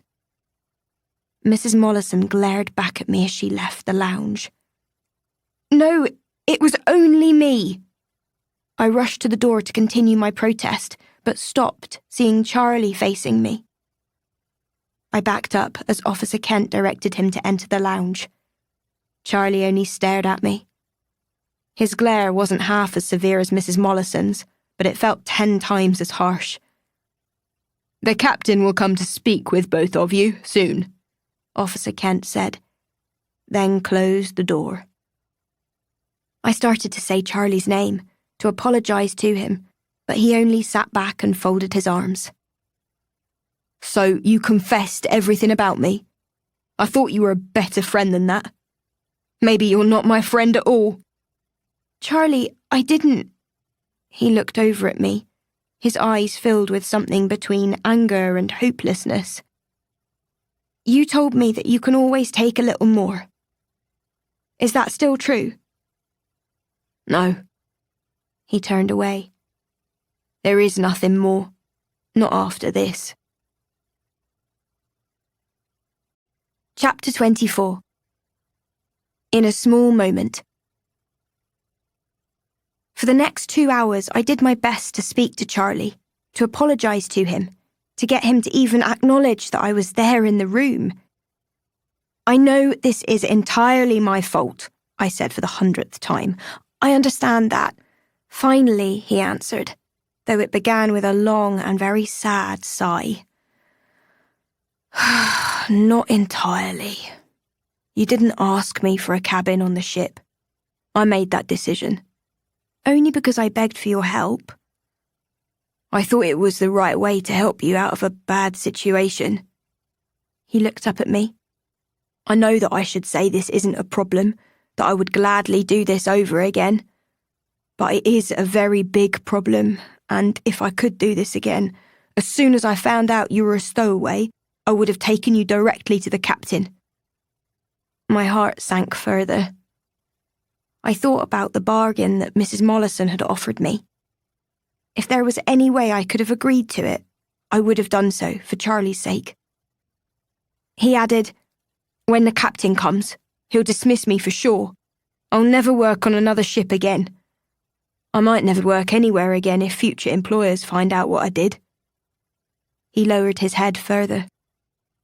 "I'll have nothing to send my family when we reach America. They'll starve." If I had felt awful before, I felt even worse now. But the hardest part was that nothing I could do would fix this. Charlie said, "As for you, once back on shore, they'll report you to the authorities. Since you're young, you probably won't see the inside of a jail, but they may require you to work off the debt to the ship before you're allowed to return to your family." That was bad news too. I had been worried about Mum getting by until I could begin sending her money from the factory job. Now it could be months before I worked off the debt to the ship, and I likely wouldn't be able to get a job afterward. A fine family like the Thorngoods would never allow me to work as Sylvia's companion. Even the factories wouldn't have me now. We sat together, both of us equally sad, until Charlie finally pointed up at the clock in the lounge. "Pity that there's no after windows here. There'll be a shift change for the lookouts soon. You'd want to see that for your news story." "It doesn't matter," I said. "I'm not a journalist. You told me so yourself. Maybe one day, when you are a journalist, you can write about us being in here. So, ask me a question. That's better than sitting here feeling sad for ourselves." "Fine. How often do the lookouts change shifts?" "There's 6 men total, and they rotate in 2-hour shifts. It's nithering cold up there, so any longer and we'd bring them down frozen." Oh. I tried to care. I wanted to care, but I still didn't see the point.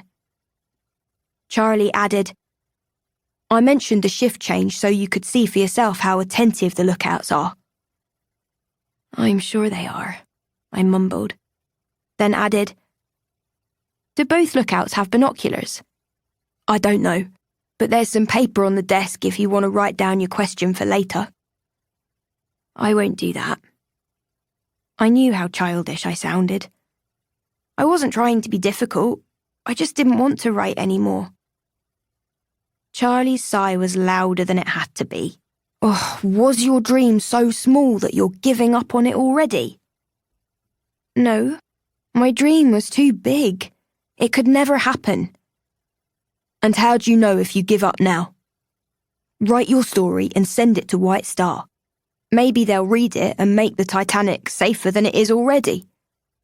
If your story could save lives one day, then you have to write it. I turned to him, stunned that even here, when he was in so much trouble because of me, he spoke as if we were still friends. I started to ask Charlie about his family, but we were interrupted by Officer Kent re-entering the lounge. We stood to greet him, and I tried to read his expression, but that proved impossible. Officer Kent looked to Charlie first. The captain has given orders concerning the two of you. Mr. Blight, you will return to your quarters this very minute, and you will remain there until the captain summons you to speak with him tomorrow morning. Dismissed. Yes, sir. Charlie quickly glanced at me before he left. I would have felt better with Charlie still here, but since I was alone again, I had to stand tall and accept my own punishment. I doubted it would be as simple as what Charlie had received. As for you, Officer Kent said, your ticket for passage on this ship has been paid. You are free to return to your room, and it is your room now. But I warn you not to get into any further trouble. You will remain in the third-class areas only. You will stop asking questions to make the passengers nervous. And if you did enter the room of Mr. and Mrs. Mollison, then you will, not enter it again. My heart had skipped a beat with his first sentence and still wasn't back to normal. I can leave, just like that. You are now officially an honest passenger on board. Yes, sir, thank you, but who paid for my ticket?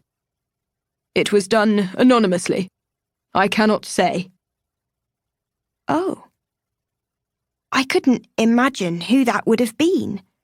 Miss Gruber never would have allowed Sylvia to pay it, and that's the last thing Mrs. Mollison would have done. Even if she had the money, Mrs. Abelman didn't know I was here. I did not know who I was supposed to thank for literally saving me. I started to leave the lounge, then glanced up at the crow's nest one more time. I turned back to Mr. Kent. Sir, do the lookouts have binoculars? His answer was not what I had expected. Binoculars are not necessary for the lookouts, he replied. Their job is to spot a problem, not to identify it.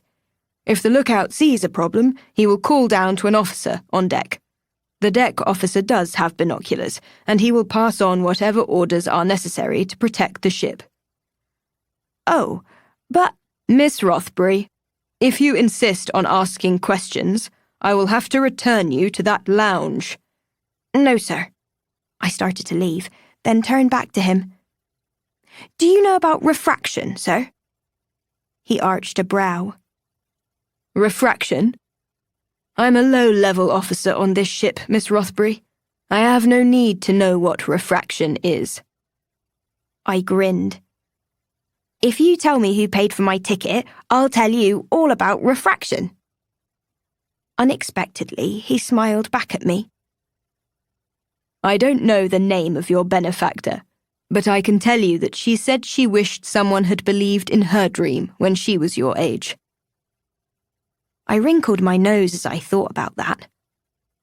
Mrs. Mollison had spoken of her dreams when she was younger, but the last thing she'd want was for me to go free. She knew, if I did, the first thing I'd do was find Mrs. Abelman. I had to find Mrs. Abelman and warn her about the Mollisons. You've asked your questions, he said. Now, return to third class or else I'll... I was already headed straight toward the grand staircase, hoping to find Mrs. Abelman somewhere between here and my room on E-deck.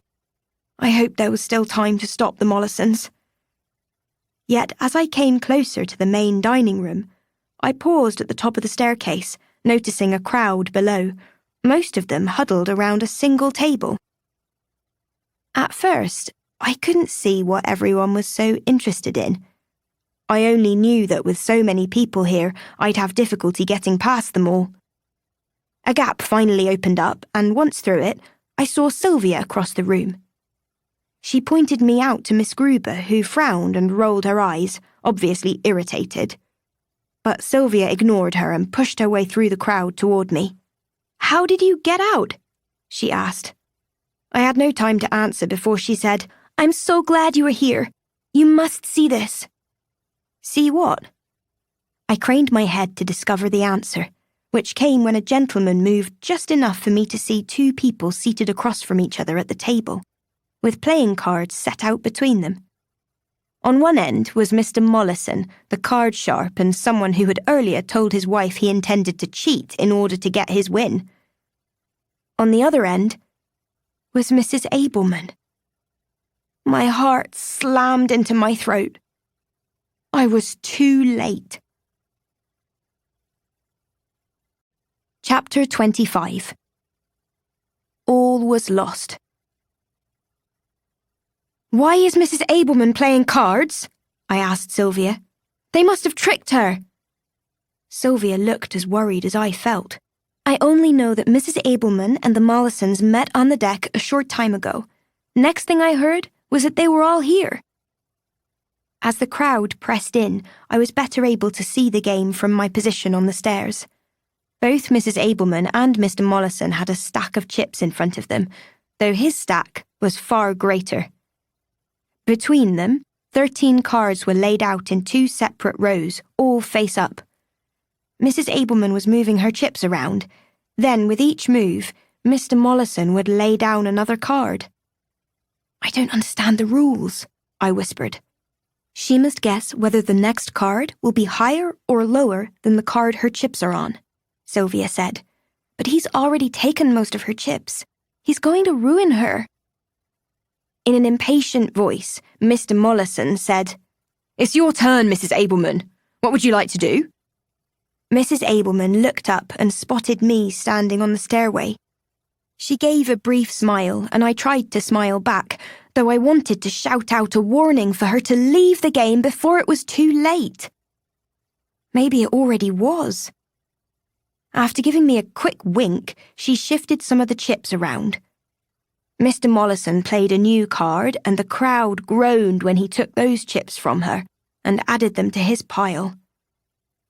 She sighed. "I may have gotten myself into trouble by agreeing to play this game with you. When your wife and I used to work at the same estate, she often said that you were not very good at gambling." He flinched. "My wife was mistaken. I am an excellent player." "Indeed, I have underestimated you." Mrs. Abelman paused and looked around the room again, and then, in a strong voice, asked, "How well do you know your mythology, Mr. Mollison?" He blinked back at her, obviously confused, but said, "I know it well enough." "Then you know about the Titans, the 12 children of sky and earth. They were powerful. They were gods. But their strength made them arrogant. They believed nothing was capable of defeating them, certainly not their children, the Olympians." Mr. Mollison snorted. "Why are you telling me this now?"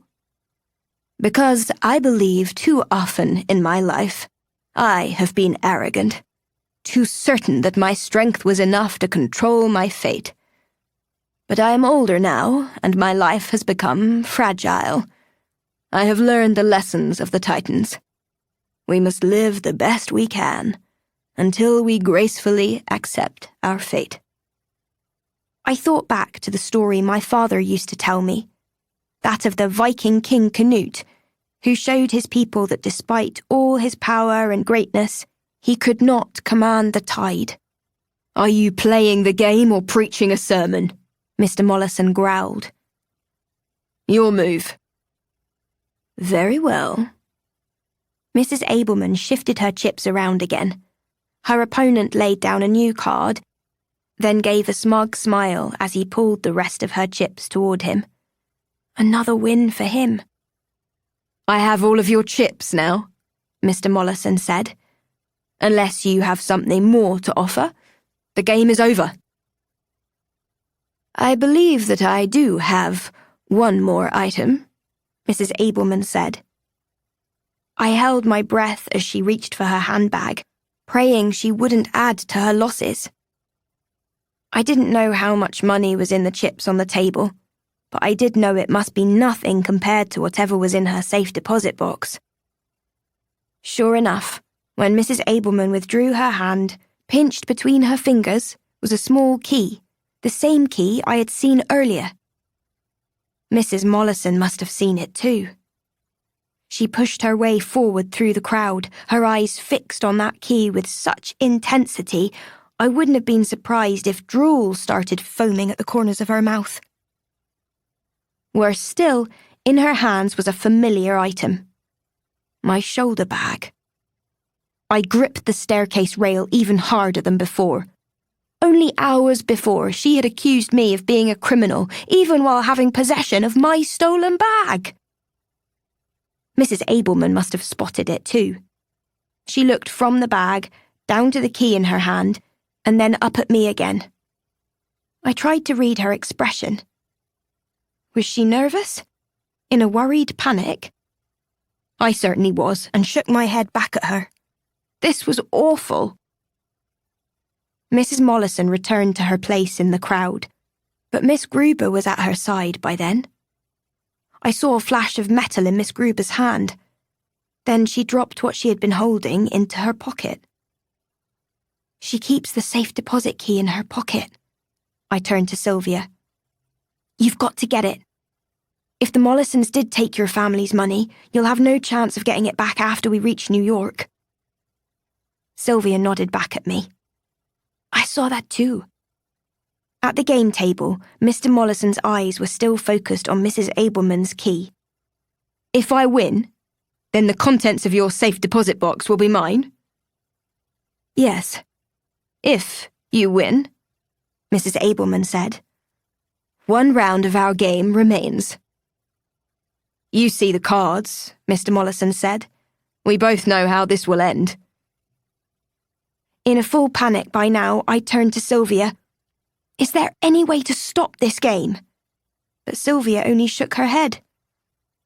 So you are a Titan, then? Mrs. Abelman asked. Mr. Mollison looked at the crowd, fully aware of how many eyes were on him, and said, You make me think of this great ship upon which we travel. The Titanic truly is the greatest ship on the seas. Indeed, we sail on an unsinkable ship. So you ask whether I am a Titan? Yes, for I too am unsinkable. A few members of the crowd applauded him, which was all that he needed to continue. I know something about you, Mrs. Abelman. Oh? I know that you were a Jew, born into such poverty that your family had to rent out their rooms to strangers. Eventually, you were lucky enough to marry into extreme wealth, all of which you inherited upon the death of your husband. And then, when you could have afforded every luxury this world could provide, you became a governess, lowering your own station. Teaching children raised my station, I assure you, she said. But you are correct. In my life, I have been part of every class. And from this moment forward, I shall only live among the wealthy. It has been a pleasure to play this game with you, Mrs. Abelman. And you as well. She glanced up at me a third time, very briefly. But this time, I was sure I saw a spark in her eyes. It's a pity that you do not know more about me. My father did indeed rent out our rooms to travellers who gambled every night. From my earliest days, I watched carefully. I learned their games and their tricks. She leaned forward, her eyes bright with anticipation. Please turn the last card, Mr. Mollison. He glanced at the card, then bent toward Mrs. Abelman and said something to her, so quietly that she had to lean forward herself to hear it. When he'd finished, their gazes met, and I was sure I saw tears in her eyes. Whatever he'd said, it had hurt her. Then he lifted the final card, and slowly his face drained of colour. He turned it, and though I couldn't see the card, it was obvious who had lost. Mr. Mollison stood and threw the card onto the table. Impossible! That is impossible! The remaining crowd applauded for Mrs. Abelman, who merely sat there, staring at the stacks of chips on the table and her precious key. Once the applause died down, she said, I propose an exchange. Mr. Mollison turned toward her. What sort of exchange? Mrs. Abelman pointed to Mrs. Mollison. Everything on that table, in exchange for the bag your wife is holding. All eyes turned to Mrs. Mollison, whose jaw dropped open. But no more than mine did. I wanted to cry out that this was a terrible offer. Mrs. Abelman herself had assured me that the loss of the notebook was a small matter, and the money in my bag couldn't be as much as Mrs. Abelman's chips still on the table. Certainly not as much as the valuables she kept in the safe deposit box. I began to stand, to hurry over to her, but Sylvia grabbed my arm. Don't interfere, she whispered. You shouldn't even be here. You'll get in trouble. I continued walking forward anyway, but I was already too late. Mrs. Mollison tossed the bag toward her husband, who passed it to Mrs. Abelman and said, It has been a most excellent evening. Thank you for the game. Thank you for the trade. Mrs. Abelman folded the bag under her arm, then walked my way. When she was close enough to speak to me, she merely said, Come with me. Sylvia squeezed my hand and whispered, It will be all right, Hazel. Though I wasn't sure that I agreed. Mrs. Abelman had won the game, but had still lost everything. I followed her up the stairway, out of the dining room and onto the promenade. Then we continued walking until we were alone. She turned to me and said, I thought you might take the risk to come watch the game. Why did you do that, Mrs. Abelman? You won the game. I did, and what a relief that was. Mr. Mollison cheats, you know. What did he say to you before he turned that last card? The light in her eyes dimmed ever so slightly. Ah, well, that is a story for another day. At least you have the notebook again. The notebook is only papers that can be replaced. You told me that. And you told me that what you had written in the notebook was valuable. She smiled and passed the bag over to me. Your words are here, Hazel. Your questions. This will become your news story.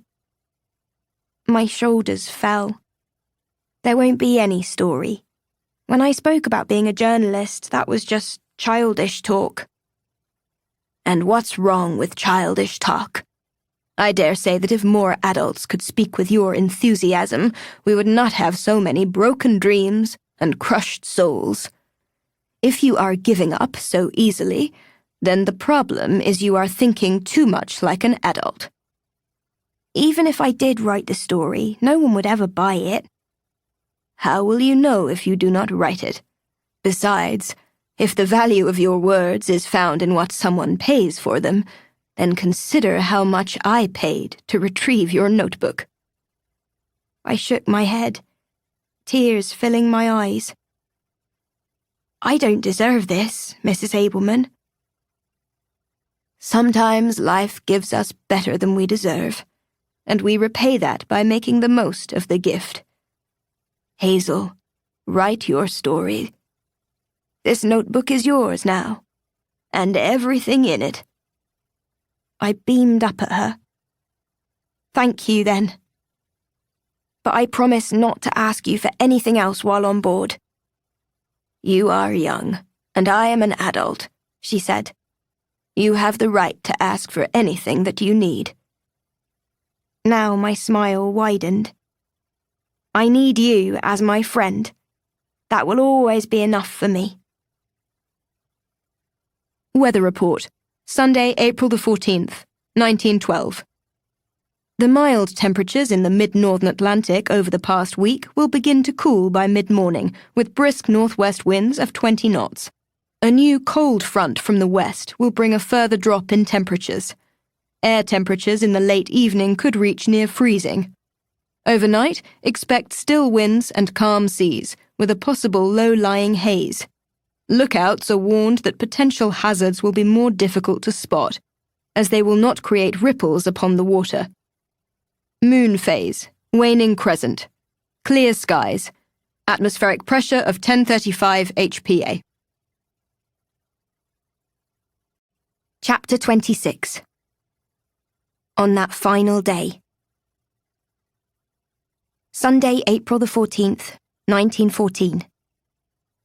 I awoke early on Sunday morning with a heavy feeling in my gut that I couldn't quite identify. There shouldn't have been any reason to worry. I was an honest passenger now, freely able to move about in third class as any other passenger might. Eager to relieve the restlessness I felt, I dressed and headed toward the saloon to wait for breakfast.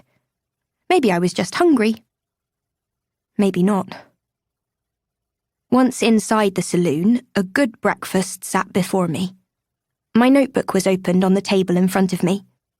I should have been deep into my writing, and yet my stomach was churning. I finally figured out why. Charlie. I hadn't heard anything from him since leaving the officers' lounge up on the boat deck. I remembered how worried he had looked when I left, and I could imagine his conversation with Captain Smith had not been an easy one, and perhaps it had been a terrible one. I'd hoped to distract myself by starting to write the Titanic story, but I'd gone through my entire breakfast and 3 glasses of milk, and still the page was blank. I needed to write it. If I started now, there was a chance I could finish before we arrived in New York. Then, whether for better or worse, I could try to sell what I'd written. But I had no idea where to begin. Mostly because I had no idea what the Titanic story was. Yes, of course there were some problems with the ship's design, some concerns that White Star ought to address, but that was hardly enough for the newspapers. No ship was perfect, and who was I to criticize the designers and builders who had spent years creating every piece of this ship, down to each single rivet in the metal? Who was I to write anything at all? I closed the notebook, looking around at the crowded saloon full of hundreds of people gathered for breakfast. They spoke different languages and came from different places on the map. They were young and old. Some were travellers and others immigrants seeking a better life ahead. Yet there was a great sense of unity here, all of us bound by the hope of what tomorrow might bring. Sylvia said I spent too much time thinking of my questions and not enough about people. So maybe that was where I ought to begin, with the people here who surrounded me, with their stories. I picked up my pen again. "You've begun your story, then?" I cried out with delight. What did my story matter compared to the joy of seeing Charlie again? "They let you leave your room?" "Captain Smith came to my quarters late last night. I told him what I'd done wrong, and why I'd done it. I hoped that if he could understand my reasons, then he'd agree that I'd made the right decision." "So, he agreed with you?" "Oh, no. He told me I'd shown poor judgment, that I wasn't to be trusted, and that I'd lose my wages for this entire trip." "I'm sorry." He was angry, chewed me up dearly, but it was nothing I didn't deserve.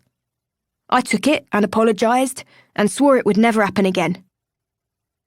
Charlie grinned and sat down at the table across from me. After that, he said that I wasn't doing any good shut up in my room, and that they were already short-handed, So if I worked my hardest for the rest of the trip, he might give me a second chance. Then he's letting you stay on the crew? Charlie nodded eagerly. He's given me the chance to prove that I should stay on. If I can earn back his respect, he'll let me stay on for the return to England. My nose wrinkled. Well, I think that's good news, isn't it? It's very good news, considering what he might have done. Though he's going to keep me closer than before. No more helping the passengers. I'm only to deliver messages between the captain and deck officers today. What kind of messages? Any messages that come in, I reckon. All ships in the area regularly send out messages, warning each other of any dangers. We receive them in the Marconi room. His eyes brightened. Well, you've seen that room. It was on the bridge, across the passageway from the officers' lounge. I did see some of those messages, I said. Why were they marked with MSY? Those are messages sent directly to the Titanic, and could be about anything. If the message is very important, it will begin with a CQD. Those messages are immediately delivered to the captain.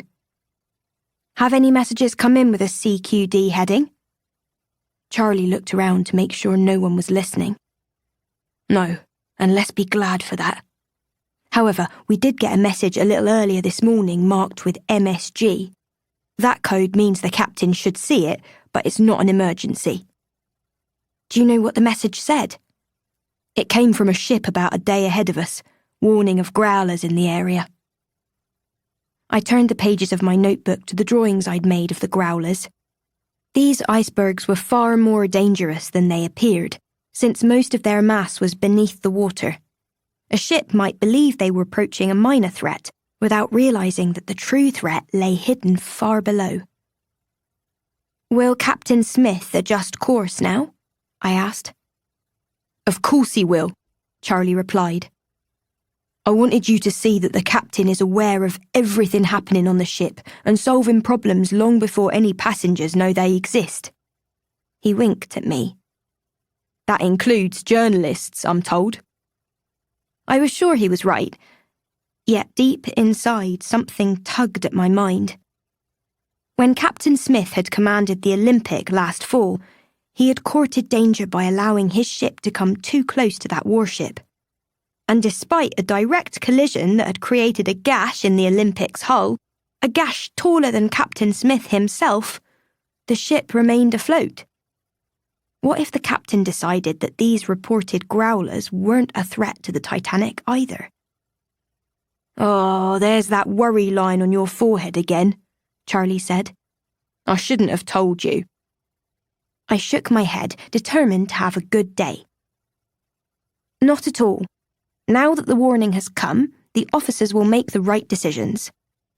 Yet, even as I said the words, I felt a prickling in my gut. Along with that came new questions. Would the new course be any safer than our current direction? Would Captain Smith take this warning seriously? Did the warning need to be taken seriously? Or yet again, was I looking for problems just to write a more interesting story? I'm glad you're not worried, Charlie said.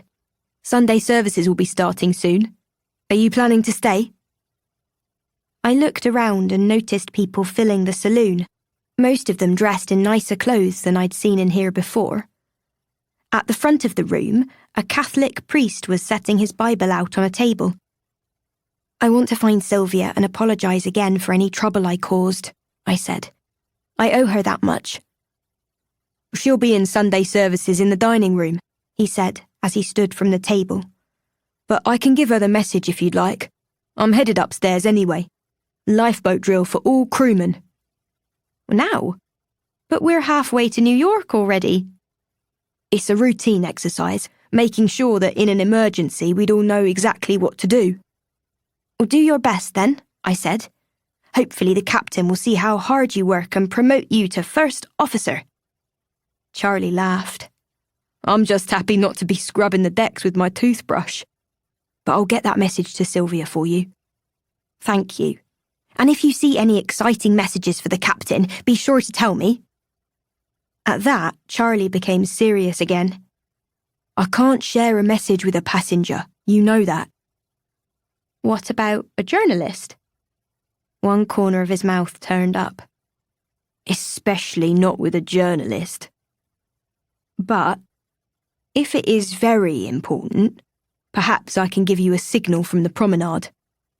If I tip my hat to you, then you will know that something interesting is happening. I lifted my notebook. I'll be waiting. Once he left, I settled in to listen to the priest. He referenced Scotland Road, the passageway that we all had become familiar with by now.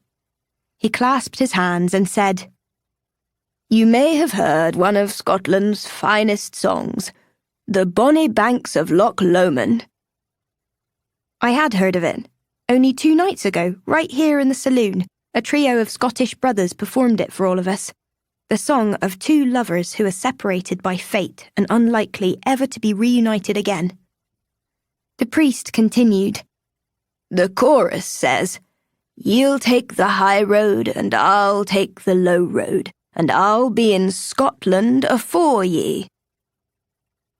He glanced heavenward before adding, "In life, we have that same choice to make, whether to take the high road or the low road. You see, my friends, the noblest among us choose the high road. They do what is right simply because it is right. Those who choose the low road act only for themselves. Join me, my friends, on the high road." I wondered which road I was taking. Since boarding the ship, I'd taken the low road far too often. But no more. From now on, it'd be the high road for me, and I'd get there by writing the best news stories I could. I would write them so well that the newspapers would have to take me seriously. And they would.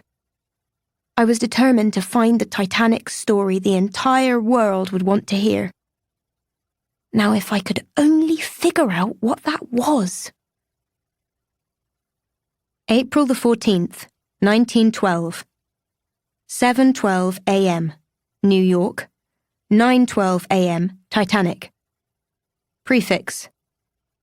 MSG. Office of Origin, Coronia. Captain, Titanic. Westbound steamers report bergs, growlers, and field ice in 42 degrees north, from 49 to 51 west. April 12th. Compliments, bar. Time received, 1:26 p.m. Date, April the 14th. Captain, Coronia. Thanks for message and information. Have had variable weather throughout. Smith. Chapter 27. Warnings came in. I promised myself that before the sermon ended, I would figure out what I wanted to write about the Titanic. I broke my promise to myself. Then I made a new promise to find my idea during our supper of cheese, gruel, and cabin biscuits.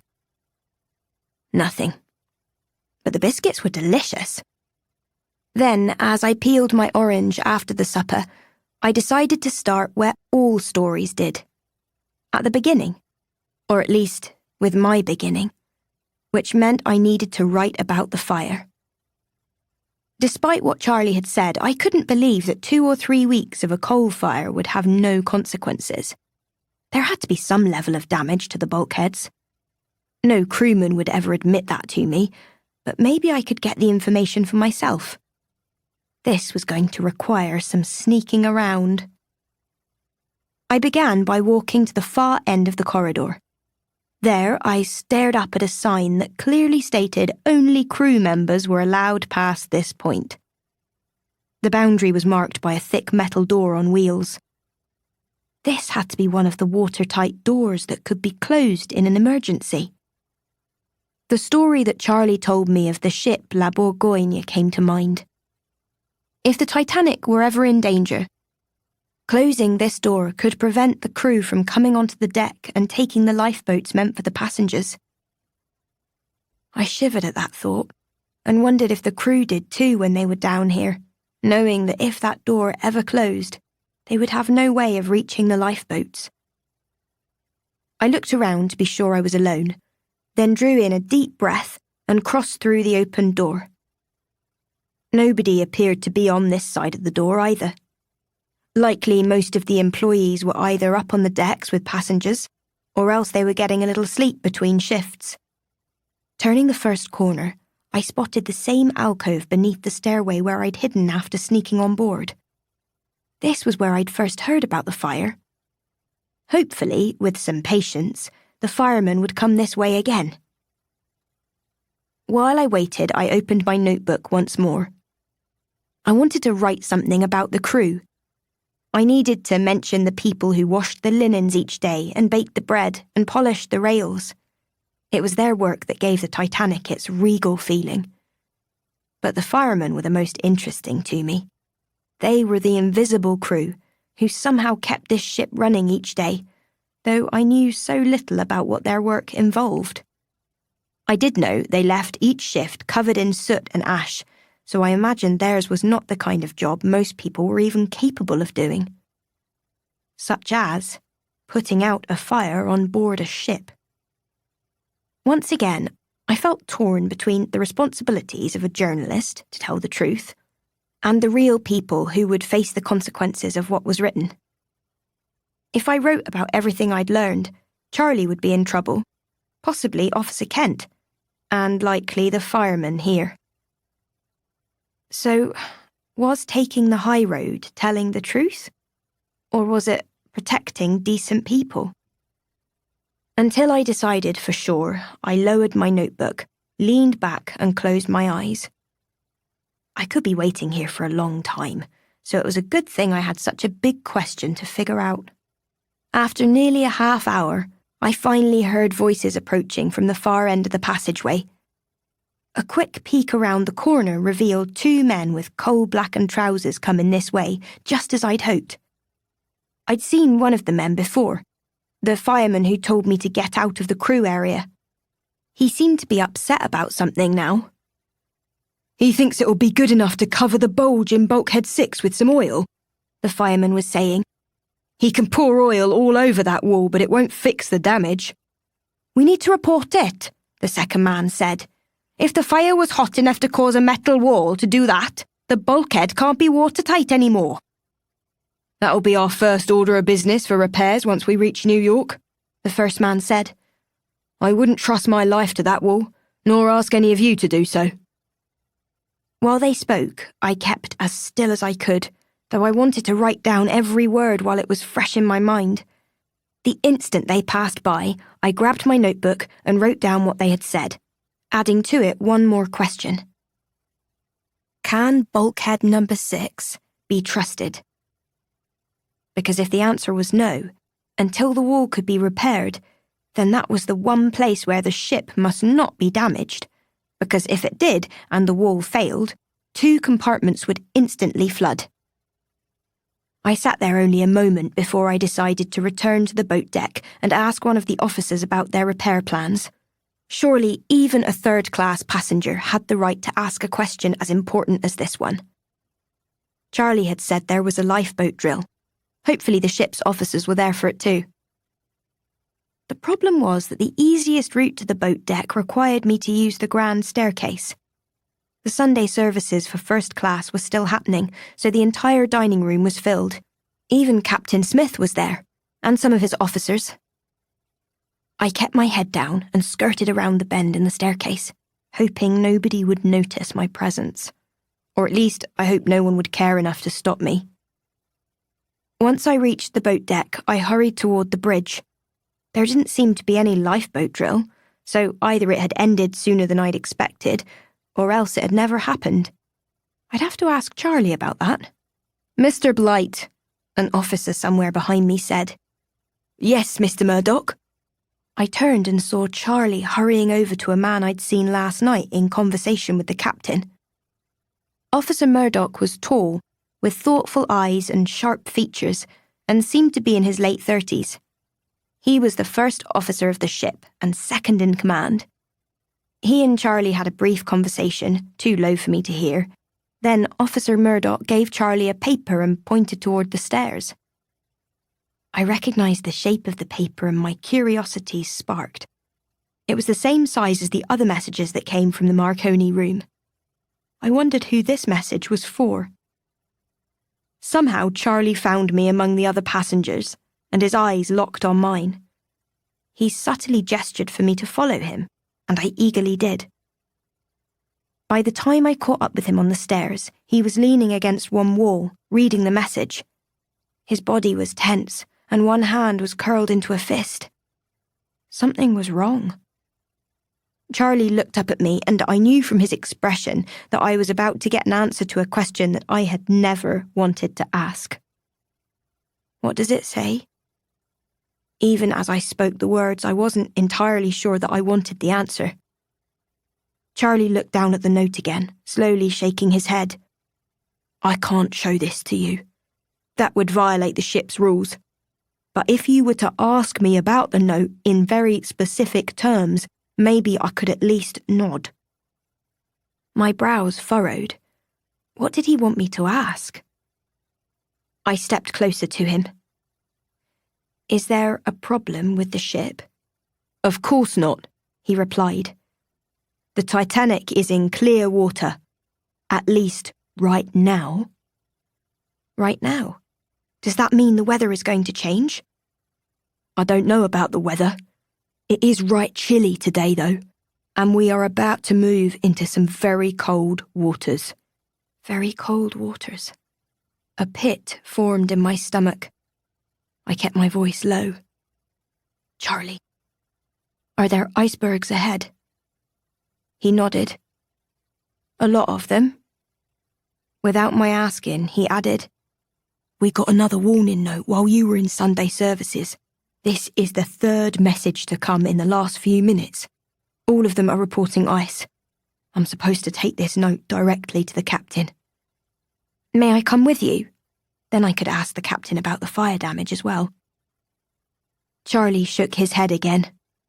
"You're not even supposed to be up here."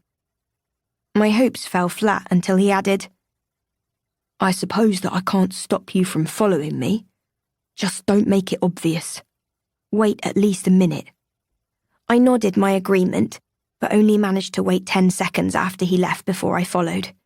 When I caught up to Charlie on A deck, he had already found the captain, who was now visiting with guests inside the first-class lounge. I waited outside the door, watching Charlie pass him the note. The captain briefly glanced at it, then slid it into his pocket and said a few words to Charlie. He nodded, then left, motioning with his hand that I should not follow. My attention was briefly diverted when Mrs. Abelman passed by the captain, leaving the lounge with a woman near her own age. That woman was elegantly dressed in a black satin dress with a white sash and a pearl necklace. Mrs. Abelman was in a lovely emerald green gown, with her usual carved eagle's head cane in hand. Mrs. Abelman paused in front of me. "Are you well, Hazel?" My eye was still on the captain. He was now in conversation with a second man, tall and lean, with dark hair combed straight back and a moustache a little wider than his mouth, and turned up at the ends. The captain pulled out the note that Charlie had just given him and showed it to this man, who read it, and the two of them began quietly speaking to each other. I said, "Mrs. Abelman, who is that gentleman speaking to Captain Smith?" She said, "You are looking at Mr. J. Bruce Ismay, the chairman of the White Star Line. He is the captain's boss and the owner of the Titanic." Mr. Ismay glanced over at me, as if he sensed that I was asking about him. He frowned, then excused himself from the conversation with the captain, and left. "Is there anything else you need?" Mrs. Abelman asked. I looked in the direction Charlie had gone. "How does the Marconi room receive messages?" Mrs. Abelman only smiled. "If you truly want to know, then meet me in the library in 10 minutes. I thanked her and hurried on, hoping to find Charlie again. After a few minutes, I found him on his way back up to the boat deck. "Charlie!" I called. He stopped when he heard me, but was already shaking his head before I'd started my question. "I can't tell you everything, Hazel." "Tell me this. You gave the captain that message. Why would he then give it to Mr. Ismay?" "He gave it to Mr. Ismay?" Charlie shrugged. "That doesn't make sense. There are rules on this ship that even the captain must follow. All warning notes are to be posted so that every officer on deck can see them. I hope Mr. Ismay will get that note posted soon." "I hope so. I also wondered about the emergency drill today. How did it go?" Charlie hesitated, then said, "It was cancelled. But every evening at 6, they have a boat drill to be sure that each lifeboat has a lamp and its supplies. So all will be taken care of then." I hoped for that too, though by now I was late to meet Mrs. Abelman. When I reached the library, she was already seated with a book in her hand, open to a page with the alphabet in one column and a series of dots and dashes beside each letter. "Morse code," Mrs. Abelman said as I sat down beside her. She turned the book to face me. "Messages are tapped out by an operator. Anyone within range of the signal can receive the code and translate that into words." As she spoke, I was already copying the code into my notebook, my mind racing with possibilities. If I could get near enough to the Marconi room to hear the messages, I wouldn't have to wait for Charlie to tell me what they said. "I believe this will hold your interest for some time," Mrs. Abelman said. "So, if you will excuse me, I will find something to eat for lunch." I nodded, but in truth, I barely heard her. I wasn't only hoping to understand Morse code. I intended to memorize it. April 14th, 1912. 11:42 a.m. New York. 1:42 p.m. Titanic. Prefix, MSG. Greek steamer Athenae reports passing icebergs and large quantities of field ice today in latitude 41 degrees 52 minutes north, longitude 49.9 degrees west. Wish you and Titanic all success. Commander. 1:47 p.m. Titanic. America Office. 14th of April, 1912. Time sent at 11:45 a.m. America passed 2 large icebergs in 41:27 north, 58 west on the 14th of April. Captain Knuth. Chapter 28. Time was running out. I wasn't sure how much time had passed since I'd last looked up from the book, and I only did so because I heard someone calling my name. "Miss Rothbury!" There stood Miss Gruber in the entrance, arms folded, lips pursed. I heaved a sigh. Once again, I had been caught in an area where I was not supposed to be. What would it be now, I wondered? She'd already reported me to Officer Kent once. Maybe she had reported me twice. The frustration I felt at being caught was nothing compared to the irritation of being interrupted. Although I knew some of the simpler codes, the more complex letters were still confusing me. For the past half hour, I'd turned my attention to memorizing the code patterns that might be heard more frequently on board. CQD, the most important of messages, dash dot dash dot, dash dash dot dash, dash dot dot. MGY, messages meant specifically for the Titanic, dash dash, dash dash dot, dash dot dash dash. And SOS, a new code, one that some people wanted to be used as an international signal. From my reading, I didn't think it was much used yet, but I memorized it anyway since it was the easiest of them.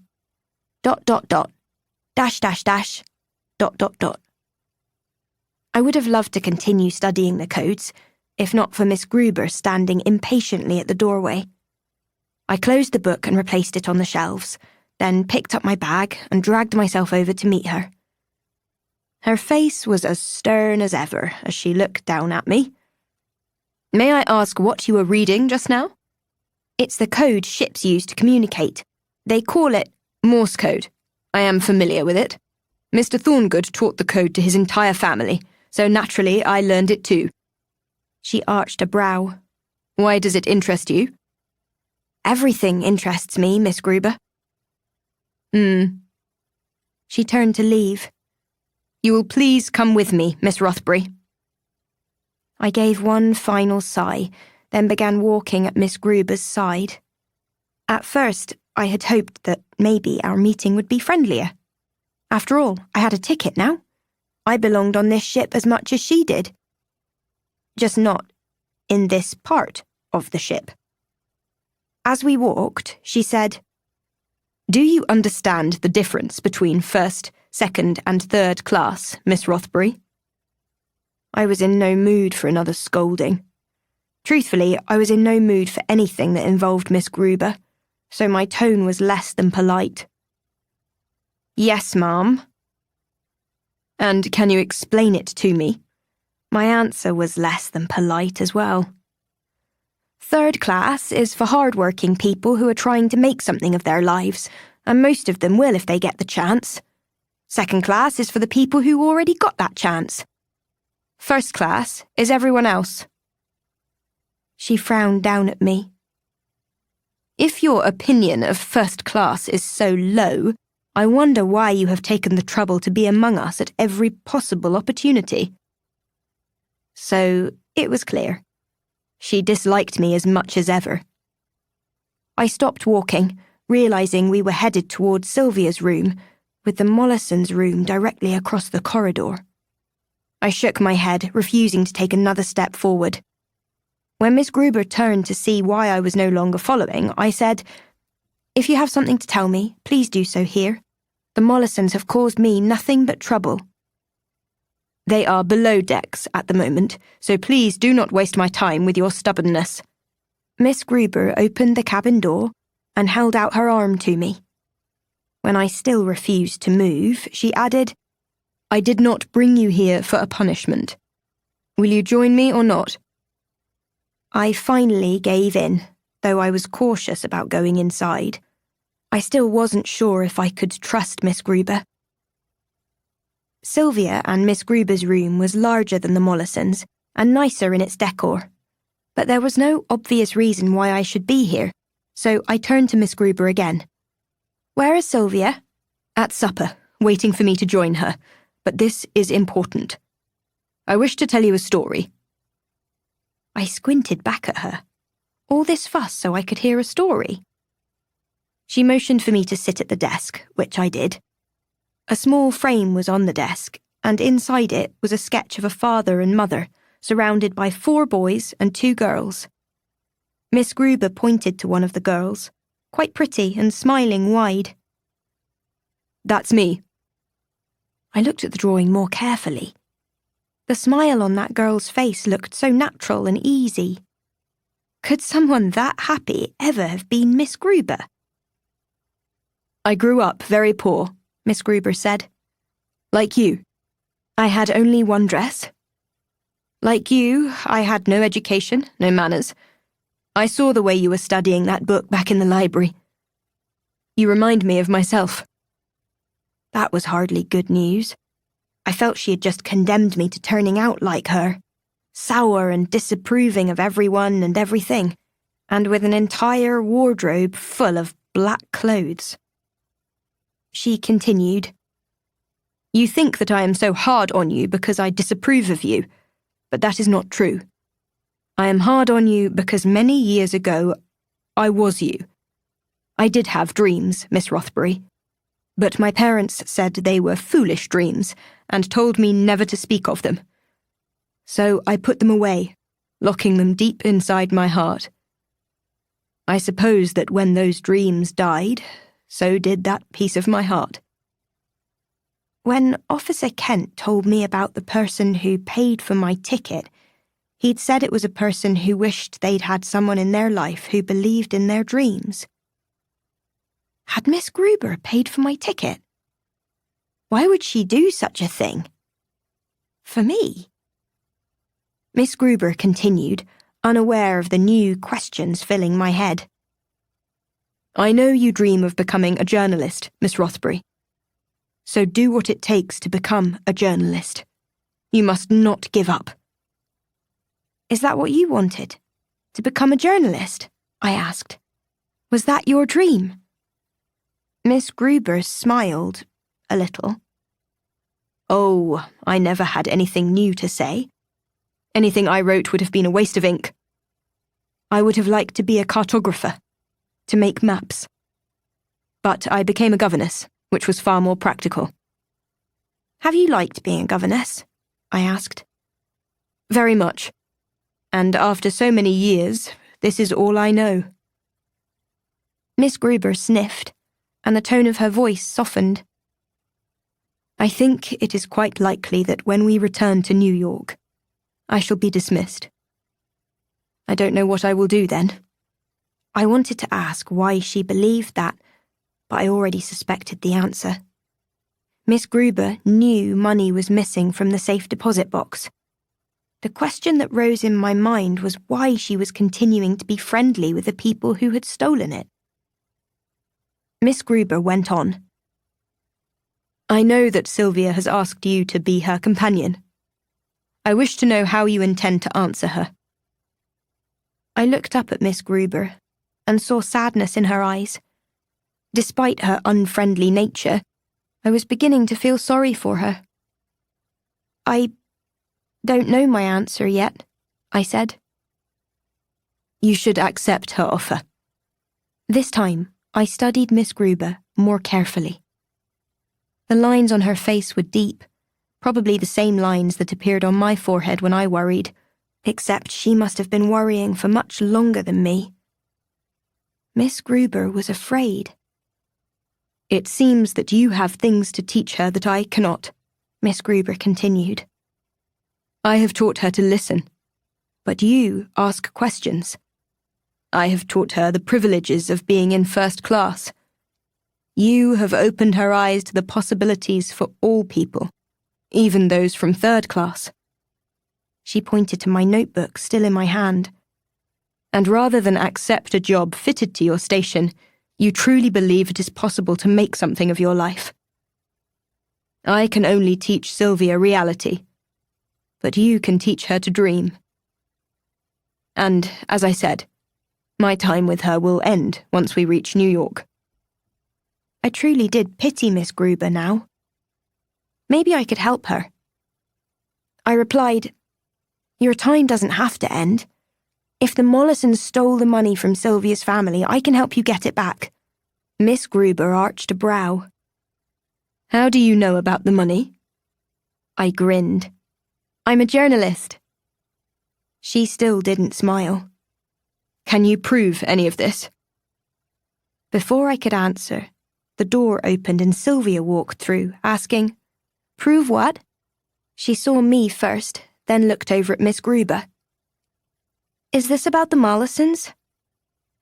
Miss Gruber sniffed and wiped at her teary eyes. We were discussing Hazel's future. You were? Sylvia turned to me, so excited that I wondered if she had failed to notice how sad Miss Gruber was. I hope that means you're still thinking about my offer. To be your companion? Even before Miss Gruber had brought me here, that had been very much on my mind. It was much better work than I'd find in the factories, and I thought Sylvia and I could become the best of friends in time. Beyond that, if I was to be treated as a member of the household, then there was also a chance they'd educate me, not only on the basics of reading and doing numbers, but really learning about the world. Of course I wanted that. But if I accepted the position, would Miss Gruber have to lose hers? Despite everything she'd said or done, I was sure now that she had paid for my ticket.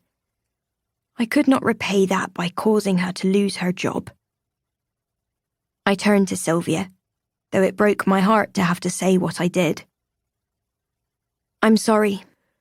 I cannot accept your offer. It's just not right for me. Oh. The disappointment was thick in Sylvia's voice, which made me feel even worse. She turned to Miss Gruber, her expression now one of anger. "You told Hazel to say that, didn't you?" Miss Gruber's eyes widened and I said, "No, she told me to accept." But Sylvia didn't seem to have heard me. She pulled a key out of her pocket and held it up. "The Mollisons are up to something, and maybe you are helping them. I'm going to check my family's safe deposit box right now. Do you have anything to confess?" Miss Gruber paled. I don't know what you're talking about." "You will. Hazel was right about them, and I'm going to prove it." She turned and ran from the room with Miss Gruber following. I stood there a moment, wondering what I should do now. Sylvia was going to prove that the Mollisons had stolen her family's money.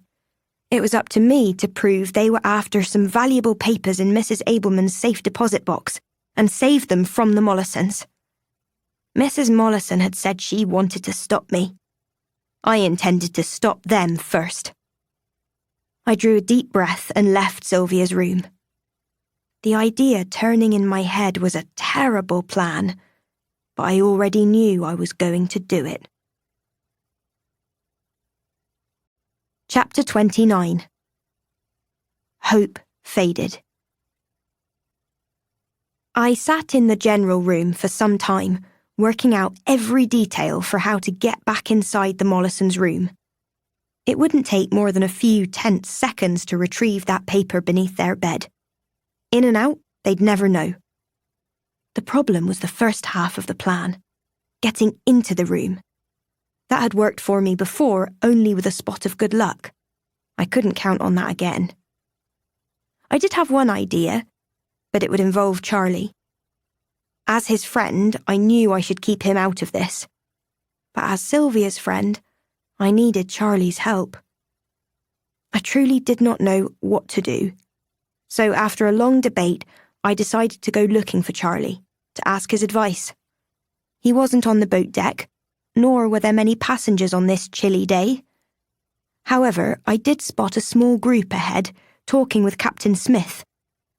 I heard the word warning and decided to press in closer, hoping to catch a little of their conversation.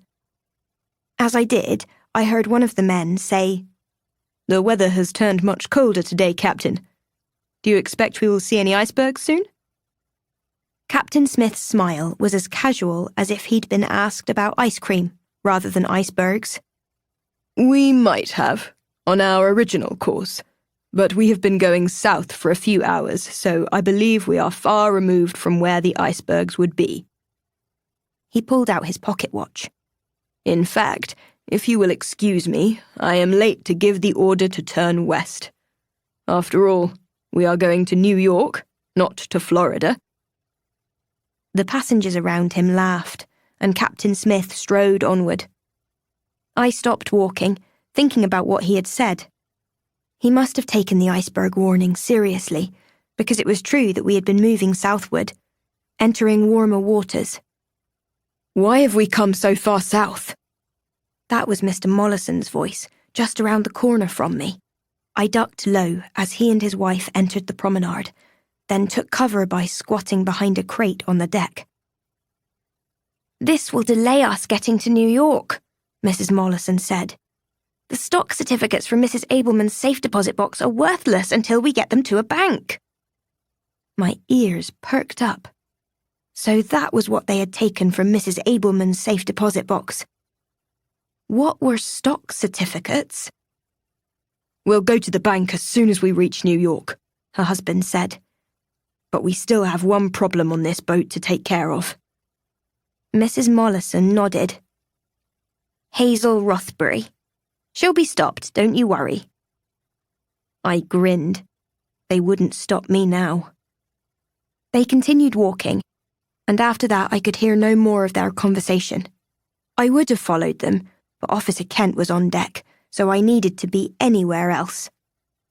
When it was safe to leave, I crept out from behind the crate and went back inside the entrance to the grand staircase.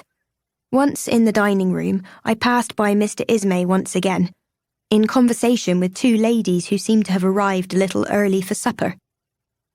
He was standing beside a chair with one foot on the seat.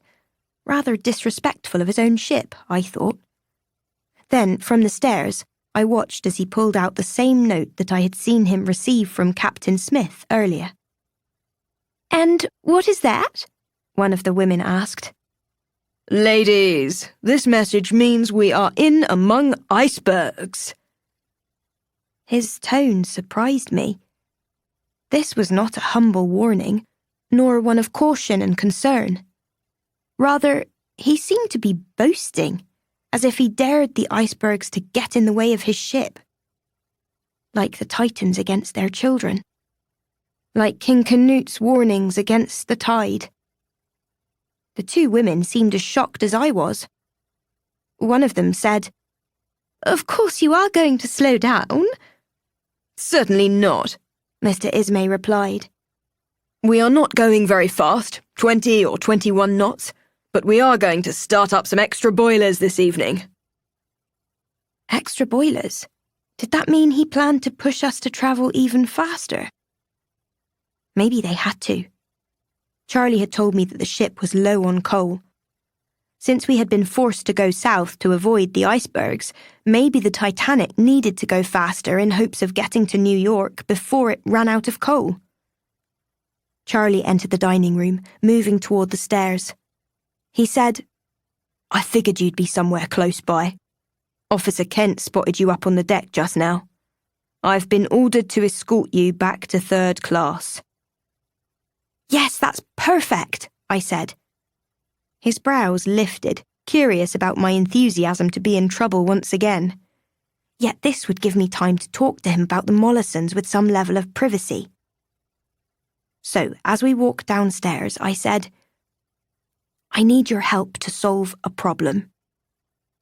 He sighed. "No, Hazel. Whatever you've got in mind, it's not worth it." "It is, Charlie. The Mollisons have Mrs. Abelman's stock certificates." I took a breath. "What are stock certificates?" He frowned. They talk about them in 1st class. It's proof of ownership in a company.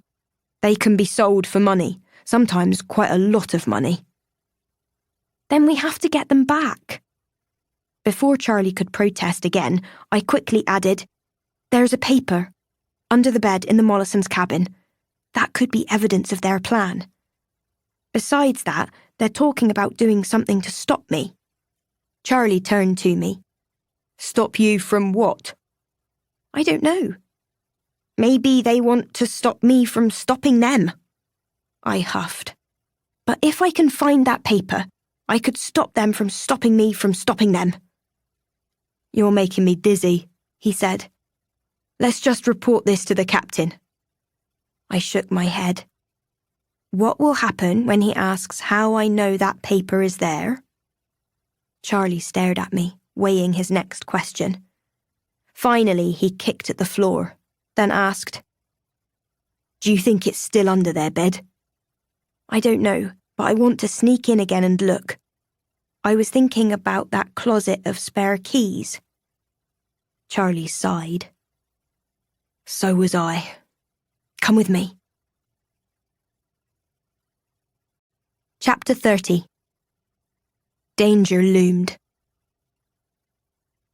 Charlie and I hurried down to the stairway where I had slept my first night.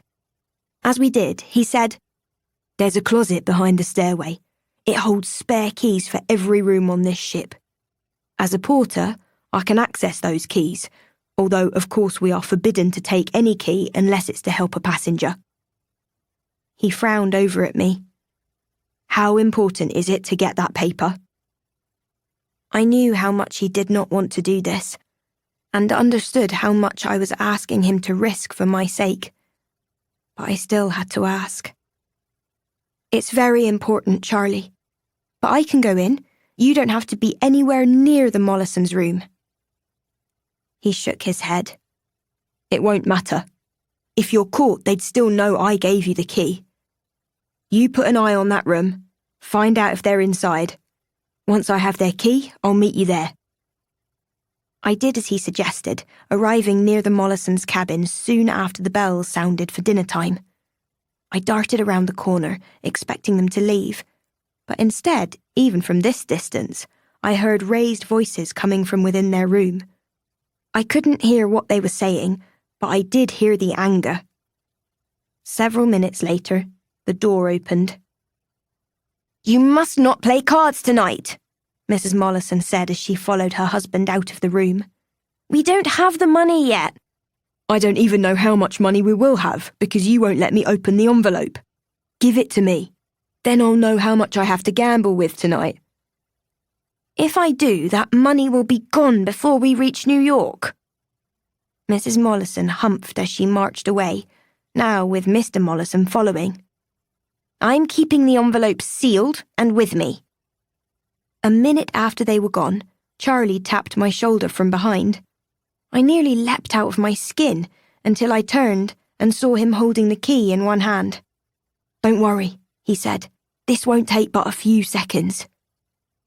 Of course I would worry.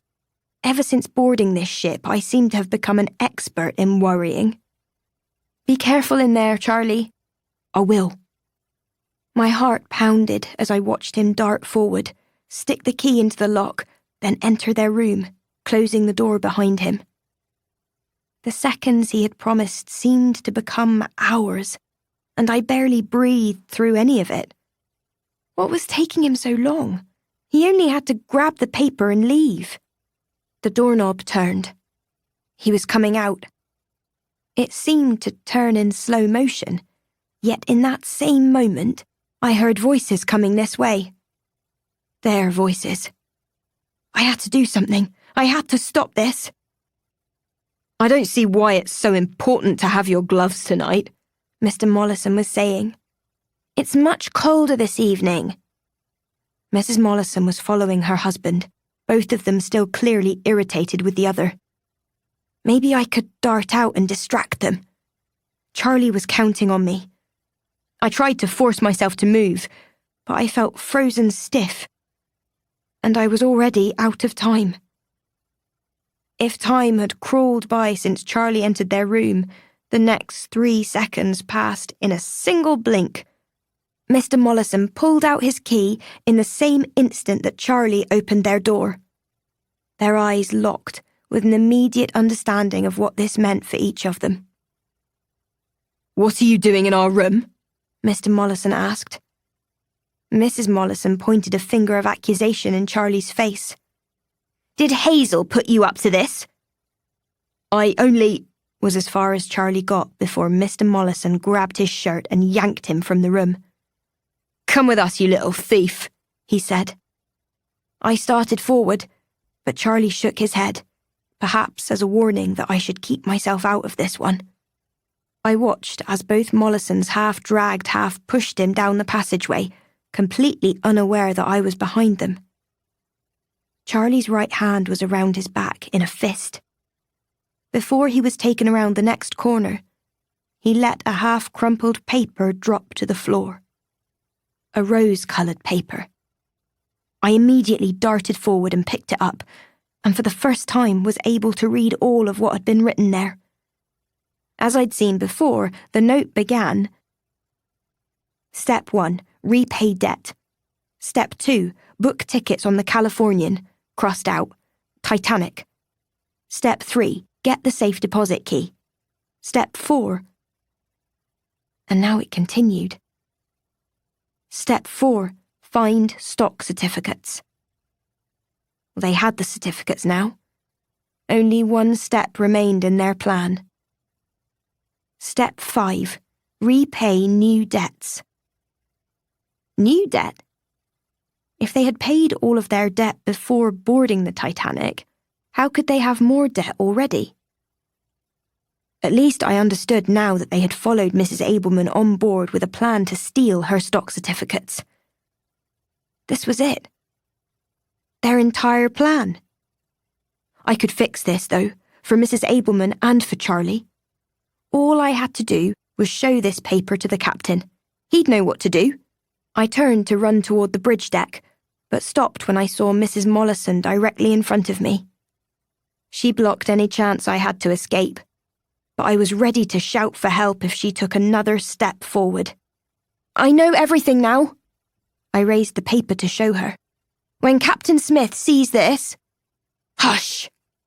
Mrs. Mollison's eyes darted around. "A party is about to begin in honour of Captain Smith, and I must be seen there. If you want to help your friend, you will meet me on the boat deck at 7:15. Bring that paper." I didn't want anything to do with meeting Mrs. Mollison anywhere, but I had failed to help Charlie before. I owed him this much. We exchanged a nod, then she returned upstairs. I waited only a minute to be sure she was gone, then hurried up to the boat deck. I didn't want to take any chances of missing Mrs. Mollison if she came early. Despite my worries, and despite the chill in the air, I had to admit this was a beautiful night. The stars were already out, but no moon had risen yet, and everything was so quiet. Another cold gust of wind rushed through me, leaving a shiver behind. Remembering the warnings of icebergs, I walked to the rails, expecting to see us surrounded by them. But that was not the case at all. Within the area of the ship's lights, the ocean seemed as calm as if we were drifting on glass. It was strangely calm, really. And there were no icebergs. Hoping to distract myself, I pulled out my notebook. Using the deck lights, I wrote, "Sunday evening. The cool weather we have enjoyed thus far has turned. Soon, I fear even our blankets and the heavy fur wraps for the wealthier women will not be enough for warmth. Yet, with the Arctic air, has come the most beautiful starry sky I have seen in my life. Never have I imagined there were so many stars, more than I could count in a lifetime.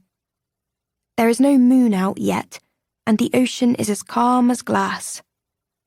This great ship barely makes a ripple as we sail on. A slight haze has begun to rise as well." I stopped there, as my heart leapt into my throat. The Titanic had travelled south for much of today. We were in warmer waters than before, yet the wind was colder than ever. What had Mrs. Abelman told me about cold air moving over warmer water? When cold winds roll over warmer waters, a haze will begin to form. The haze might play tricks on the eye, making it seem like an iceberg ahead was in another place than it truly was, or it could hide the iceberg entirely. Refraction.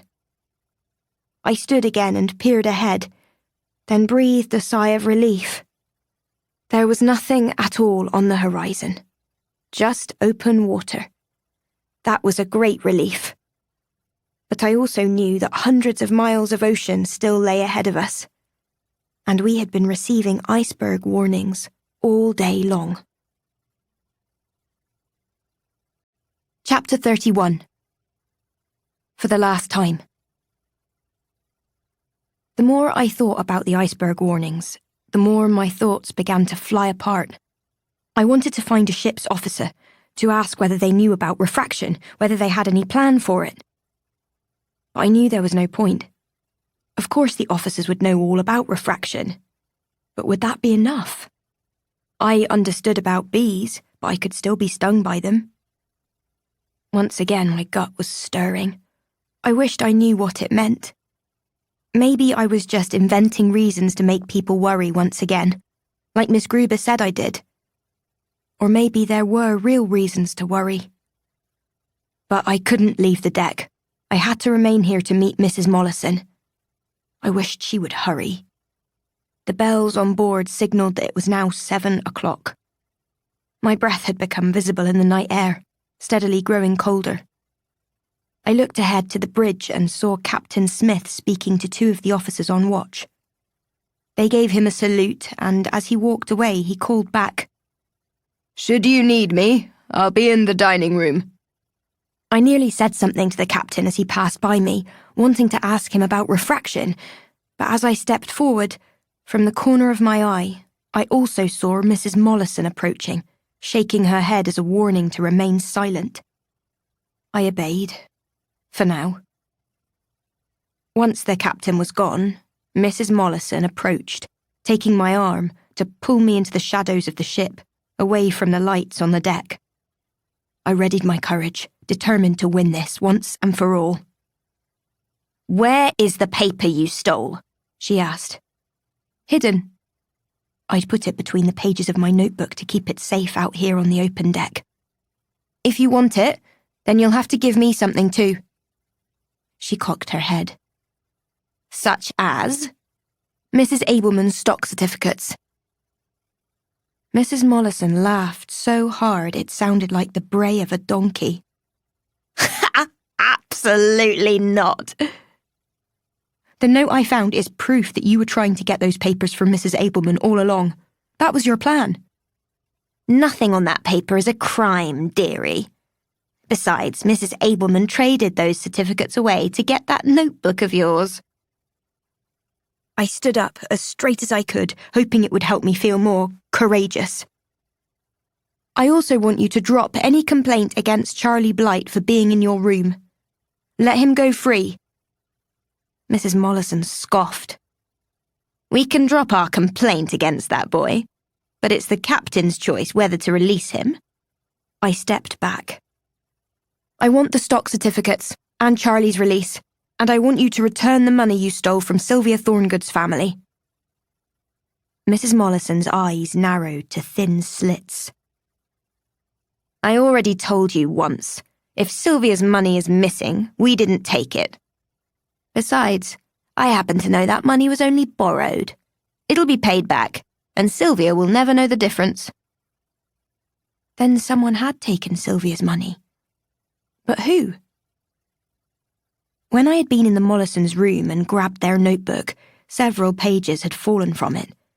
One of the pages showed that the Mollisons had a debt of £420, which had been paid the day before the Titanic left Southampton. Another note indicated that same amount of money had to be repaid before we arrived in New York. The Mollisons hadn't taken Sylvia's money to pay off their debt. Miss Gruber had, and she was expecting them to repay the money into Sylvia's safe deposit box before New York, before she could be discovered. The Mollisons planned to get that money from Mrs. Abelman's stock certificates. If they were valuable enough, they might become wealthy, even after repaying Miss Gruber. "How did you know that Mrs. Abelman had stock certificates on board?" I asked. "Always the curious one, aren't you?" Mrs. Mollison scoffed. "I was the housekeeper at the estate where Mrs. Abelman worked as a governess. I found the certificates in her room one day and took them for myself. Mrs. Abelman caught me and turned me into the master, so I had no choice but to blame her for some missing silver pieces, which I also stole. I even put the pieces in her room so he'd be sure to believe me. They had no choice but to dismiss her once they were found. I heard Mrs. Abelman say as she left that she planned to go to New York. We figured she'd bring the certificates with her." "You thought she'd board the Californian, but instead she bought a ticket for the Titanic." "Which cost us a pretty penny more. But it will be worth it once we cash in the certificates." Now she held out her hand again. "I want that paper." I stepped back, maintaining my distance from her. "You said if I came, you would tell me how to help my friend. So drop the charges against Charlie." "That is not the friend I thought you'd want to help." Mrs. Mollison grinned. "What about Sylvia Thorngood?" A lump formed at the back of my throat. I didn't like the way Mrs. Mollison was smiling. "What about her?" "We're not going to repay Miss Gruber. We're going to let Sylvia be missing for a while, ask a ransom of £420.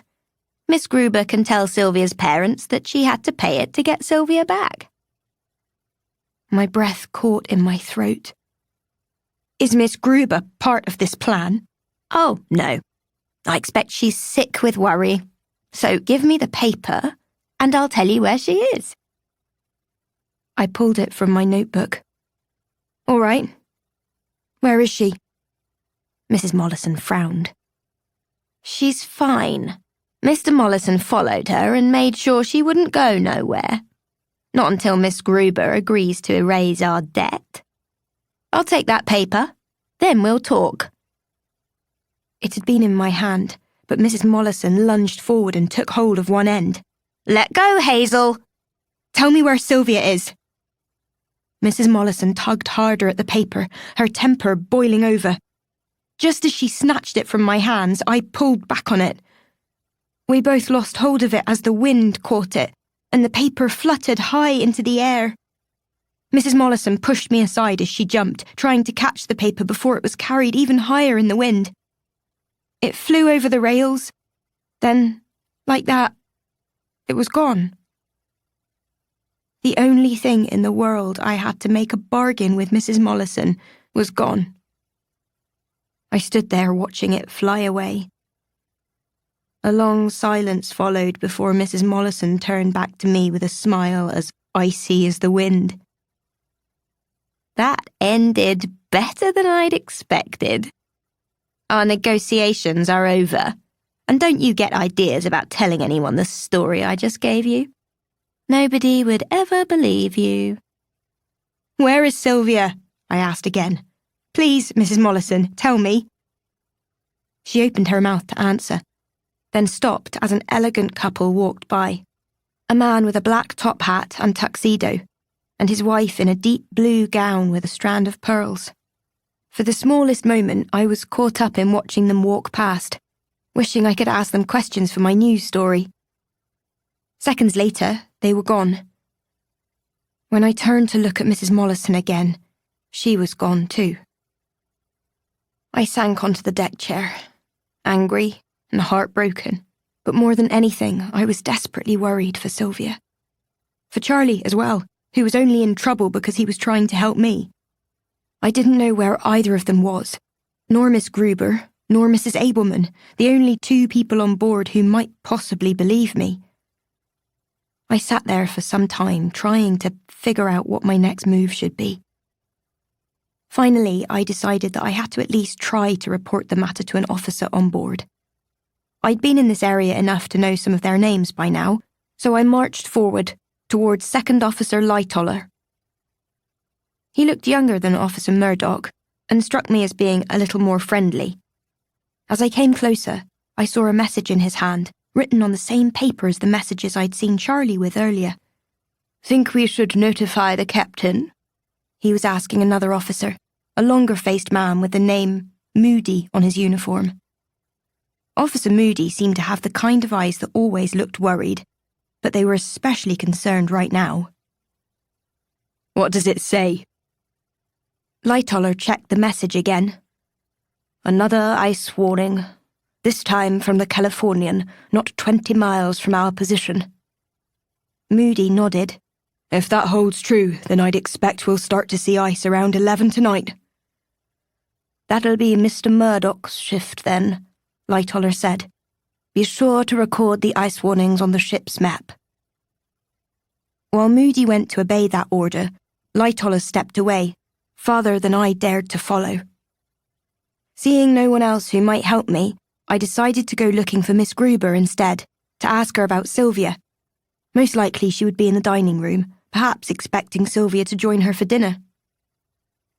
However, before I took my first step onto the grand staircase, a steward stopped me, his arms folded and his lips curled in disapproval. You're not first class, he said. Get back to your area or I'll report you.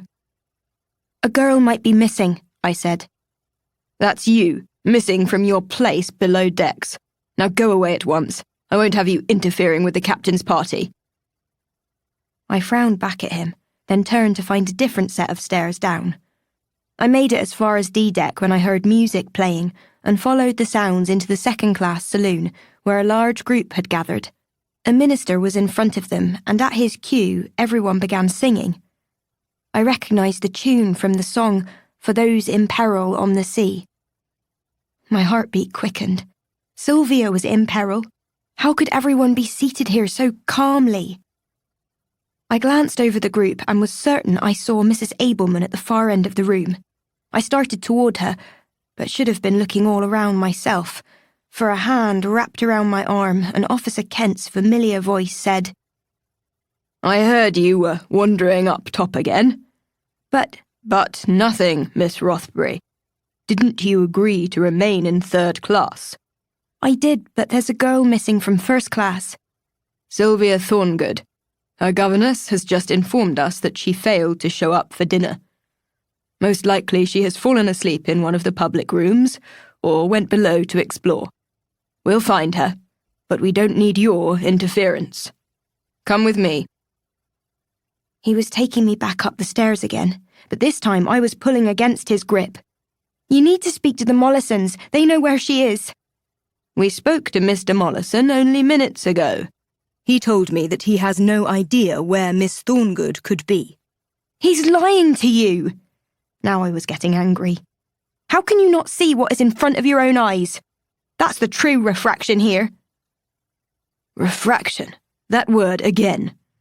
Sir, if you can't see the truth about the Mollisons, how could you acknowledge the iceberg warnings on this ship? He stopped there. What are you talking about? What iceberg warnings? His stunned reply left me equally surprised. Surely you've seen them. They've been coming in all day.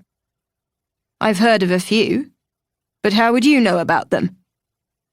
Now it was my turn to stop. I'd gotten Charlie into enough trouble already and couldn't make it worse. No. Haven't the warnings been shared with all the officers? I thought the captain was obligated to post them. I'm sure that the captain has told his senior officers about the warnings. He hasn't. Or, I don't think he has. Maybe he forgot. Maybe he doesn't think the warnings are that serious. By then, we had returned to the bridge, the very place where I had been ordered to leave only a half hour earlier. Officer Kent reopened the very same door to the room where Charlie and I had been held yesterday, the officers' lounge. Only this time, it was empty. I had thought when Charlie was taken away that they'd keep him here until the captain settled the complaint against him. But Charlie wasn't here. Where was he? And where was Sylvia? Chapter 32. Hours felt like days. I stopped in the doorway of the lounge room, confused. Where is Charlie Blight? I thought he'd be here. Young Mr. Blight is in serious trouble, Officer Kent explained. Unfortunately, the Titanic does not have a brig, but we do have another place to hold passengers or crewmen who have become a problem. The officer on duty might order me to take you there as well. So you'd better sit still and hope Officer Lightoller is in a good mood when I report this matter to him. I didn't care what mood anyone was in. I was angry with Officer Kent for ignoring my warnings about Sylvia, and worried about the possibility for a mist or haze to rise above the water, just as we were about to be in among the icebergs, as Mr. Ismay had said. Besides that, I was feeling impatient. Mr. Kent had closed the door behind me, but it wasn't locked. At first, I nudged it open, hoping to hear any passing conversations. When that didn't work, I widened the door a little more, and when nobody came by several minutes later, I decided to creep outside and see how close I could get to the Marconi room. Its door was also open. If I sat close, I could hear the tapping out of messages being sent, but I doubted any of them were worth listening to. They'd be the telegrams purchased by guests over the last few days. They wouldn't be worth my trouble to attempt to translate. Far more important were the messages being received from other ships in the area.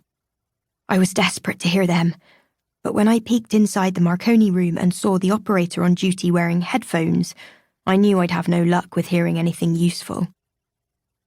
However, from somewhere nearby, I did hear Second Officer Lightoller greet Captain Smith, saying, "I am sorry to pull you away from the party, sir." I sat up straighter. Something big had to be happening to call the captain away from his own party. Captain Smith chuckled.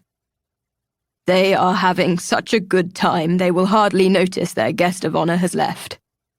Now his tone became more serious. I understand we have more messages. Yes, sir.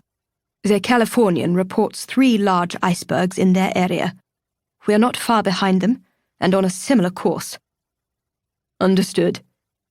And have you noticed any sign of icebergs here? No, sir, Lightoller said. But as you can see for yourself, the water is at a flat calm. I can't recall ever seeing the water so still. That does make me nervous. Why is that? Captain Smith asked. Ripples in the water will bump against icebergs. That makes those devils easier to spot. The water won't give up any secrets when it's this calm. A short silence followed before Captain Smith asked, What is our visibility tonight? There's a slight mist in the air, Lightoller said. But we should see everything for at least 2 miles. Very favourable conditions. That's good. Captain Smith nodded at his officer. I will take a final turn around the deck, then go to my quarters for the night. Be sure to inform me at once if anything seems off. I nearly called out right then. Of course something was off. I wanted to leap out from my hiding place and talk to them about refraction, or more importantly, to ask why they were worried about ripples on the water when they could simply give binoculars to their lookouts. I drew in a deep breath, ready to stand up tall and ask my question. But before I could, both men had already left, leaving me alone in the area. Alone and terribly cold. The tips of my fingers were already aching with numbness. My attention shifted back to the tapping sound in the Marconi room. With nothing better to do, I pulled out my notebook and tried decoding the Morse code as the operator inside sent the messages. I didn't catch most of the code. He was tapping too fast and my cold fingers were too slow. By the time I decoded a single word, he'd be on to the next message. However, finally there was a pause as the operator listened. Then he muttered to himself, "Yes, we know about the icebergs. Enough already." I sat up straight. Another message must have just come through for the captain. I scrambled back into the officers' lounge, expecting the telegraph operator to come out to deliver this latest warning.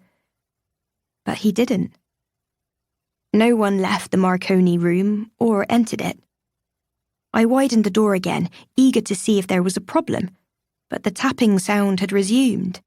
He was sending messages again. Why wasn't he reporting the warning? I was still there listening when Officer Kent returned. He said, I must apologize for leaving you here so long, Miss Rothbury. There were other matters that required my attention. Like the iceberg warnings? I asked. He arched a brow. I'm sure the officer on duty has that managed. Has Sylvia been found? Not yet, but we have begun a search for her. Sylvia had told Miss Gruber that she intended to prove that the Mollisons had stolen her family's money. Mr. Mollison had followed her, then locked her in somewhere. Where would Sylvia have gone? I could think of only one possibility. A place I'd been before. I jumped up from where I had been sitting. Mr. Kent, if I promise to return to 3rd class and to stay there, will you let me go? He rolled his eyes. I was already coming here to release you, but I must tell you that if you leave 3rd class again, we do have a place on board that functions as a brig. Where is that? Surely that would be where Charlie was, though for now I only wish to get down to the orlop deck. He cleared his throat. Goodbye, Miss Rothbury. Goodbye, and thank you. I pushed past him and began running. The promenade was almost entirely empty now, and the few passengers who remained seemed to be retreating from the cold. I spotted a set of stairs near the front of the ship and took those down, surprised that they passed from one deck to another, lower and lower until finally I reached a sign at F deck forbidding passengers to continue on any farther. I tiptoed past the sign and went even lower, down to G deck, and then finally I was back on the orlop deck, the very level where I had begun my journey on the Titanic. It took a minute to get my bearings and to be sure that I was alone, but once I did, I was able to walk toward the baggage storage area. There wasn't much down here, and I certainly understood that this was no place for me. I turned to go back upstairs to get a crewman to help me search this area, except somewhere nearby, I heard a tapping sound, a clanging against metal. I listened long enough to recognize this was a pattern. 3 short taps, 3 longer taps, and 3 short taps again. SOS. That was the newer code to call for help. The sound was coming from behind a set of doors marked with a sign for large cargo. I banged on the door. "Sylvia, are you in there?" A voice called back. "Hazel? Hazel, I'm here, but I'm stuck." I pulled on the heavy door, calling out as I did. "Don't worry, I'll have you out soon. Are you all right?" "I think so, but a trunk fell on my leg and it's trapped me here." Finally, I widened the door enough to get inside.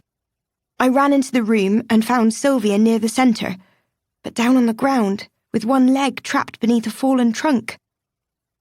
Immediately, 100 things that had to be said were exchanged, faster than either of us could respond. "How did you find me? How long have you been here? Does Miss Gruber know I'm gone? Are you injured?"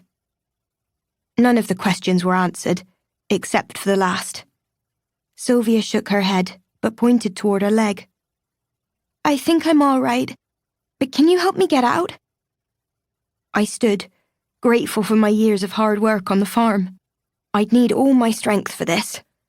The trunk was flush against the ship's wall, so I needed to lift it enough for Sylvia to pull her leg out. I crouched low, wrapped my fingers around the bottom of the trunk. Then, with a particularly unladylike grunt, I began to lift it. Sylvia said, "I can wiggle my leg a little." "Hurry!" I couldn't raise the trunk any higher than I had, and I certainly couldn't hold it for much longer. "I'm trying," Sylvia said. The trunk began slipping from my fingers. "Sylvia, hurry!" Even before I finished speaking, I lost hold of the trunk and it fell again. But I glanced over at Sylvia, who seemed to have just pulled her leg free. I hurried over to her. "How is your leg now?" She moved it, though her face tightened into a grimace as she did. "I think it's just a little sore. Maybe if I walk on it." I helped her to stand and then braced her weight as we walked in a circle around the cargo hold. She glanced over at me. "You know, this is exactly the reason why I need a companion." I chuckled. "This is the reason? Do heavy trunks fall on you very often?" "No, but I'm glad you figured out where to find me." She went silent for a moment, then asked, "Why didn't you accept the offer to be my companion? Was it something about me?" "No, of course not. I took a deep breath, then said, "I think you need Miss Gruber a while longer, and I know that Miss Gruber needs you." "I'm not sure about that." When Sylvia spoke again, it was barely a whisper. "Will you help me down the stairs?" I kept my arm around her to brace her as we walked toward the lower cargo area. "Why are we going down there?" "Because I couldn't find Miss Gruber's trunk up here." Sylvia looked over at me. "You were right. The key was in the pocket of her dress, so I had to wait until she was asleep to get it. After leaving my room, I opened our safe deposit box. It was exactly as you said. £420 were missing. But the purser told me nobody had opened the box since we boarded the ship. That money was missing before the Titanic left port." Now Sylvia's eyes widened. "That means Miss Gruber had to have taken it." We reached the bottom of the staircase, entering the lower cargo hold level. It was darker than above, and I was grateful for the small lights posted on the walls. Sylvia began searching in one area, and I started in another. Minutes later, Sylvia said, "I found it."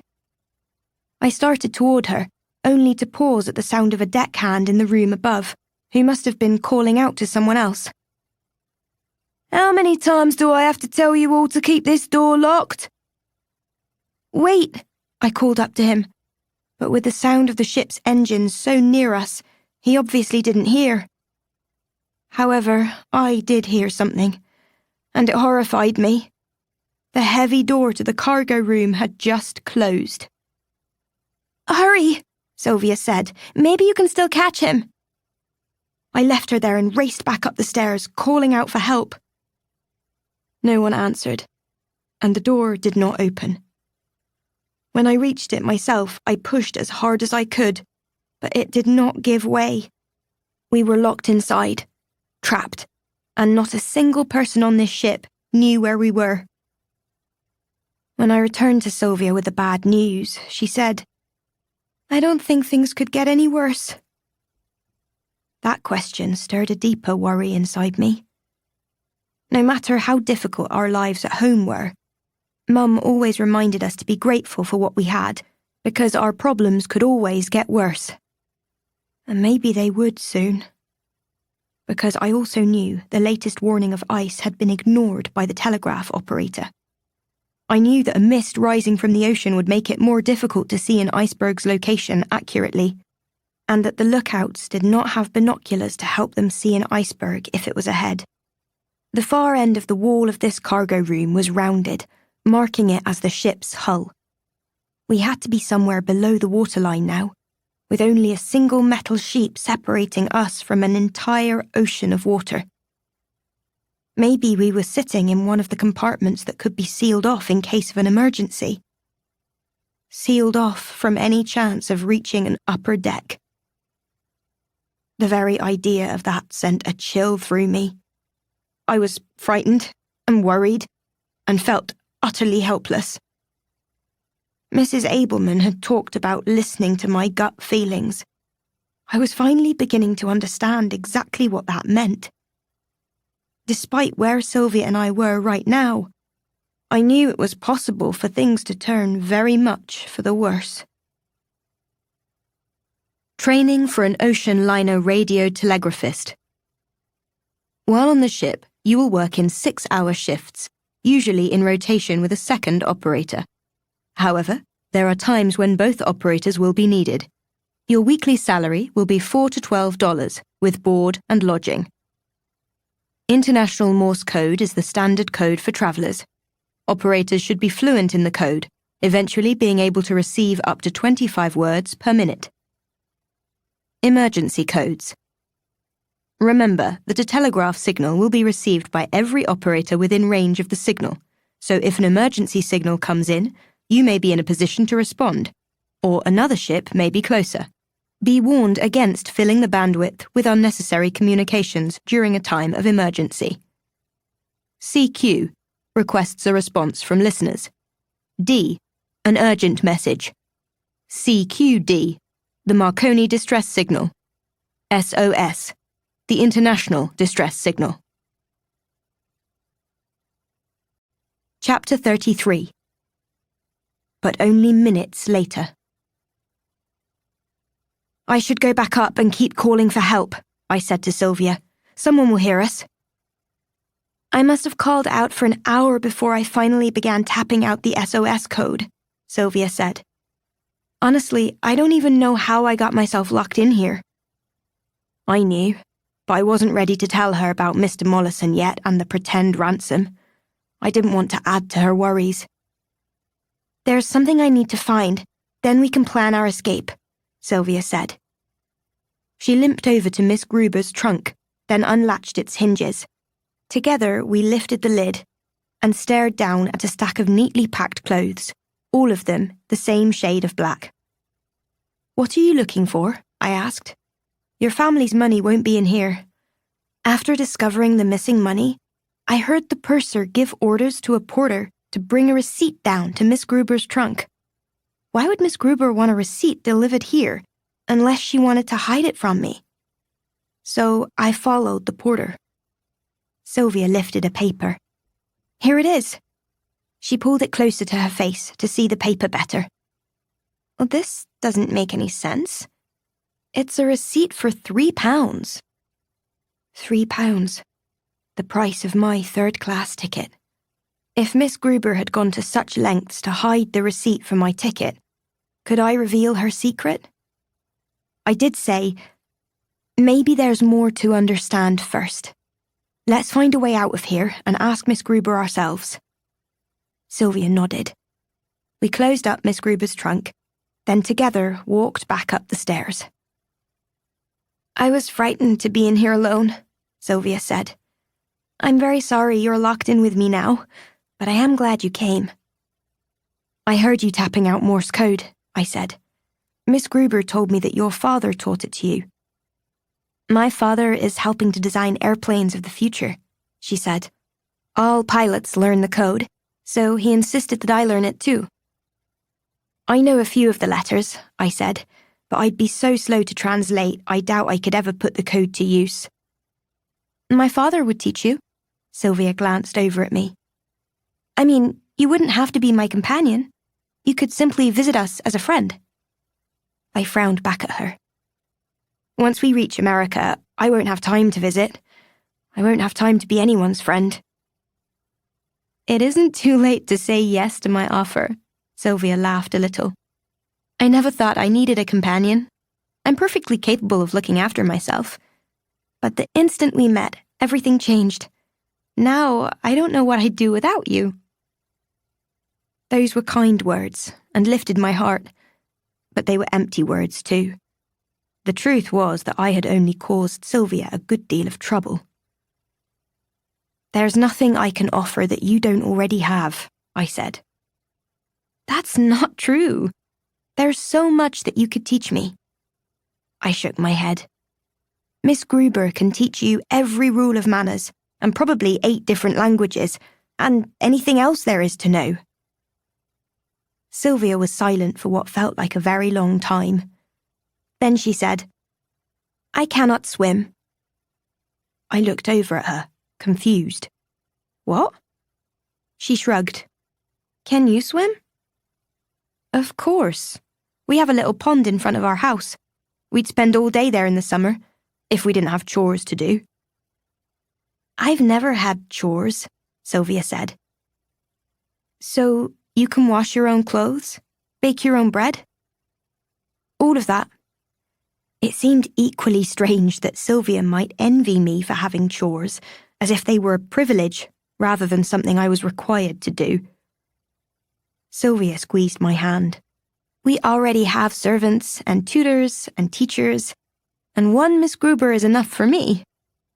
But only one person can teach me about the real world, and that is Miss Hazel Rothbury. Maybe they weren't entirely empty words. I smiled.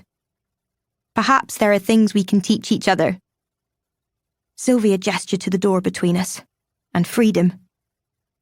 Could you teach me anything about escaping this cargo hold? Surely the girl who figured out how to sneak onto the greatest ship the world has ever seen would know a thing or two about breaking through a locked door. I began looking around for anything that might make enough noise to call someone's attention to us, but if her clanging out the Morse code upon the metal walls didn't summon anyone, I couldn't think what else here would. The room was full of large pieces of luggage and trunks and crates, none of which I wanted to dig through in the hope of finding a noisemaker. At the far end of the room was a very fine car, maroon with glass sides. It looked as if it had been enclosed in a crate, but the front side of it had fallen open. I pried it open with a stick when I first came in. Sylvia admitted this as casually as if she had merely peeked at a wrapped Christmas gift. I was curious. I'd seen automobiles similar to this before. One had even blasted a horn at me a month ago when I was walking in the road as it tried to pass by. Sylvia said, My father owns a similar automobile. I've watched his driver start it up before. Is there a key inside? I checked. Yes. Then I understood why she had asked and began shaking my head. You can't be serious. Sylvia called out instructions for what to do with the levers on either side of the steering wheel, then said, There's a hand crank out here. I'm going to turn it, and with some luck, the automobile will start. Be ready.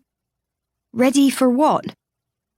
Sylvia bent low and began turning the hand crank. The engine rumbled. I don't know anything about driving, I said, though I climbed into the seat anyway. Sylvia turned the hand crank again. My foot hurts too much to use the pedals. You'll have to do it. I can't. If there was one thing I was certain of, it was that I could not, and should not, do this. With the next turn of the crank, the engine came to life. Sylvia darted out of the way as the Renault rolled forward. I gripped the wheel, but had no idea what else to do. The automobile rolled out from its crate, then continued rolling toward the cargo doors. The brake, Sylvia called. Push down on the pedal. I looked down. There were 2 pedals, and I had no idea which was which. I closed my eyes and pushed down on one with my foot, just as the Renault bumped the cargo doors. They split apart, and the Renault stopped there. Keep your foot down. Sylvia limped toward me, then opened the Renault's door and turned the key. The engine sputtered off. Sylvia pulled another lever, explaining, "That will keep the car from rolling forward any farther." "Did we damage it?" I asked. I got out of the automobile and we ran around to the front. One side looked a little banged up, and I cringed to see it. I couldn't begin to imagine how much trouble I'd be in now. "At least we're free," Sylvia said, then shrugged. "My father will be furious with me. Come on." She wrapped an arm around my shoulder, and I thought that, despite everything, I saw her smile, which made me smile too. As I helped her back upstairs, I wondered if this was how it felt to be a companion. Something more than a friend, perhaps. I liked this feeling of helping to save Sylvia. Maybe I liked this even more than writing questions in my notebook. We had several flights of stairs to climb before we reached the purser's office, and both of us were out of breath from our hurry. Miss Gruber was there as well, nearly in a full panic as she spoke to the purser. "There must be more that you can do." She clutched the purser's arm, and from his expression, the strength of her grip was hurting him. Sylvia stepped forward. "Miss Gruber?" Her governess let out a cry and rushed forward, pulling Sylvia into a close hug as tears streamed down her face. "Oh, my dear Sylvia, where were you all this time? I've been horribly worried." "We were locked into the cargo hold." Sylvia nodded my way. "Without Hazel's help, I'd still be trapped down there." "Why would you ever go down to the cargo hold?" Miss Gruber asked. Sylvia's expression hardened. "It's about the money." Before she could continue, I jumped in. "Miss Gruber says that I remind her of herself when she was younger." "What does that have to do with Sylvia's absence?" Miss Gruber asked. I turned to Sylvia. "I have 4 brothers. If there was anything in the world they needed, I would help them, even if it made my life more difficult. Back in your room, I saw a drawing of Miss Gruber when she was a child. She had 4 brothers too, and also 1 sister." Now I looked at Miss Gruber. "I would guess that sisters would help each other even more. Your sister owed £420 in debt. When Mrs. Mollison begged you to help her pay it off, there was only one thing you could do." Sylvia's eyes widened. "Mrs. Mollison is your sister?" Miss Gruber stepped backwards, staring at me. "How did you know?" "When we had supper together in the Parisienne, Mrs. Mollison said her father believed that unless she had an original thought, writing was a waste of ink. You told me nearly the same thing in your cabin earlier today. Your father was wrong about that, by the way."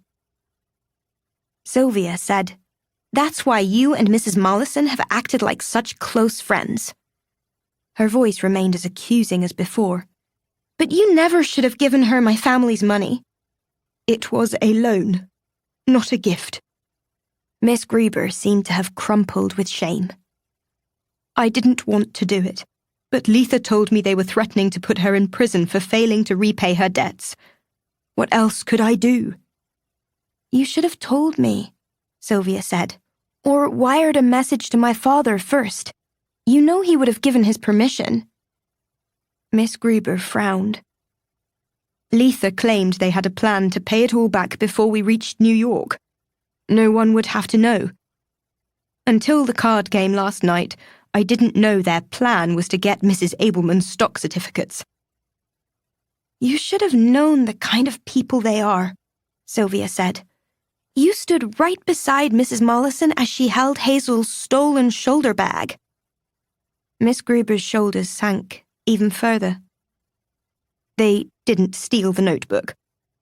I did that. My heart skipped a beat. Why? You said you wanted to write about the secrets of the Titanic.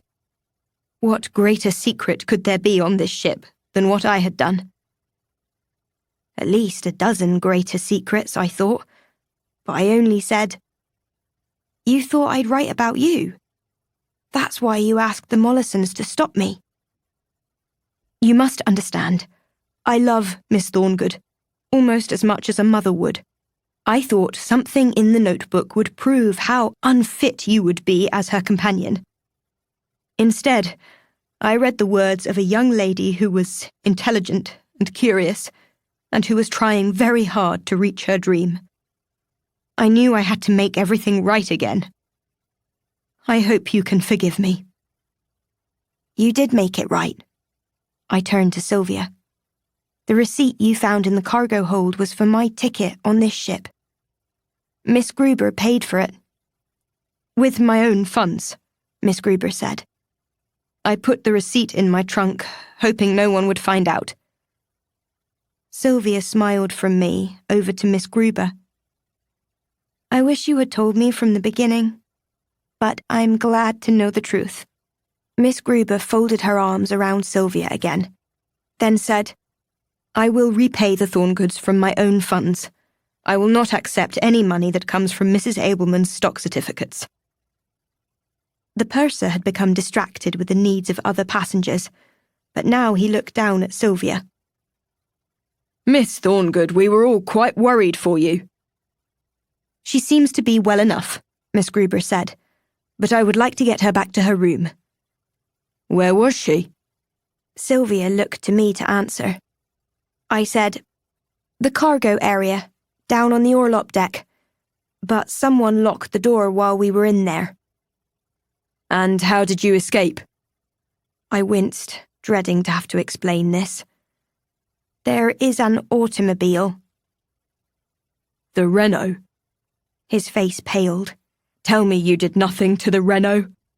He turned to Miss Gruber. If you'll excuse me, I must know what damage was done down there. I'd better come too, Miss Gruber said. I will need to see it for myself so that I can report it to her parents. No passengers are allowed there, the purser said. Miss Gruber straightened up. When Edgar Thorngood asks for an explanation of what happened to his daughter today, would you like me to tell him, or shall I send him to you? The purser swallowed hard. Very well. He then turned to me. You and Miss Thorngood will go up to the boat deck where I know you will be safe. Tell the officer on deck that I sent you there. Sir, I said, they have seen far too much of me already. Is there somewhere else? The boat deck, now, Miss Gruber ordered. I walked back to Sylvia. They'll be happy that you were found, I said. But they've surely had their fill of seeing me. Chapter 34. Time stopped. As I had predicted, Sylvia was warmly greeted by Officer Kent, who claimed it was an utter miracle that she had been found. I didn't see it that way. She'd been found because I figured out where she must be. That was good sense, not a miracle. When I tried pointing this out, I received a glare, and the comment that, until Miss Thorngood's governess returns, I assume you'll want your usual room up here. I'd rather remain out here on the bridge, I said. I'm writing a news story and watching everyone at work." "No, Miss Rothbury." He opened the door to the officers' lounge and we both entered. "White Star has no interest in the thoughts of a 12-year-old passenger from third class. While you wait, since Miss Thorngood has had such a difficult time, I'll have some tea sent in for her." Sylvia called after him as he left. "Hazel had a difficult time too." If he heard us, he said nothing and only continued to walk away. Meanwhile, Sylvia lay back in one of the chairs, resting her head on her hands. "How can you be so alert, Hazel? I'm exhausted." A clock was set inside the room. I should have been more tired, that was true. By now it was just after 11 o'clock. "It's terribly cold out there," Sylvia said. "I hope Miss Gruber will hurry so that we can all return to our rooms and go to bed." I wanted that too, but I was curious about the Marconi room once again. As it was before, the door was slightly ajar and the operator's back was turned to it. When I pushed open the door to the lounge, if I listened carefully, I could hear him tapping out messages once again. "Sylvia," I whispered, "you know Morse code, right?" "Yes, Hazel." Her eyes were closed now. "But can we talk about this in the morning?" I walked over and shook her arm. "Just translate one code for me. I want to know what kind of messages he's sending." "Those messages are private." "One message, please. Then I'll let you sleep." Sylvia groaned, then pulled herself back to her feet and trudged out the door behind me. We crept to the door of the Marconi room and began listening to the transmissions. For the first minute or two, it was the same pattern as before, tapping out the code, then the scratching of the operator's pen as he recorded the messages coming in. I had my notebook out but wasn't bothering to write the codes down anymore. I was simply trying to listen, with my eye on the Morse code in front of me, trying to figure out any of the letters as they were tapped out. "This message is just a passenger's simple hello from the Titanic," Sylvia whispered. "Nothing worth..." That was as far as she got before we heard an angry shout from the operator. Then he slammed his headphones down on the desk. "You'll make me lose my hearing," he shouted. He was in the room alone, so the message he had just received must have come through very loud. The operator grunted, then began tapping out a reply, this one so forceful that I was able to distinctly record the dots and dashes into my notebook. Sylvia watched as I wrote them down, her eyes widening as she mouthed the different letters. By the time I finished, she motioned for me to follow her back into the officers' lounge. When she closed the door, her eyes were wide. "I can't believe it," she said. "How much of that did you understand?" I stared down at the code. Only a few of the letters. She held out her hand for the notebook and began writing. "I hardly dare to speak the words that he just sent to that other ship." When she returned the notebook to me, I read aloud. "Shut up, shut up. I'm working Cape Race." Then I looked up, my eyes wide. Is that really what he wrote back? That's terribly rude. "That's what he wrote, I'm sure of it," Sylvia said firmly. "What's Cape Race?" I asked. "That's in Canada. It'll be the nearest receiving station to us," Sylvia said.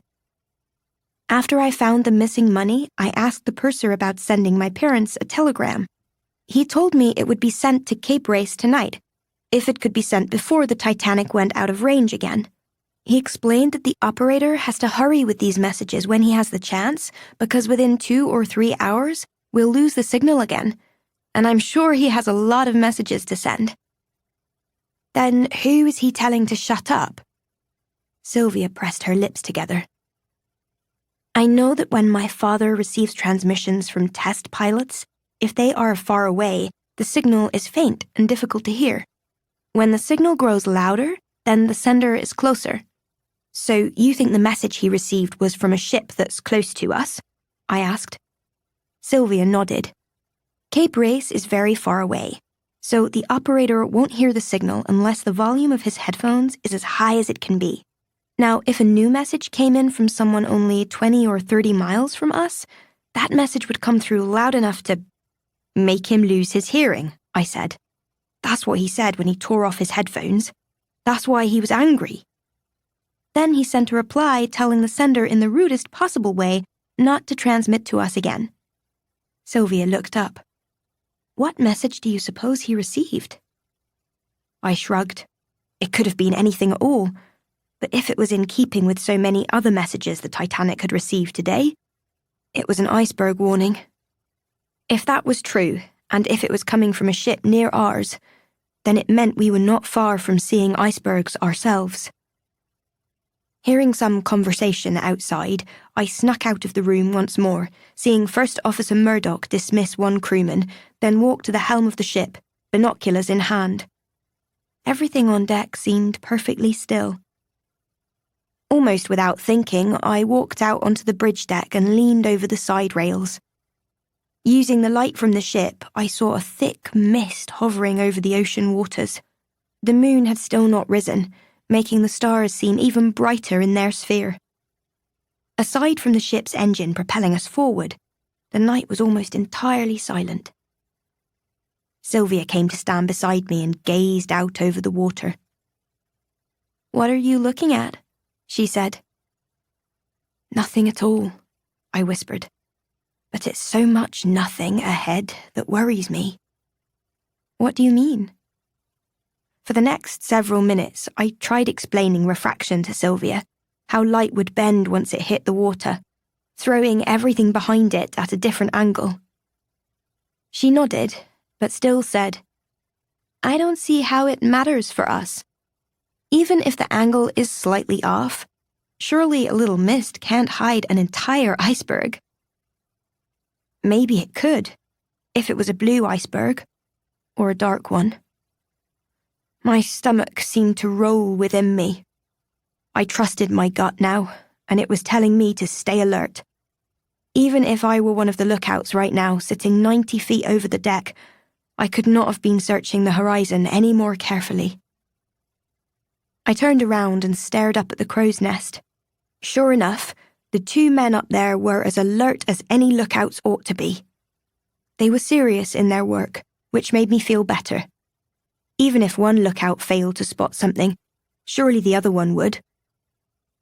Beyond that, if today's iceberg warnings were truly of any concern, the telegraph operators would have reported it, the captain would have posted the notes, and the officers would have shared their information with one another.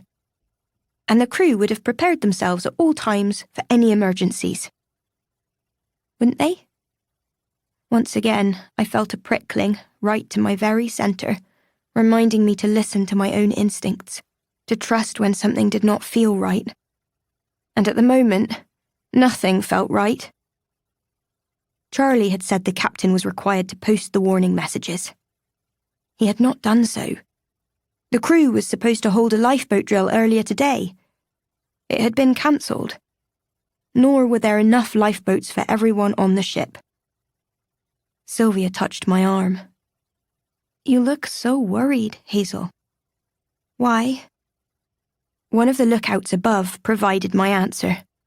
Before I could even open my mouth, the bell up in the crow's nest rang out with 3 distinct alarms. I heard one of the men call down, "Iceberg! Right ahead!" My eyes shifted toward the front of the ship. I opened my mouth to scream, but not a single sound came out. I'd read about icebergs, discussed them, sketched them, imagined them for days every time I'd closed my eyes. Nothing that I'd imagined compared to what I was seeing now. The Titanic was headed directly for a large iceberg. It was tall and jagged and grew more terrible as we continued straight on toward it. Until seconds ago, it had been completely invisible, just as a dark iceberg would be. Chapter 35. 11:40 p.m. Over the next 2 hours, I would learn something about time. Something devastating. There are moments in life when time moves with its own will, not bound by any timekeeper's measure. It may speed up, passing so fast that life itself becomes a blur, a memory before it is a moment. On a different occasion, time may slow to a crawl, each second becoming an hour, a day, or a lifetime, which means that time cannot be trusted. I began to understand that the instant I saw the iceberg looming in the distance, when the next 30 seconds passed so slowly that for all I knew, time itself had stopped completely. When everything stopped, except for the Titanic itself, steadily moving forward. Tick, tick, tick. All eyes on the bridge turned to First Officer Murdoch, the man now in command. As slow as time moved for me, I thought that for him, every possible scenario must have flashed through his mind in only a fraction of a second. Do nothing, and we would face a direct collision. Turn to starboard, and we would careen sideways into the iceberg. There was only one chance for us, and from my view, it didn't look like much of a chance. "Port your helm!" Murdoch shouted. "They're going to turn the ship," Sylvia whispered. The bridge erupted into an organised chaos. Each man flew into action to perform his duty. Bells rang and orders were shouted on all sides. Despite all of that, the ship was still on a direct course toward the iceberg. The nearer we came, the higher it rose above the deck. Beautiful, yet still a frozen monster upon the water. As with all monsters, the most frightening of all was not what could be seen, but what was not seen. Its claws lay hidden below us. If the seconds had crawled along before, that was nothing compared to how I felt now. Over the next 30 seconds, time sped up for me. The Titanic seemed to be racing forward, indifferent to the will of the crewmen trying desperately to shift its course. 5 seconds passed, and nothing had changed. 10 seconds. The iceberg still lay directly ahead. Then the engines stopped, and the ever-present humming of the ship fell silent. Yet still we were drifting forward, as if pulled along by an unseen magnetic force. "What happened to the engines?" I whispered to Sylvia, but she did not move. She did not breathe out a single word. 15 seconds. The engines started again, and this time the Titanic angled sharply to the left, exposing the right side of the ship to the danger. "We're going to make it." Sylvia's eyes were locked on the iceberg, as were mine. She clutched my hand. "Hazel, are we going to make it?" Even before she finished speaking, a shudder ran through the ship. Something creaked below us. The entire ship seemed to bump ever so slightly. If I'd been asleep, I would never have noticed. But here, standing on the deck and wide awake, I felt all of it, heard all of it, and I knew what this meant. "Hazel?" I heard Sylvia's voice, but once again time was moving so slowly. The thought had not yet come that I should answer her. The Titanic continued onward, sliding alongside the iceberg. The rails sheared off ice in chunks that fell onto the deck only meters from where we stood.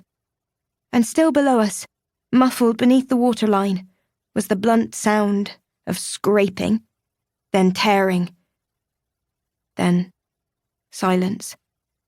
Once again, time stood still for me, the spell broken only when Sylvia touched my arm. "What has happened? Did we escape the worst of it? Did we?" I closed my eyes as every question I'd asked since boarding the ship ran through my mind. What would the lookouts do if they saw an iceberg? How long would it take the ship to stop if an obstacle was in the way? Did the lookouts have binoculars?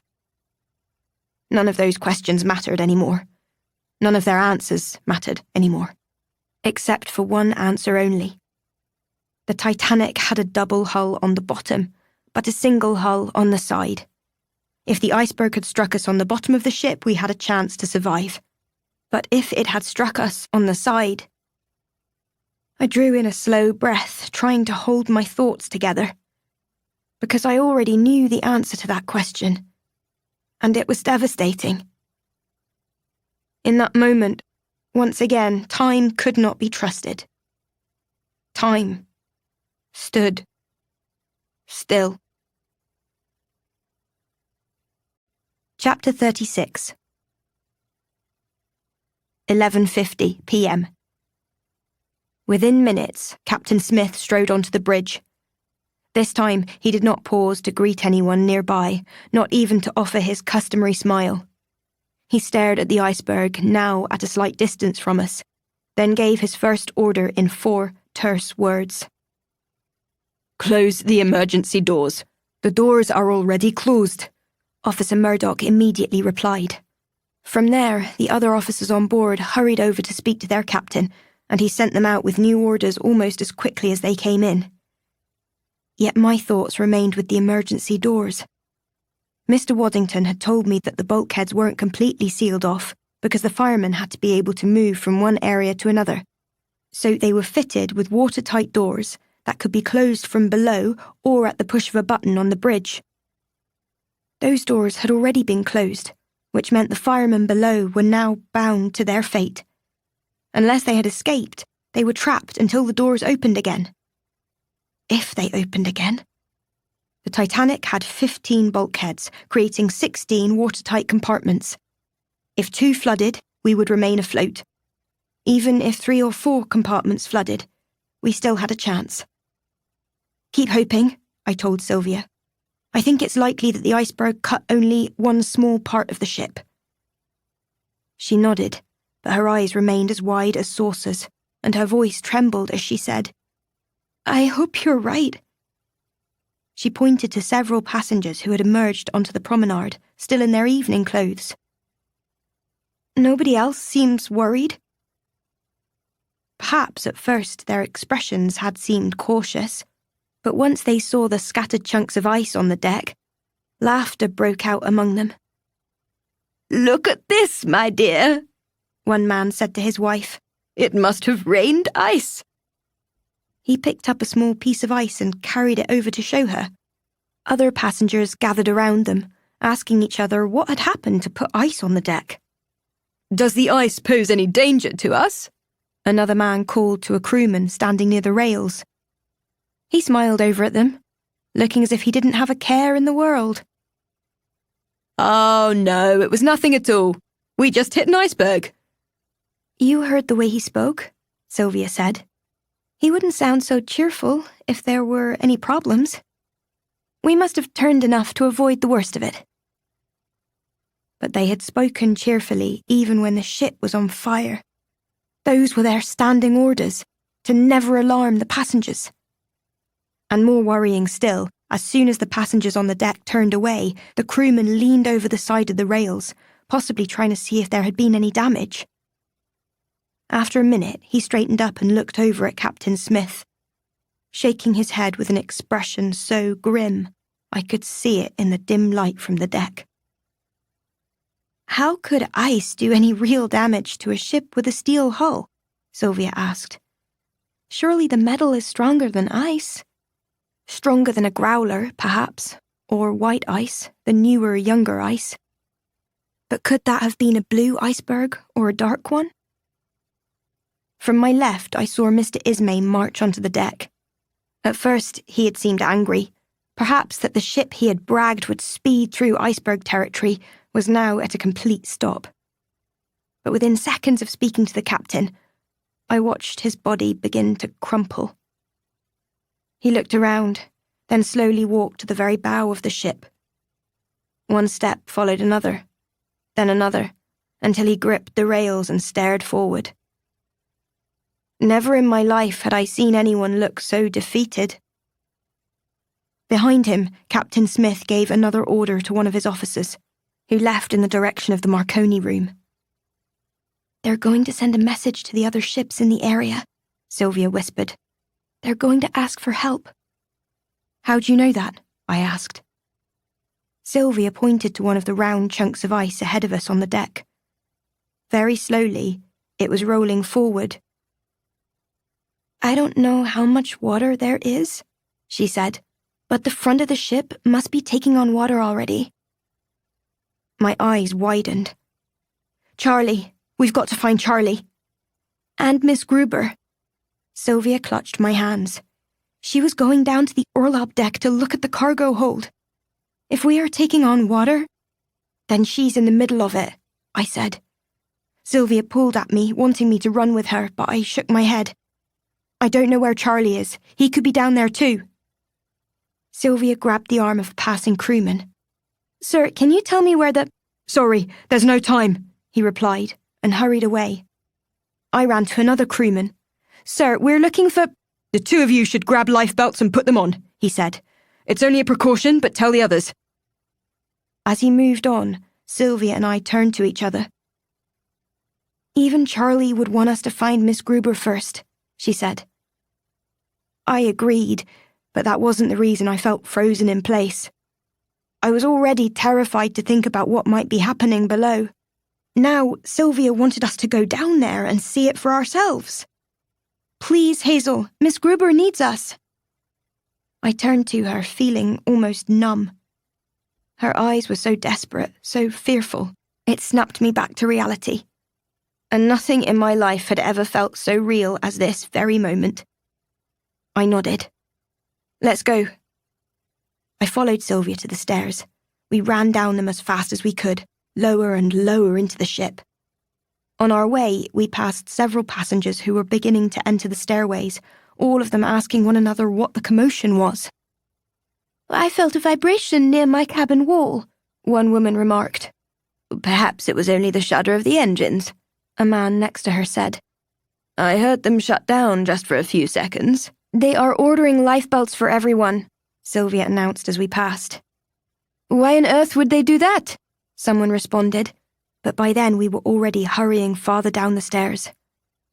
At sea deck, we encountered the first waist-high gate.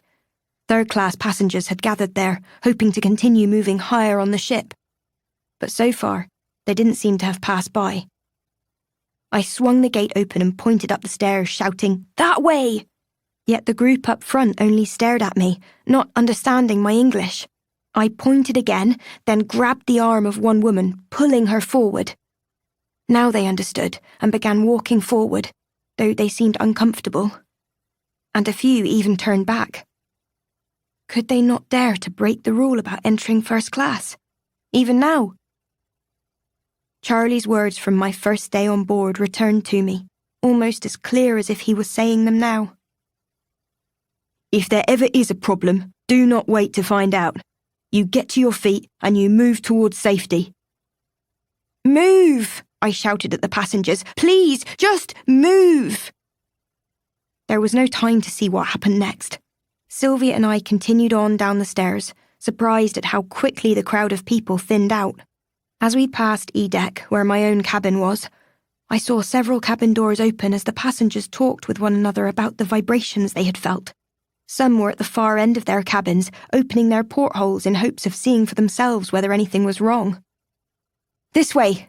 I grabbed Sylvia's hand, pulling her along with me toward the stairs that would take us to F-deck. There, we were stopped by a barred gate rising from floor to ceiling.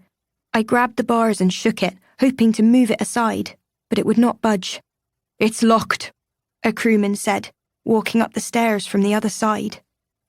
You don't want to come down here, miss. He looked a little like I imagined my father looked in his younger years, and the expression in his eyes seemed as haunted as Papa's must have been before he was lost at sea. This crewman knew he was already lost at sea as well. I said to him, Please, sir, is there any way past this gate? My governess went down to the orlop deck with the ship's purser, Sylvia added. He slowly shook his head. With my apologies, miss. The orlop deck flooded in the first 10 minutes after we were struck. If they weren't already out, they probably never got out. Oh. Sylvia clutched my hand, her nails digging into my skin. Her shoulders folded inward, and tears welled in her eyes, but she pressed her lips together. Miss Gruber had her faults, but she was a good woman.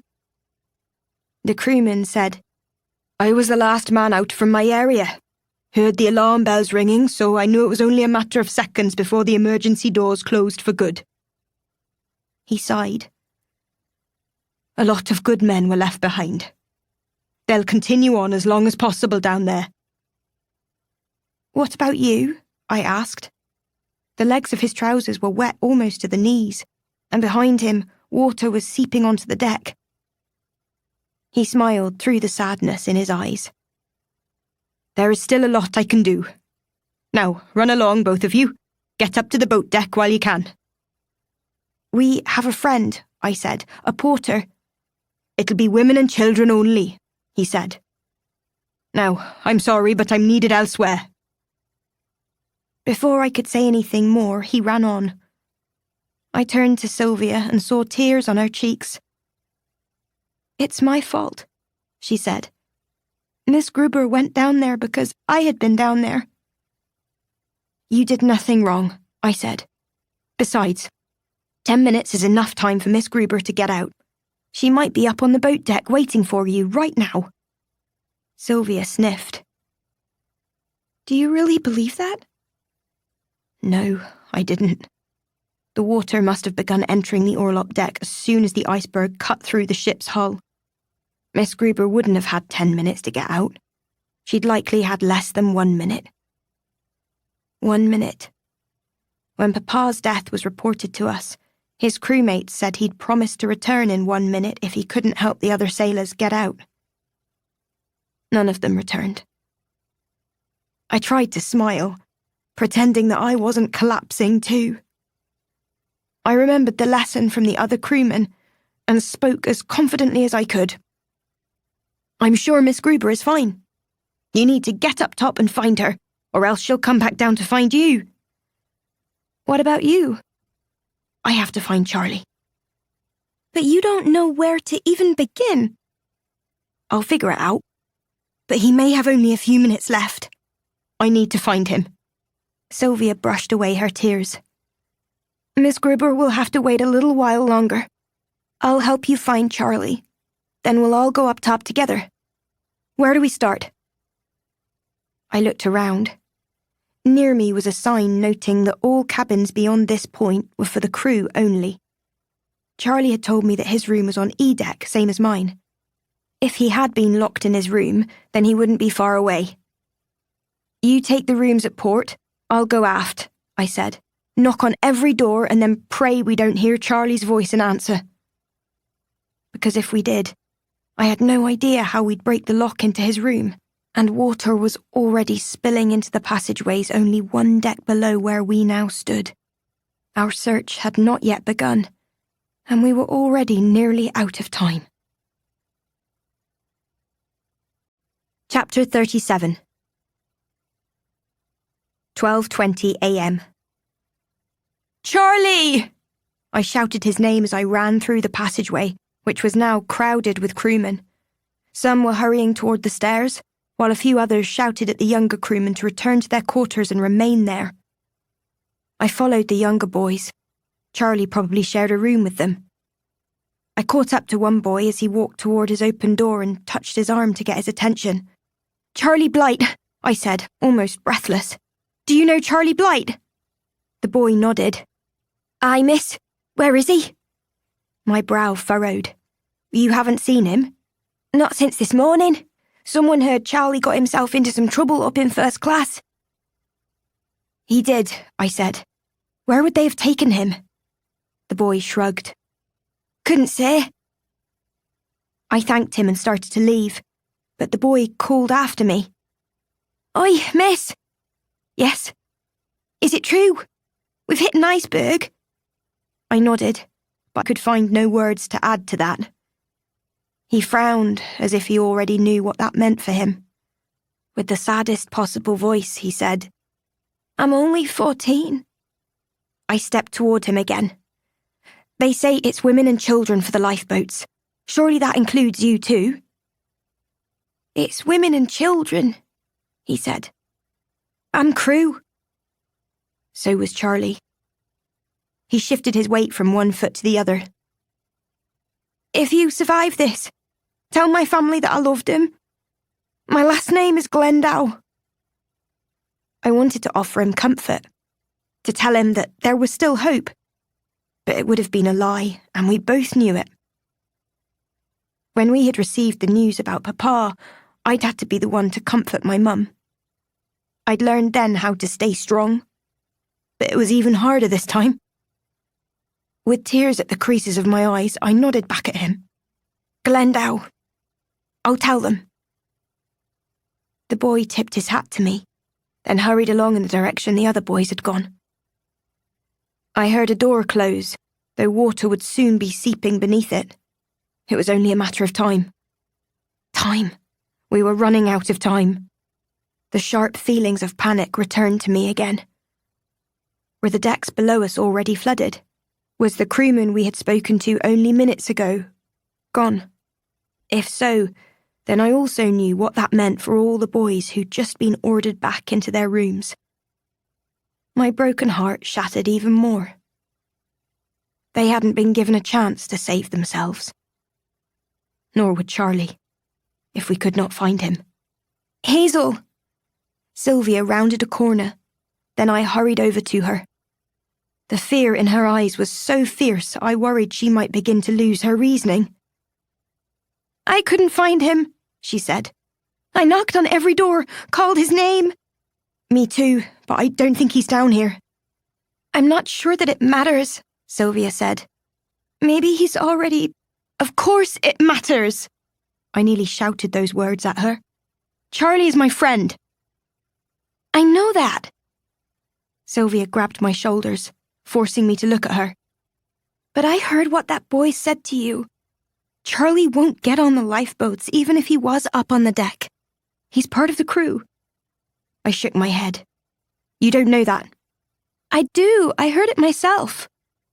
"No, you don't know that, Sylvia. We've got to find Charlie to at least give him the chance." Yet even as I spoke, I knew that Sylvia was right. What if we rescued Charlie now only to abandon him on the deck anyway? Now what? Sylvia's eyes travelled downward at the sound of water splashing against the stairways near us. This time when she spoke, I heard the fear in her voice. "What I told you before is true. I can't swim." "Then you need to get up top," I said. "How's your ankle?" "It's sore, but I can stay a little while longer. I can help you." I shook my head. "The ship is sinking. We only have a few minutes until the water is on this deck too." "Then we don't have much time. How can I help?" An idea came to me, one that could be vital. "Close the portholes," I said. "The ship is getting lower in the water. When this deck is at the waterline, water will spill into the ship through those portholes." Now Sylvia nodded. "I'll get them closed. Please don't stay here for 1 minute longer than you must. There are only a few more places that I can look. Then I'll find you, I promise."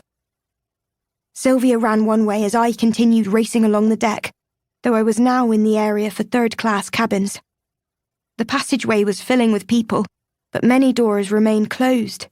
Surely the guests couldn't sleep through all of this commotion. What were they waiting for? Didn't they know how serious this situation was? "Charlie!" I called. "Charlie!" A man in a fine wool suit passed by me. "You must not be down here, miss. Go upstairs." He couldn't have been third class, and likely not even second class based on the way he was dressed. I asked, "Sir, are you part of the crew?" "I designed this ship," he said. "Pray that I will be forgiven for any mistakes I made, and that White Star will be cursed for refusing to listen to my warnings." "Is there any chance of saving the ship?" I asked. He stared directly at me. "The Titanic will be underwater sooner than any of us want to believe.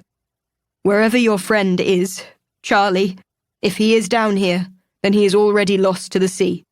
You must save yourself." "There's still time." "No, there isn't. I have enough guilt as it is. Please go up the stairs." "Sir, where is the—" I'd wanted to ask him where Charlie could be, but he was gone too fast. If E-Deck was beginning to flood, I needed to find Sylvia again as I'd promised.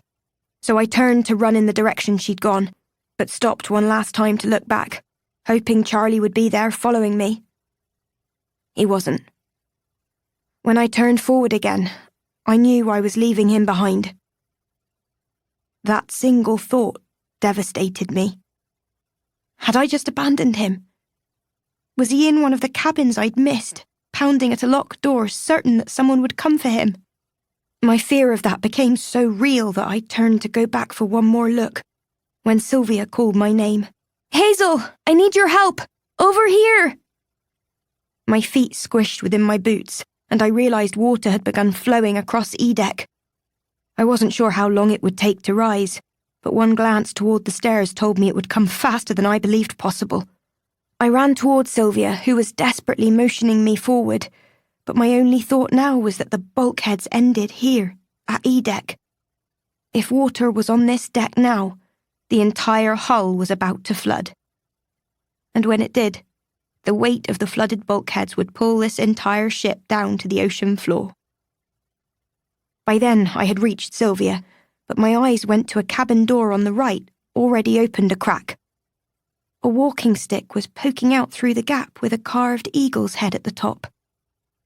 I knew that walking stick. Mrs. Abelman's room was supposed to be on D-deck, one level above us. What was she doing here? That wasn't the question that mattered, of course. What mattered most was that Mrs. Abelman seemed to be trapped.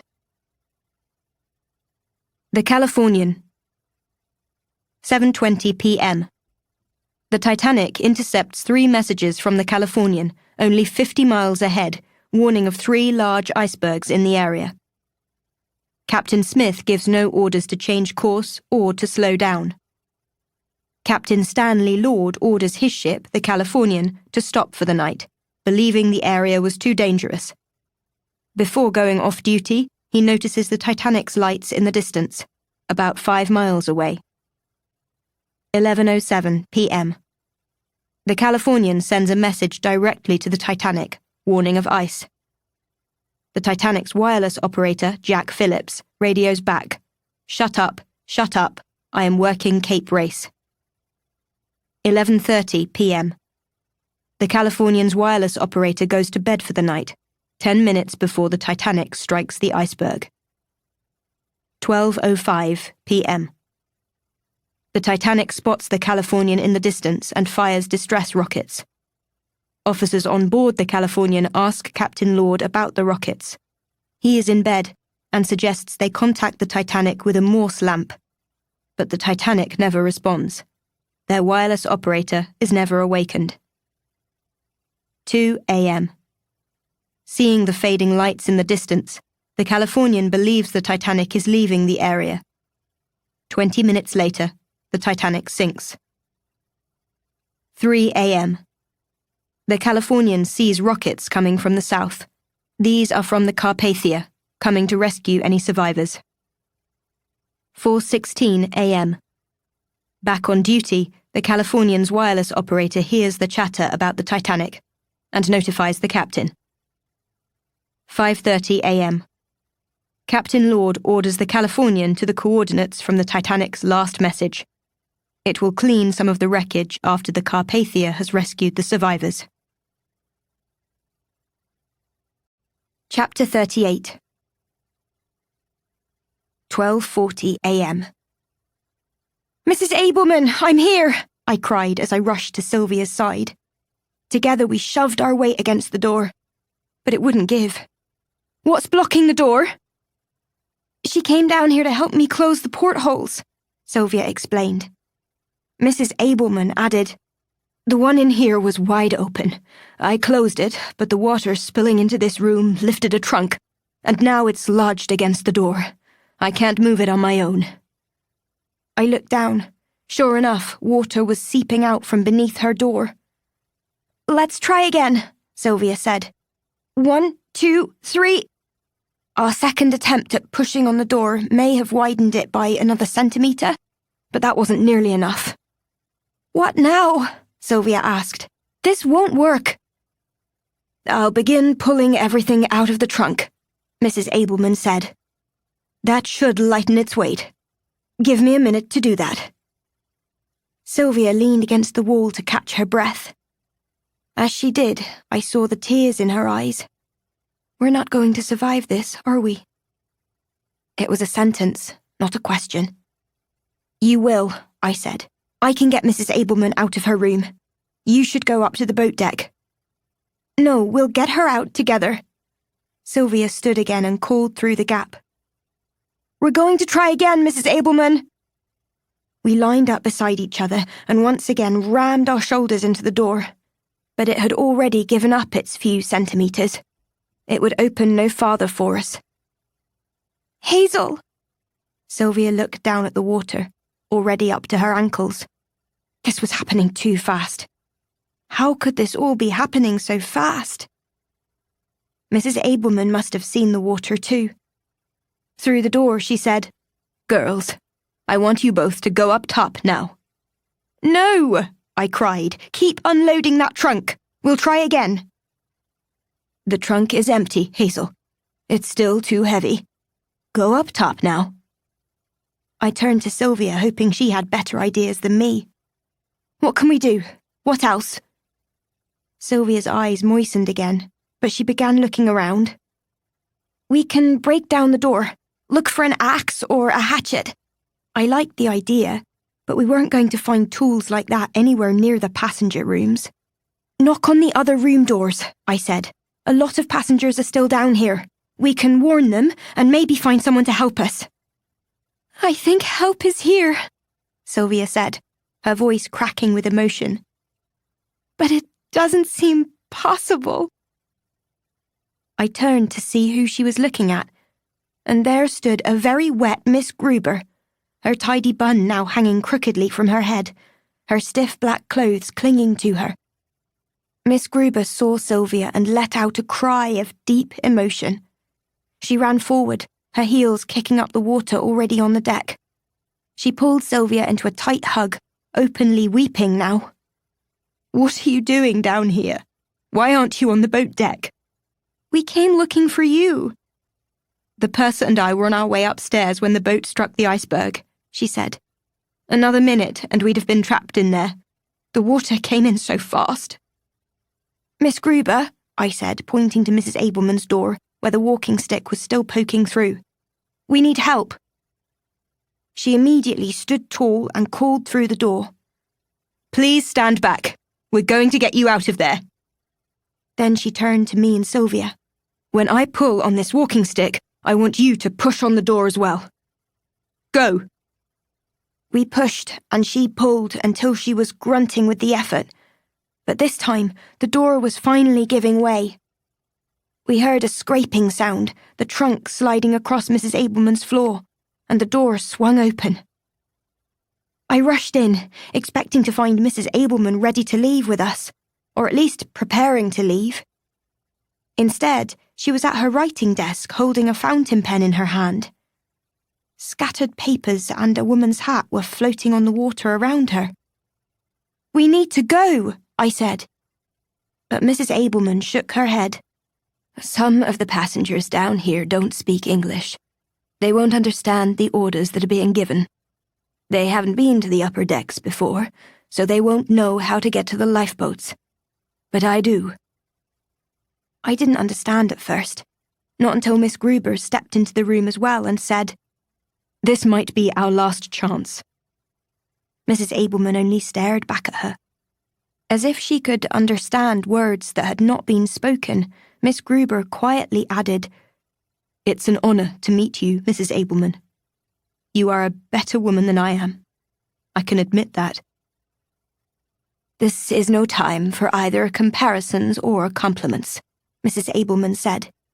"I will be where I am needed most, and you must go where you are needed most." I knew what those words meant, but I would not accept it. I took her hand, hoping to pull her along with me. "Please, Mrs. Abelman, you must come with us." She wrapped her hand around mine. "When we first met, you promised that you were smart enough to get out of a difficult situation. Can you do that now?" "Yes, but you must come with me." "Do you know what Mr. Mollison whispered to me after the game last night?" I didn't know, nor did I care. Please, Mrs. Abelman, I'll help you. He asked what my wealth was for, if not to help people in need. Since then, I have thought about a phrase we have in Judaism, tikkun olam. It means to repair the world. If I can see the help that is needed and know how to give that help, then I have found the piece of the world that was meant for me to repair. I shook my head. You can't fix this. No one can. She smiled at me and brushed a hand over my wet hair. I was wrong before. I do still have a purpose for my life. That is to help the people down here. The water was past my ankles now.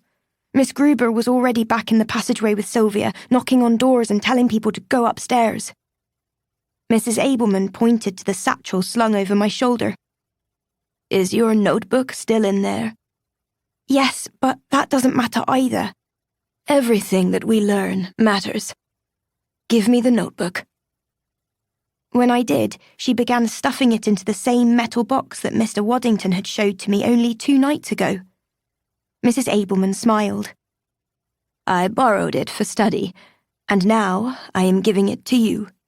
The box was only large enough to hold my notebook and pen, and they barely fit alongside other papers already inside, probably those belonging to Mr. Waddington. She closed the box up tight, then gave it to me. This should protect your notebook from the water. Put this in your shoulder bag and keep it safe. I did as she asked, but held out my hand to her. You can't repair the world from down here. My world is this deck and the people on it. When everyone here is safe, I will come up too. Is that good enough? I nodded. It had to be good enough. Now, protect those notes. The outside world needs to know what has happened here tonight. She squeezed my hand and smiled. Hazel, it's time to go. Get on a lifeboat while you still can. Tears began to fall as I left, though I was so wet now that no one would notice. My heart ached too much to look back at Mrs. Abelman one last time. As I entered the corridor, I heard her sing. You take the high road and I'll take the low road, and I'll be in Scotland afore ye. Hazel, come see, Sylvia called, gesturing me to the neighbouring room. She and Miss Gruber were staring out the porthole window as colours lit up the dark night, accompanied by a popping sound like fireworks. Those are distress rockets, Miss Gruber said. They are calling for help. Why aren't they sending out messages by Morse code? I asked. Then the other ships can answer the call. That's just it, Sylvia said. If anyone had received the messages, they wouldn't need to fire those rockets. Nobody has answered our calls for help. How was that possible? We had been receiving messages from other ships all day warning of icebergs. Those ships couldn't be that far from us now, and I had thought that some were quite close. But Sylvia had to be right. Nobody was receiving our messages. Nobody was coming. Let's go, Sylvia, Miss Gruber said, pulling her back along the passageway. They are loading the lifeboats. We must get on while we still can. Hazel, are you coming? Sylvia asked. Mrs. Abelman entered the passageway. Go with them, Hazel, she said, her voice as commanding as any ship's officer. Now. I turned to her again. Earlier today, Charlie got into trouble and was removed from the deck by a ship's officer. Any idea where they might have taken him? The answer came immediately. He'll be in the ship's hospital. Are you sure? I have been on several tours of this ship. On one of them, I learned that the hospital has a padded room that can be locked from the outside. When necessary, that room can function as a brig. Charlie had been locked all day inside a padded room. I couldn't imagine what that must have been like for him.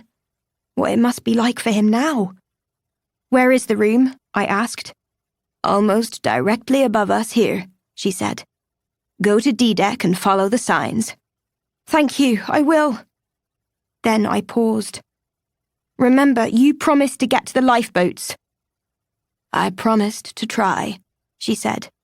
Now hurry, Hazel, hurry. We are all running out of time. Chapter 39. 1:05 a.m. I was expecting to fight the crowds on D-deck, throngs of people trying to push their way onto the lifeboats.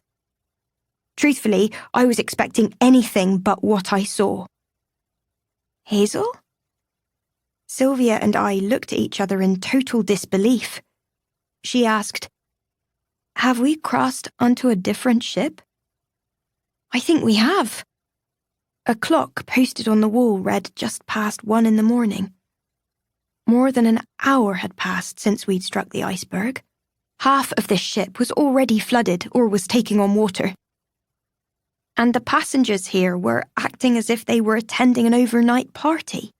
Their lifebelts were on, which they seemed to find inconvenient while holding their drinks or wearing their wraps and furs. Some were gathering in groups to speak with one another about what they should do, while others stared out the windows. Surely they could see that the ship was much lower in the water now. Yet a waiter passed through with a tray of food, conducting himself as if this were an afternoon dinner party, rather than a serious emergency. In the corner, a man played ragtime music at the piano. Dance music. "I don't understand any of this," Sylvia whispered to me. Nor did I. Didn't they care that the ship was going down? Or did they not know? "This is a most inconvenient time for a lifeboat drill," one man was saying to a group around him. "I think I might go back to bed and speak with Captain Smith about this in the morning." He yawned and left the room, but Miss Gruber said to those who remained, "This isn't a drill. Go upstairs and get on the lifeboats." She walked on, intending for me and Sylvia to follow her, but I stood back, listening to one woman wave away Miss Gruber's words with a laugh. "The Titanic is unsinkable." She laid her handbag on the table, adding, "Whatever is happening, there is no danger." Hearing a thump, she turned to see her handbag sliding sideways onto the floor. Her husband took her arm. "My dear, we must get you upstairs at once." "My handbag!" she cried. But he continued to pull her forward. "Stay close to me, girls," Miss Gruber said. "I can't," I told her. "Not yet." She turned. "This is no time to be stubborn." "I have to find Charlie." Miss Gruber shook her head. "We must stay together." "He's locked in that room because of me," I said. "I asked for his help, so I have to help him now." Miss Gruber nodded at me with something that looked like respect. "You are not the young lady I first judged you to be. But you must come." "I'll help, Miss Rothbury." We turned, seeing Mr. Waddington step forward from the crowd. His brows were pressed low, and deep lines crossed his forehead. I hadn't noticed him earlier, but here he was now. "Promise me that she will get on a lifeboat," Miss Gruber said. "We only have to find her friend. Then I will put her in a lifeboat myself." Miss Gruber nodded, then took Sylvia by the hand, and they hurried upstairs. "Come with me," Mr. Waddington said. I followed at his side, but asked, "How did you know about Charlie?" "I just saw Mrs. Abelman below. I understand that she gave you my metal box." "Yes, sir." I noticed then that Mr. Waddington's trousers were wet up to his knees, and he wore no lifebelt. That concerned me. "Will you take care of yourself, sir?" I asked. He smiled, rather sadly. "I will care for those who need to get on the lifeboats, which includes you. If the water reaches your knees, I will insist you go up top while I finish finding Charlie on my own. Agreed?" I didn't know how long we would have until this deck began to flood too, but surely we had enough time to find Charlie. Besides, Mrs. Abelman still hadn't come up from below. "Has there been a reply from any rescue ships?" I asked Mr. Waddington. "Is anyone coming to help us?" "I don't know. We must pray for as much time as possible." There it was again, the question of time. Every minute mattered now, yet holding on to those minutes felt like holding smoke in my hands. "I saw the distress rockets," I said. "Isn't the Californian close by? Surely they saw the rockets." "I've been told the Californian is only 20 miles away," Mr. Waddington said. "I find it impossible to believe their lookouts didn't see the flares, but I've heard no word that anyone is coming." I stopped to stare at him. "What about calls from the Marconi room?" I asked the same question. There was no response from the Californian. They heard from the Frankfurt, but the operator questioned whether our problem was as serious as we claimed. Our next hope is that the Carpathia will answer. They are nearly 60 miles away, but perhaps they have responded already and are on their way. 60 miles? Even if the Carpathia did answer, 60 miles was a long distance. Too long. Tick, tick, tick. They'd never get here in time. By then, we had reached a lower entrance for the ship's hospital. Mr. Waddington opened the door and led me through a small corridor lined with cabinets detailing every sort of medical equipment a physician might need while on the ship. A nurse passed by, her arms supporting the weight of a man with one leg in bandages, trying to help him up the stairs. "What are you doing in here?" She motioned us to come along with her. "There is nothing we can do for you here. We must get up to the boat deck." "Charlie Blight, the porter, is he locked in a room somewhere here?" I asked. The nurse's eyes widened. "Oh my goodness. He's been so quiet in there I must have forgotten about him. Are there keys to his room?" "Yes, but the physician has them, and I don't know where he is. I'm sorry I can't help more. I need to get these patients upstairs." She left with the injured passenger, and I looked to Mr. Waddington for answers. What were we supposed to do now? "We can manage this," he said, walking into a room marked for patient recovery. There at the end of the room was a sturdy wooden door. On the other side of it, I suspected, was a padded room. But the door was so big and so thick we'd have no chance of breaking it down. "It's a good thing I'm an engineer." Mr. Waddington stopped beside a desk with a surgical tray on the counter. He rummaged through the various tools, and when he couldn't find what he was looking for, he opened the desk drawers. "There it is." He lifted a tool that looked similar to a screwdriver, but with a flattened end, adding, "I don't want to know how this is used in surgery." Nor did I, but I also wasn't sure how he thought it could help Charlie. The end was much too large to fit in the lock, and I doubted it was strong enough to pry open that thick door. I ran ahead of Mr. Waddington, banging on the door and shouting out Charlie's name. Immediately, I heard his answer. His voice was groggy and dull, as if he'd been sleeping. "Hazel, what are you doing here?" "We're rescuing you." "Rescuing me from what?" He was quiet a moment, then said, "I'm in enough trouble as it is. You'll only make it worse if you open this door." Mr. Waddington lifted the tool to begin prying a pin up from one of the door hinges. As he worked, he said, "Charlie, the ship has hit an iceberg." Now I felt the silent tension coming from the other side of this door. When he spoke, Charlie's voice was low and as serious as I'd ever heard him. "Get me out of this room, please." Mr. Waddington popped out the first pin, then began working on the other. As he did, I said, "Didn't you feel it happen?" "I was asleep. I felt the ship vibrate and I heard the engine stop. I thought we must have finally come into an area of icebergs and stopped for the night." "How bad is it?" By now, Mr. Waddington was on the final pin and the door was beginning to widen. I waited to answer until he had finished and slid the door aside. Charlie was standing in a room that was made entirely of fabric padding. Water from this deck began seeping into the fabric walls, climbing upward. "The ship is going to sink," I told him. "If we hurry, we might still get a seat on the lifeboats." For the rest of my life, I would never forget the way Charlie stared back at me.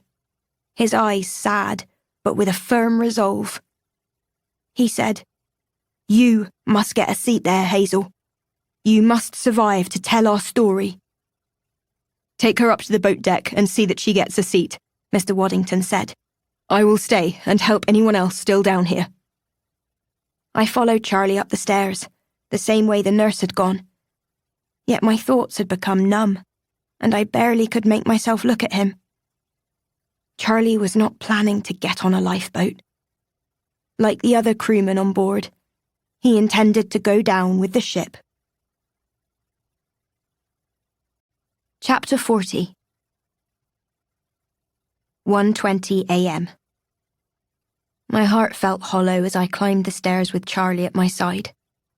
We should have had so much to talk about. I had expected to tell him everything about this past day, how his courage to find the paper in the Mollisons' room might have saved Sylvia's life. I even wanted to tell him about seeing the iceberg, and about the crewman on F deck who knew he'd never get out, and about Mrs. Abelman, who might not get out either. But none of that mattered now. I only wanted to tell Charlie that he had to get out. Have you written your story yet for the newspaper? Charlie asked. I nearly choked on my reply. Why does that matter? It didn't matter. How could he ask me to care about some silly dream of a future writing for a newspaper? I might not have any future at all. And Charlie already knew he didn't. It's all right, he said, answering the question I still refused to ask. You're going to be all right. Did he really think that was all I cared about? What about him? For that matter, what about Mrs. Abelman and Mr. Waddington, both of them still below, on decks that were already filling with water? Mrs. Abelman won't be able to climb the stairs with so much water, I said. We should go back. No, Hazel, Charlie said. But no, Hazel. Listen to me. Charlie gestured with his hand. I will go back. I will help Mrs. Abelman up the stairs. But I can't help her until I know you are safe in a lifeboat. So please, come with me. I followed him, though the passengers on these decks seemed as calm as the others I'd seen on D-deck. Crewmen were knocking on each door as they moved through the passageway, calling out, On the orders of Captain Smith, please make your way to the boat deck promenade at once. It's a terribly cold night, one woman said as she followed us up the stairs. What on earth could this be about? I told you I felt something scrape along the side of the ship, her husband replied. We'll be fine, of course, but this must be a precaution. You don't think it's anything more serious than that? The wife replied. Not at all, came the answer. If it was, you'd see a great deal more panic among the crew.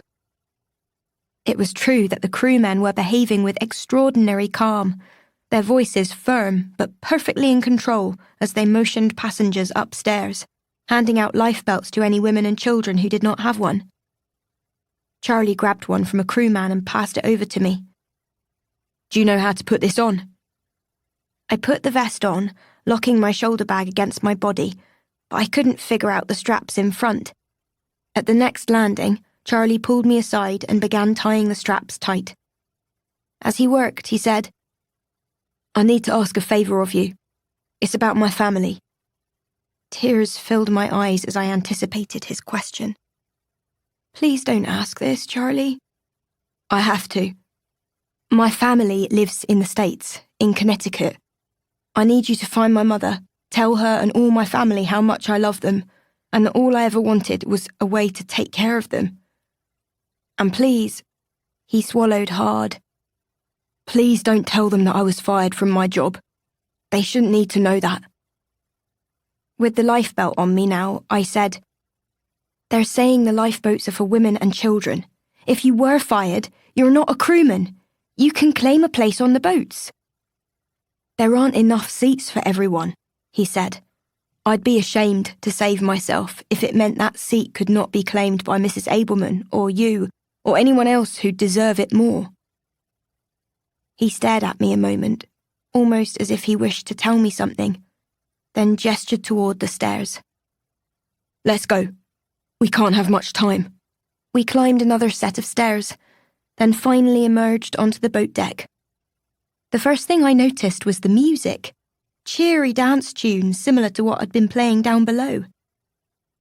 I looked for the musicians and found 7 of them in a semicircle near the lifeboats, with their conductor leading them on. Strange as that was, I wondered if the music was helping to keep the passengers calm. After all, how bad could everything be if the band was playing such happy music? Charlie led me across the deck, far more crowded now than I'd ever seen it before, with passengers lined up facing the lifeboats. Each boat was built of wood and seemed to be about 9 meters long, with 4 rows in the middle to sit on and a seat at either end for 2 oarsmen. A long rope was attached to each end of the lifeboat, which the crewmen were using to slowly lower the boat into the water. Officer Lightoller stood beside them giving directions. "Keep both ends even," Lightoller shouted above the sounds of the music. "Be careful, mates." "None of them know what they're doing," Charlie muttered. "Not like we would if we'd had that lifeboat drill anyway." I looked down at the boat. It wasn't even half full. "Charlie," I waved him over beside me. "Couldn't they fit more people onto the boats?" He shrugged. "There's always the fear of capsizing once that boat hits the water. More people means more weight that has to be balanced." Now he glanced up at me. "But if I was giving the orders, I'd fill each boat and then some." I had been looking around the deck, but I didn't see Sylvia or Miss Gruber anywhere. "Maybe they've already gotten onto a lifeboat." "I'm sure they have," Charlie said. "They just lowered the 3rd lifeboat here, and they'll be lowering some on the starboard side of the ship as well." When that lifeboat was safely lowered, the crewmen moved on to the next boat. The crowd followed them, some pushing to the front. "Women and children only," Officer Lightoller shouted. "Gentlemen, you will stand back."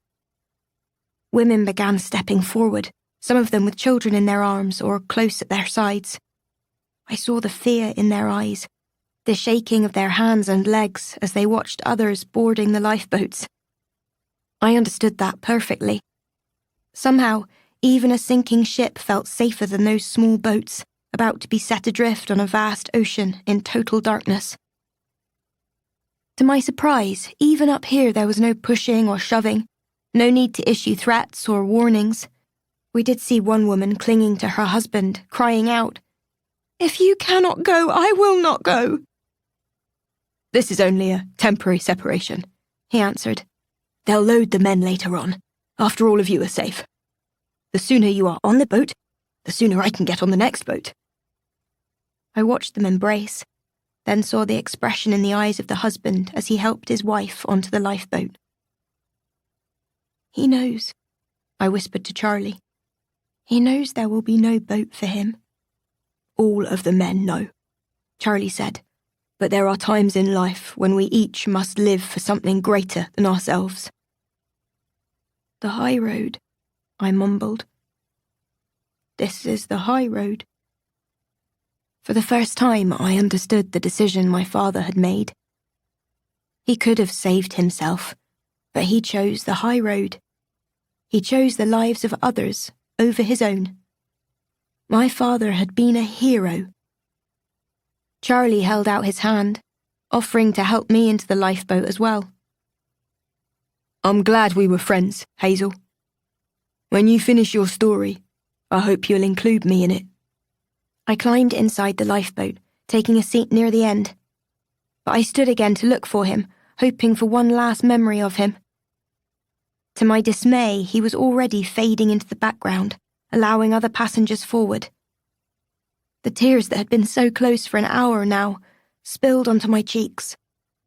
He gave one final glance back, waved goodbye, and after that, I could no longer see him. Then a familiar face pushed through the others. "Make way," Mrs. Mollison said. "We are first-class passengers." "We are loading all classes," the officer replied. "Women and children only." "It's just me and my sister." Mrs. Mollison pulled forward another figure in a dress, and with a hat low over their face. "In you go, Mary." Mary entered first, sliding to the far end of the row, directly across from me. Then Mrs. Mollison slid in next. Mrs. Mollison did have a sister, but this was not her. Perhaps they felt the heat of my glare because Mr. Mollison peeked up at me from beneath the hat. I started to open my mouth, ready to report them. Mrs. Mollison leaned forward, hissing, "Keep this quiet, dearie, and a share of the stock certificates is yours." I stared back at her. How could she possibly care about anything so meaningless in this moment? I opened my mouth to call to the crewman. "No, wait!" Mrs. Mollison pulled out an envelope and began to tear it open. "The certificates are right here." "What do they matter now?" I said. "Look around you at what's happening." "Let the ship sink, what do I care?" Mrs. Mollison had unfolded the papers and was slowly shaking her head. No, no, she mumbled. Then she glared up at me. "First chance I get, I'll dump you into the ocean myself. This is all your fault." Lifeboats. 64. The number of lifeboats the Titanic could have carried. 20. The number of lifeboats the Titanic did carry on board. 18. The number of lifeboats that launched with passengers. 472. The total number of empty seats on the launched lifeboats. 30. The number of people who survived by sitting on the overturned collapsible lifeboat B. 9. The number of people pulled from the water after the Titanic sank. 1. The number of lifeboats that went back to save survivors in the water. Chapter 41. 1:30 a.m. I stood in the lifeboat, not sure exactly what had caused Mrs. Mollison's sudden anger, but that quickly became clear. "Blank pages! They're blank!" she cried, then turned her venom toward me. "This is your fault!" Her face twisted in anger as she clutched at my arm, but I squirmed free and darted out of the lifeboat, landing on the promenade. Somehow, the Titanic seemed safer than anywhere with her. Still in the lifeboat, Mr. Mollison grabbed the papers from his wife. "We were cheated," he snarled, tossing the papers overboard. "Sir!" Officer Lightoller raised a gun that had been at his side, aiming it directly at Mr. Mollison. "Leave that lifeboat at once!" "No!" With a cry, Mrs. Mollison reached for her husband, but he was already leaving the lifeboat, his head hung in shame. Once on deck, he turned to her and said, "Don't worry for me. I'll be fine, my dear." Then he left, pausing briefly to stare blankly at me before slinking away. Almost instantly, other passengers pressed forward around me trying to take his place. One woman jostled me with her arm, knocking me to the deck. Worried that I might be trampled, I hurried to my feet, but it felt like I was standing up on a hill.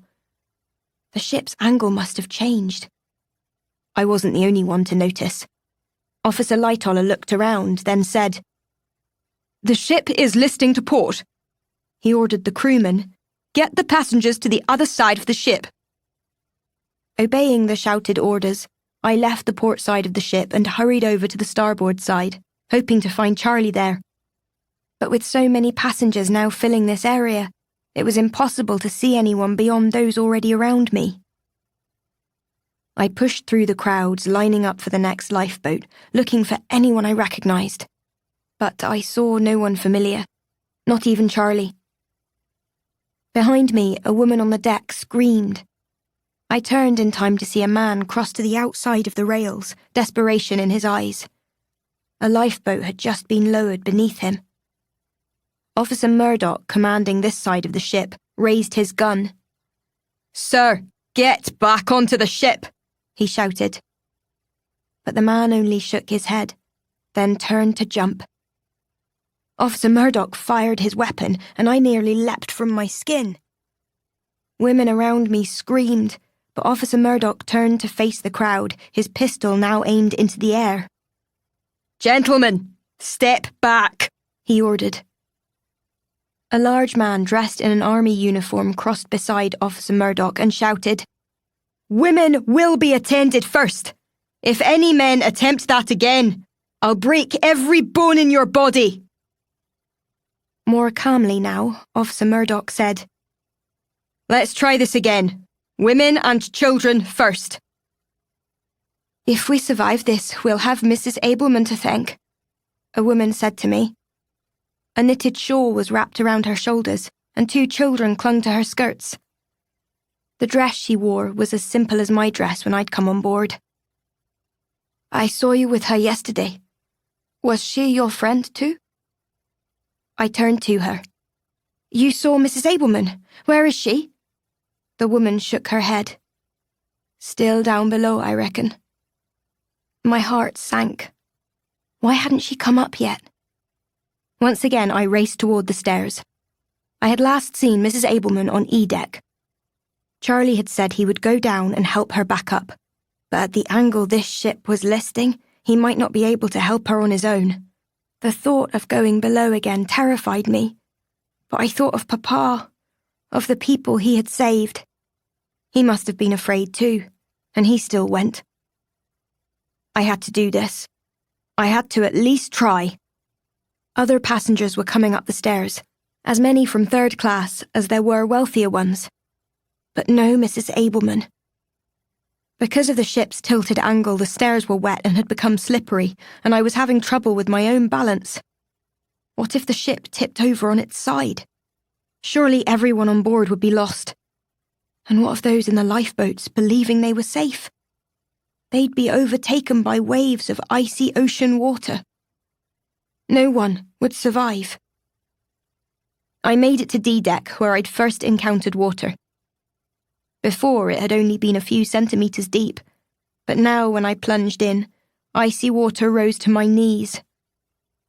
I inhaled sharply. The water felt so much colder now than what I remembered, and my teeth began chattering. If the water was this deep here, then what of E-deck? I sloshed down the next flight of stairs, the water rising with each step, and finally I stopped. I couldn't do this, couldn't go any farther. My muscles were tightening, freezing up, and my mind seemed equally numb. From where I stood, I shouted, "Charlie! Mrs. Abelman!" No answer came, so I tried again, continuing to shout until my voice became hoarse. Finally, I heard a faint response. Charlie's voice, I thought. But where was he? "You must do this, Hazel," I told myself. "Find him." Still, my breath locked in my throat as I took the final step onto E-deck, where the water rose to my hips. I waded along Scotland Road, calling for Charlie until he ducked his head into the passageway. His eyes narrowed when he saw me. "What are you doing here, Hazel? You're supposed to be in a lifeboat." "So are you. So is Mrs. Abelman." I peered into Charlie's cabin. There was Mrs. Abelman, wrapping a blanket around a toddler in her arms. "I'm looking for the child's mother," Mrs. Abelman said. "Charlie is helping me." "Come with me," I said. "We can all go upstairs together." Mrs. Abelman followed me into the passageway. I asked her, "Did you know the papers in your safe deposit box were blank?" She said nothing, but when I looked back at her, I thought I detected a hint of a smile. "So the Mollisons finally noticed," she said. I thought. "Help us!" a woman cried out from farther down the passageway. Before I had time to react, Mrs. Abelman thrust the toddler into my arms. She said to me, "Get that baby into a lifeboat. Charlie, come with me." There was no time to argue. Holding the child tightly, I started toward the same stairs I had just come down. But the water was too deep by now. I lifted the toddler higher in my arms and turned toward another stairway. A crowd was gathered there when I arrived, shouting up the stairs or at each other. But nobody was leaving. "Why have we stopped?" I cried. There isn't much time. A man turned to me and said something in another language, then pointed ahead. I'd expected to see a waist-high gate again, but it wasn't that. Instead, we were trapped behind a locked gate that stretched from floor to ceiling. A Bostwick gate. Someone ahead of me was rattling the gates and shouting for help, but nobody was coming to unlock this gate. Nobody would come. The officers who had the keys were all up on the boat deck. Elena! Hearing her mother's voice, the toddler's head swung around. Mama! Mama! She cried, reaching out with both arms. Falapuno! The mother said to me as tears streamed down her cheeks. I began to cry too, and managed only to mumble, "You're welcome," before I turned to leave. I could not remain here any longer. The water was continuing to rise, and our options for getting off this deck were literally sinking away. I returned to find Charlie and Mrs. Abelman in the passageway. Mrs. Abelman was speaking to another woman and pointing her toward the stairway where I'd just been. "The gate is closed," I said, "and the other stairway is already half underwater. I don't know what to do." "Of course you know," Mrs. Abelman said. "What is it you do better than anything else?" I shook my head at her until the answer came. But it was so simple, so basic that I knew I had to be wrong. Ask questions? Ask your questions, Hazel. My teeth were chattering and my mind seemed to have already gone numb. So much that every question faded into nothingness. Every question but one. "Is the stairway open at the far end of the ship?" She nodded, then added, "That stairway will only take you to the third-class promenade. You will not be able to reach the boat deck from there." "I know a way," Charlie said. "But..." His voice trailed off as he stared at Mrs. Abelman. I understood the look of sadness in his eyes. Maybe Charlie and I had a chance to climb onto the boat deck. Mrs. Abelman wasn't strong enough. She looked at me and even smiled. "I have lived a wonderful life, and I am at peace. The people down here need me, and it feels good to be needed again. I am where I want to be." "No," I shook my head. "We can help you." "Then you would rob me of the greatest opportunity I could ever have. Would you have me die, one breath at a time, fading away with the sunset itself, useless to everyone around me? Or would you allow me to use my final moments to save what lives I can?" Once again, tears rolled down my cheeks. "You must come with us. You're my friend, Mrs. Abelman." "I am also your teacher, and tonight I will teach you the meaning of love." She tapped the shoulder bag beneath my life belt. "You still have that box I gave you?" "Yes, but..." "Go now. Hurry, Hazel. Stay close to Charlie. He'll get you onto the boat deck." I started to follow him, then let out a sob and ran back for one last hug. Mrs. Abelman wrapped her arms around me, then gently pushed me away and whispered, "Run." Charlie led me toward the rear of the ship. "It feels like we're going uphill," I said. He glanced back. "We are. The bow must be sinking first." "Why did you get out of the other lifeboat?" "The Mollisons were in there with me." "Both of them?" Charlie scowled. "That man is a coward." "Mr. Mollison was found out. He's somewhere on this ship and he'll be angry with me. We need to be careful." Yet it quickly became clear that Mr. Mollison was not our problem. We reached the final stairway, but water was cascading down from D-deck. I reached for the railing, but immediately lost my footing and fell into the water. As cold as I'd been already, that was nothing compared to what I felt now. My lungs emptied and I became confused as to which way to move for air. Then a hand wrapped around my wrist and pulled me out. I gasped for air as I wiped my face, then mumbled, "Thank you, Charlie." He only frowned back. You're not out of danger yet. Stay close to me now. Charlie kept hold of my arm until we were on D-deck, but even then, we had to fight to get up the next stairway onto the poop deck. Dozens of passengers had already crowded together, though nothing here could save them.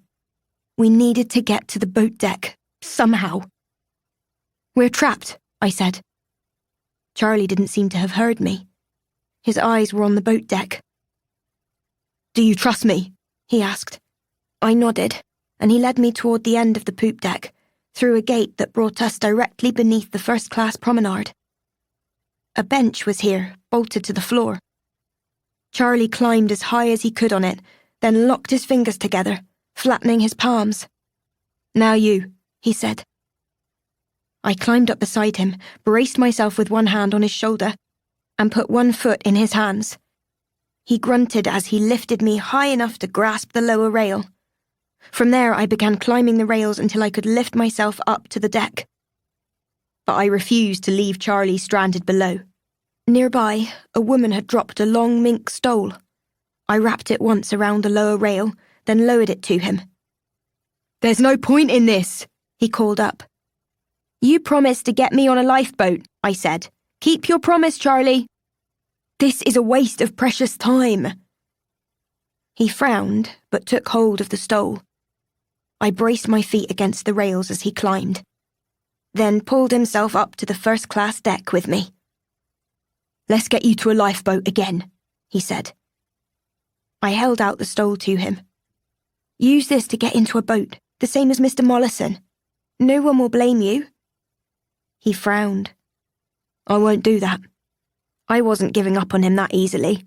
He had to listen to reason. "Your mother needs you, Charlie. Your family needs you to stay alive." "But not like that," he nearly shouted. "Look at how many people are still on this ship.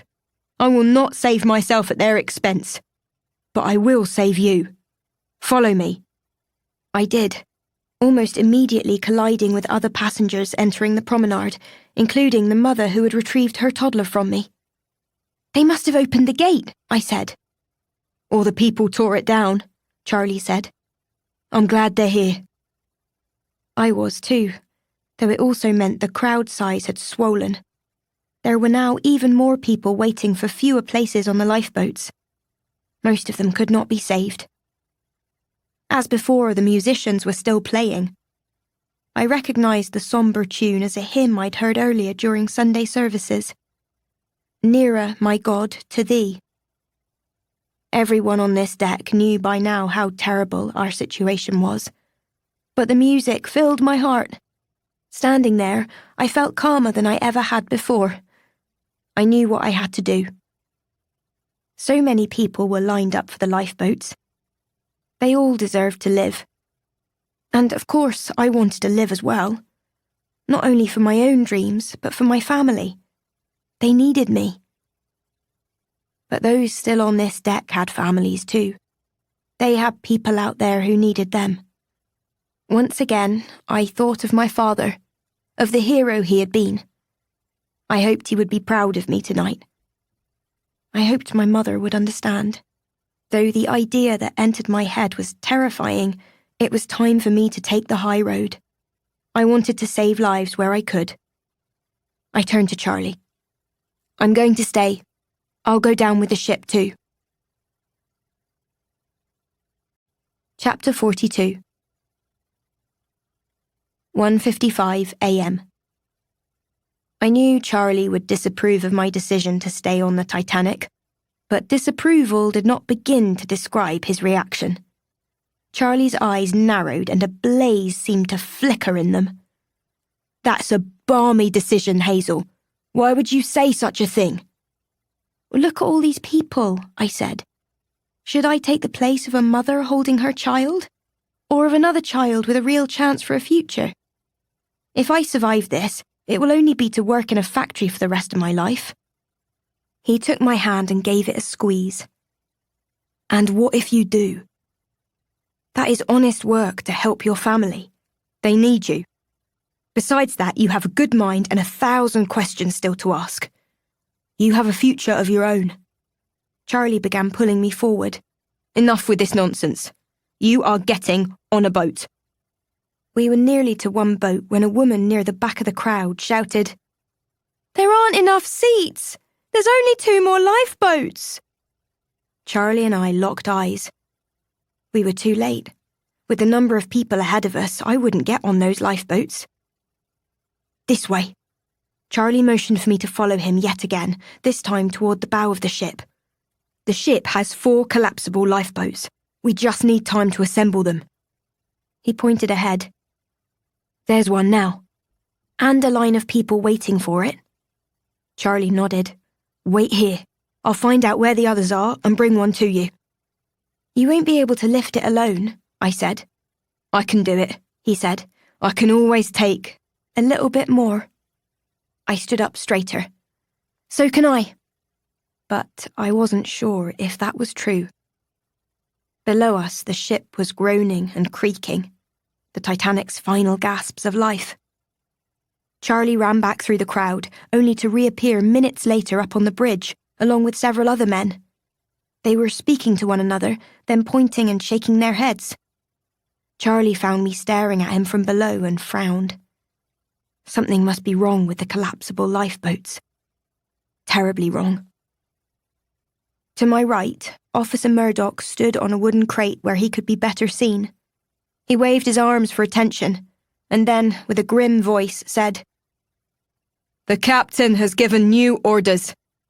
It is now every man for himself." My shoulders fell. All hope was lost. Any possibility of survival had just been abandoned. It was now left to each of us to stay alive any way we could, for as long as we could. Did the rule to put women and children on lifeboats first no longer apply? Did that mean that Charlie could get on a lifeboat now? I didn't know, nor apparently did many of the people on the deck. Some of them stepped back, the same as I had done. They stared out over the dark ocean, rising ever nearer, silently making peace with their lives. Most of those standing near me were men, though some were with wives who had refused to leave, so they sat holding each other now, taking comfort that at least their final moments would be spent together. But others began rushing forward, hoping for any remaining seat. Only one lifeboat was left now, the collapsible model we had seen being assembled minutes ago. It was now being lowered over the side of the ship, the last lifeboat. I walked to the rails and watched it descend. The faces inside looked up, bidding a silent farewell to the rest of us. 2 arms suddenly wrapped around me. I tried to squirm free, but then I heard Mr. Mollison say, "Hazel, you've got to have more sense than this." Before I could get loose, he picked me up in his arms. "Let me go!" I cried. "Give me the chance to do one good thing before my time is over." He carried me to the edge of the rails. I glanced down, but saw nothing except the dark ocean below. I clutched at Mr. Mollison's shoulders. "No, please, sir, don't drop me." His grip remained firm, and his voice was steady. "Tell your story, Hazel. Tell all our stories." "No, don't do this." He called below him. "There's a child coming down!" My final panicked cry turned into a scream as Mr. Mollison let go of me and I fell over the rails. Wind rushed through my hair and my arms and legs flailed out. Within seconds, I landed in another man's arms. "You're safe," the man said calmly. "You made it." He set me on a seat near him, but I was shaking violently, from fear or the cold or the horror of having left Charlie behind. The man glanced up as the lifeboat continued to be lowered into the water, then turned to me. "Consider yourself lucky, miss." It hadn't been luck. For reasons I couldn't fully understand, Mr. Mollison had just gotten me off the ship. He had just saved my life. When I looked up, he was still there and gave me a sad wave goodbye. The music had stopped. I noticed that too. The musicians had played their final notes. Ever. The man who'd caught me asked, "Did you see any other women or children up there?" I didn't know. Everything had happened so fast. I couldn't separate one face up there from another. I shook my head. That was the most I could do. Our lifeboat appeared to be nearly full, perhaps with around 50 occupants. Half were women and children, but the other half were male passengers or crewmen. The Irish woman sat ahead of me, softly crying. Now I knew why she'd had the bad feeling about boarding this ship. Her husband was not here.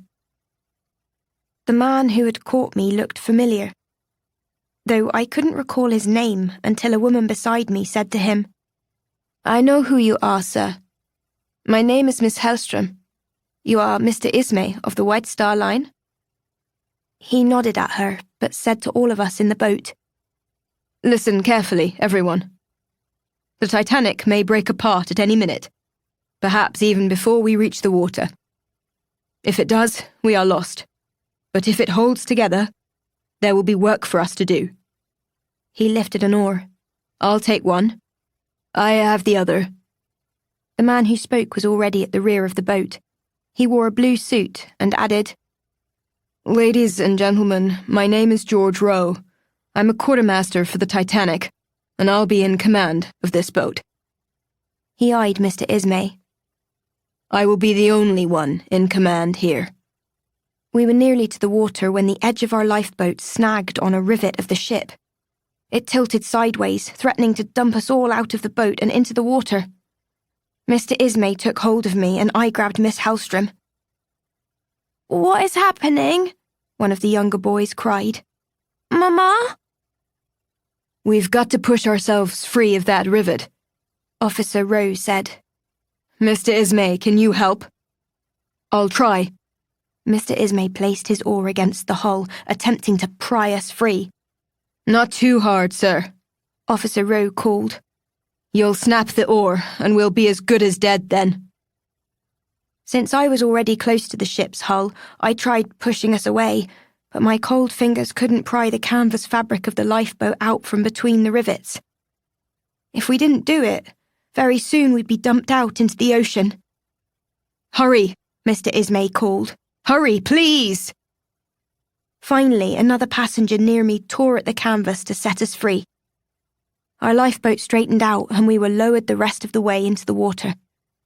We came down unevenly, and cold water splashed on me, and the canvas sides folded inward, threatening to sink us yet again.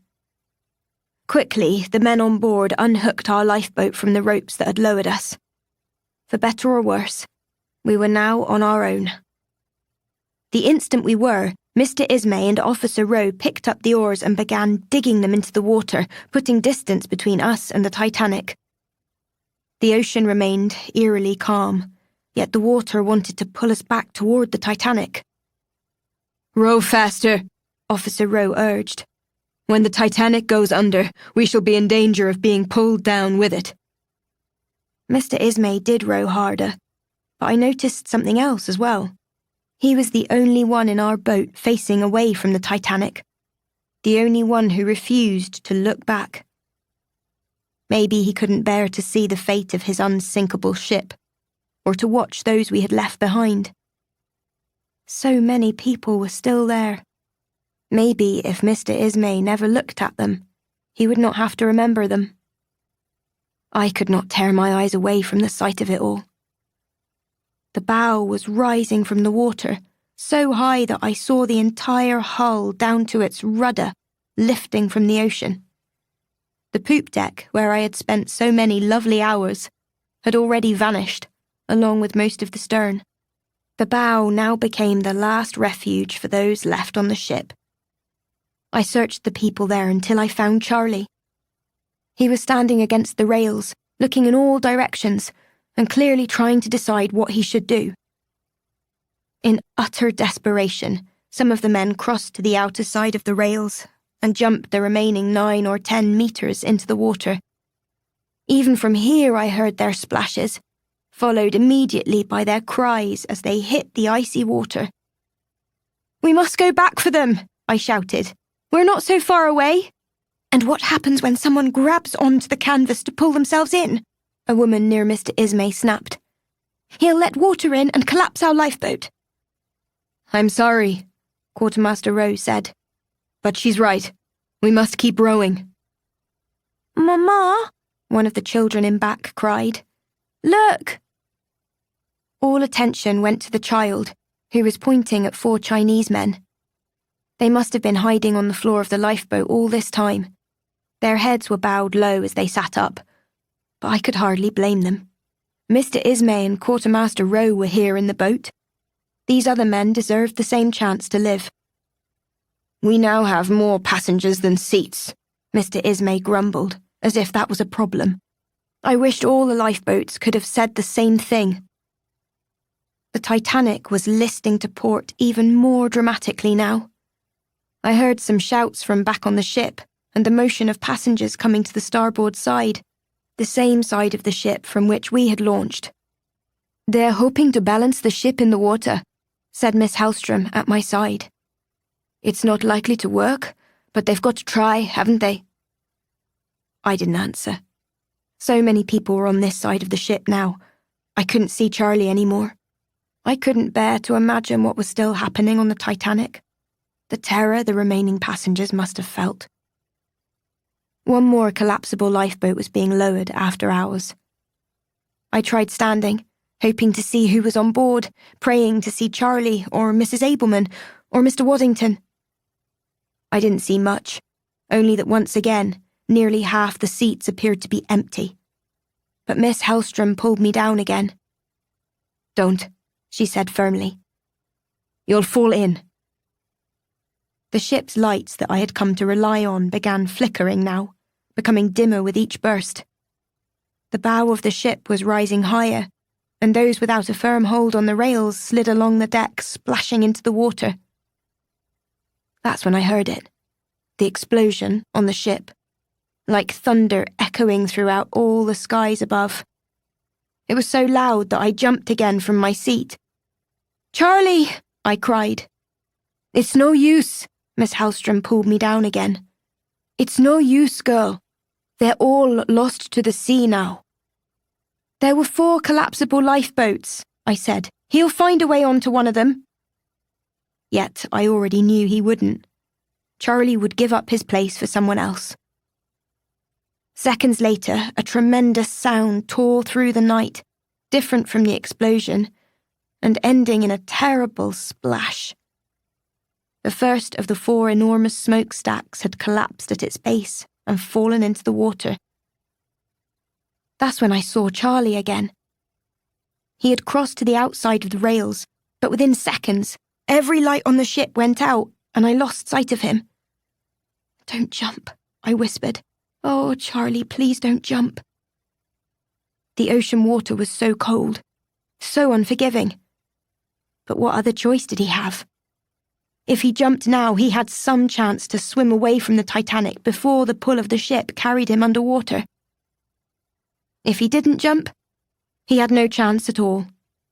He would simply go down with the ship. Tears filled my eyes. Maybe Miss Hellstrom was right, and nothing he did could save him now. The second smokestack collapsed, which I saw only because its large outline shielded the stars, and because of the terrible sound of its fall. That was followed by a second explosion, one so fierce that at nearly the same time, the ship itself split in half. The bow, already high in the water, sank entirely underwater, rapidly disappearing. The stern seemed to fall sideways, now with only a single smokestack visible. I looked for any sign of Charlie, but it was too dark to see faces now. Some people were grasping the rails, one by one greeting the water as the lower rail went under. The stern itself rose up one more time as what had once been the centre of the ship sank beneath the water. It seemed to angle upward, nearly straight to the sky, and then it too was swallowed up in the sea. For the smallest moment, everything was silent, but even that could not last. Chapter 43. 2:22 a.m. Somewhere beyond our lifeboat, cutting through the silent chill of the night, came the cries of the survivors. There were pleas for help and calls for mercy, some voices so clear that even if I should live to be 100 years old, I never would forget them. Never could. Mr. Ismay dipped his oar in the water and in a solemn voice said, "It will do us no good to look back. We still have the work ahead of saving ourselves." "Turn around," said Miss Hellstrom to me. "It's better that way." But I couldn't make myself do that either. Instead, I stared out at the eternal ocean, only water in every direction. Could there really have been a great ship floating on top of it all, in near perfect condition, only 3 hours ago? Unsinkable. There was no moon, yet the stars were clear like diamonds. I found the Big Dipper, and from there the North Star. The wind that had been so chilly all day had vanished, yet the cold remained, feeling like knives against my skin. Officer Rowe had found the North Star as well. "The Californian is to the north of us," he mumbled. "If only they'd answered our call. We might have saved everyone." Then, more loudly, he said, "The Carpathia will come from the southeast. Let us turn the lifeboat in that direction to be sure they will find us." "How long must we wait?" someone asked. "Another hour, maybe 2. Which should have been some comfort, but I couldn't make myself care. I was shivering with cold, or maybe with fear as well. I could last another hour or 2. Those who had descended into the water could not. I looked around at the other lifeboats.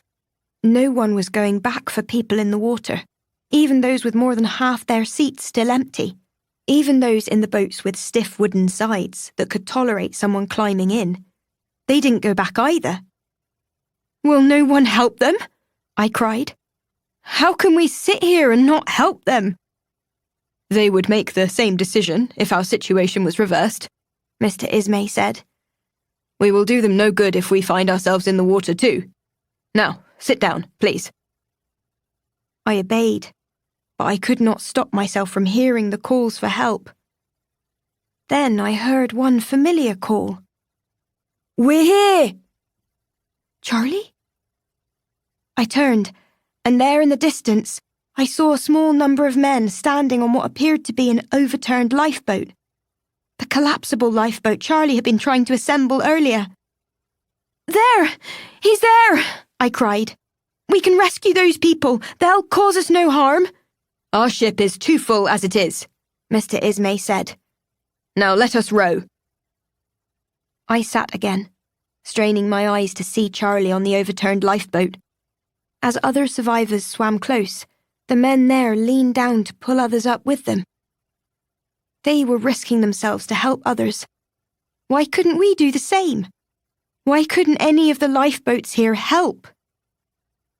Once we were farther away, Officer Rowe pulled out a light and lit it. "The other lifeboats will see this and stay near us," he said. "We are saving them, too."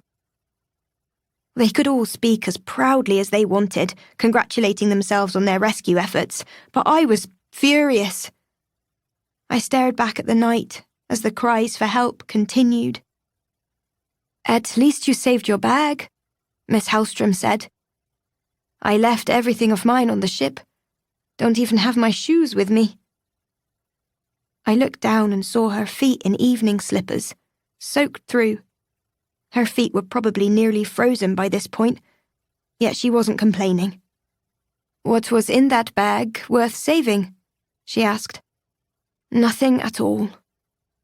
I began pulling on the strap to free the bag from inside my lifebelt. Once it was in my hands, I looked inside. Some of the money from my mother was still there, but it was so wet I doubted it could be saved. Then I reached for the metal case that Mrs. Abelman had given me. I explained to Miss Hellstrom. This is only a notebook full of questions for a story that I will never write. Not now. I pulled the notebook out. The edges were wet with water that had seeped in, but for the most part, the pages were dry. I folded the notebook shut once again and went to put it back in the box, then saw the papers that had been left in the metal box before Mrs. Abelman gave it to me. I had assumed the papers had belonged to Mr. Waddington, but when I opened the first, I saw a letter, hastily written, to me.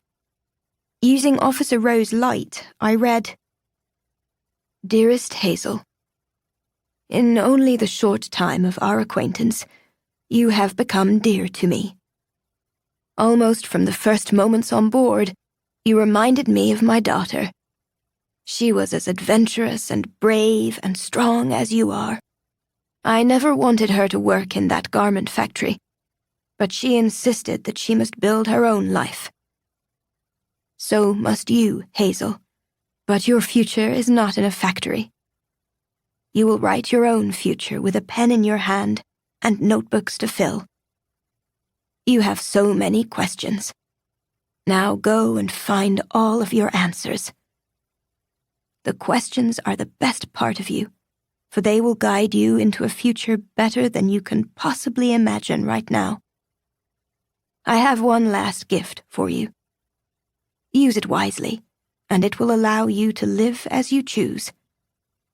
With all my love, Mrs. Ruth Abelman." I pulled out the second note from the box. At the top, it read, "The last will and testament of Ruth Hannah Abelman." I scanned only a few lines, enough to see the words, "My full inheritance to Miss Hazel Rothbury." Behind that paper were several other papers, all of them titled as stock certificates. I folded the note again, then stuffed it back into the metal box, closed it tight, and returned it to my bag. Then I cried. I vaguely felt Miss Hellstrom pat my back a few times, offering me words of comfort I barely heard and certainly could not care about.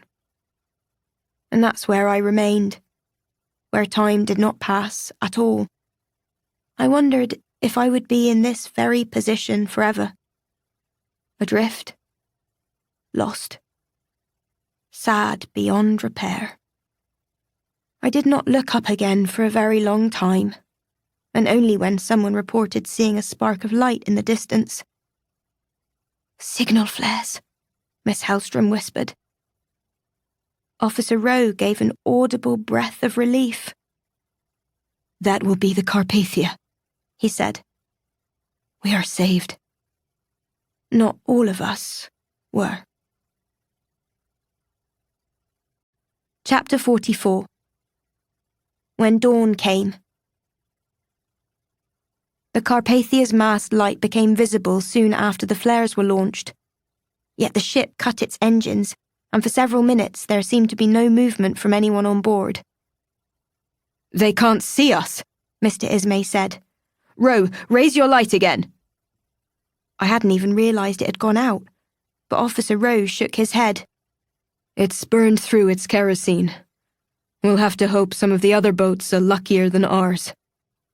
"And if they are not?" Miss Hellstrom asked. "Will they assume we've all gone down and pass us by?" Her answer came in the distance, from a green lantern raised on one lifeboat, then from a light going on in another. The Carpathia immediately powered on its engines, and the entire side of the ship lit up. Some people in the lifeboats closer to the ship shouted that they saw rescue boats coming toward us. Ours was not the first lifeboat to be rescued, but I hoped they'd come soon. Some of the third-class passengers had gotten into the lifeboat already soaking wet.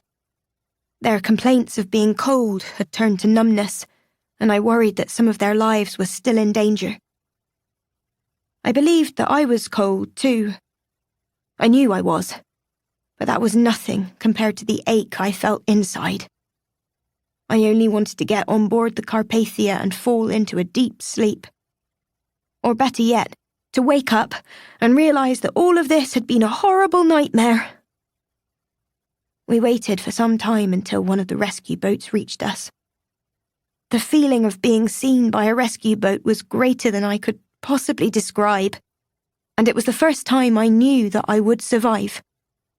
They towed us to the edge of the ship, where ladders were extended to us from one of the upper decks. The weakest among us had to be lifted by the ship's crewmen, but I was proud to be able to climb for myself. When I reached the deck, I was greeted with a warm blanket pulled over my shoulders. "There's hot drinks available ahead," a crewman said. "You're safe now, miss." I stumbled forward, still numb, when I heard a cry of joy, and there was Sylvia, hugging me. "You're alive! Hazel, I hardly dared to hope for you, but Miss Gruber kept telling me that you would make it." "I never doubted it," Miss Gruber said, more solemnly, adding, "I should never have doubted you." I looked around the deck, where other survivors were sitting on deck chairs or on the deck itself, some too weak to take another step farther.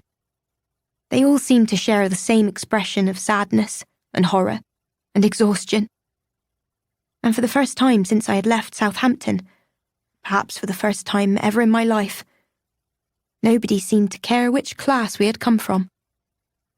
We were all mourners, and all survivors, and all of us trying to take our next breath through shattered hearts and exhausted minds. I looked around one more time, hoping my eyes had missed someone before. But I hadn't. Charlie wasn't here. "Did Mr. Waddington make it to a boat?" I asked Sylvia. Sylvia shook her head. "I don't think so." "What about Officer Kent?" Again she shook her head. Then she lowered her eyes as Mrs. Mollison neared us. She stopped directly in front of us and said, "I have no right to ask forgiveness from either of you, and I can offer no proof of my sincerity. But I want you to know that I have been punished for my crimes. Everything I thought I cared about went down with that ship." I stepped forward. "Mr. Mollison saved my life. I thought you should know that." Tears spilled from her eyes and she choked on her final words. "Then he died a good man." I exchanged a glance with Sylvia. Then we both walked forward and wrapped our arms around Mrs. Mollison, letting her cry for her husband, as I cried for those I had lost. "Thank you," she said after a moment.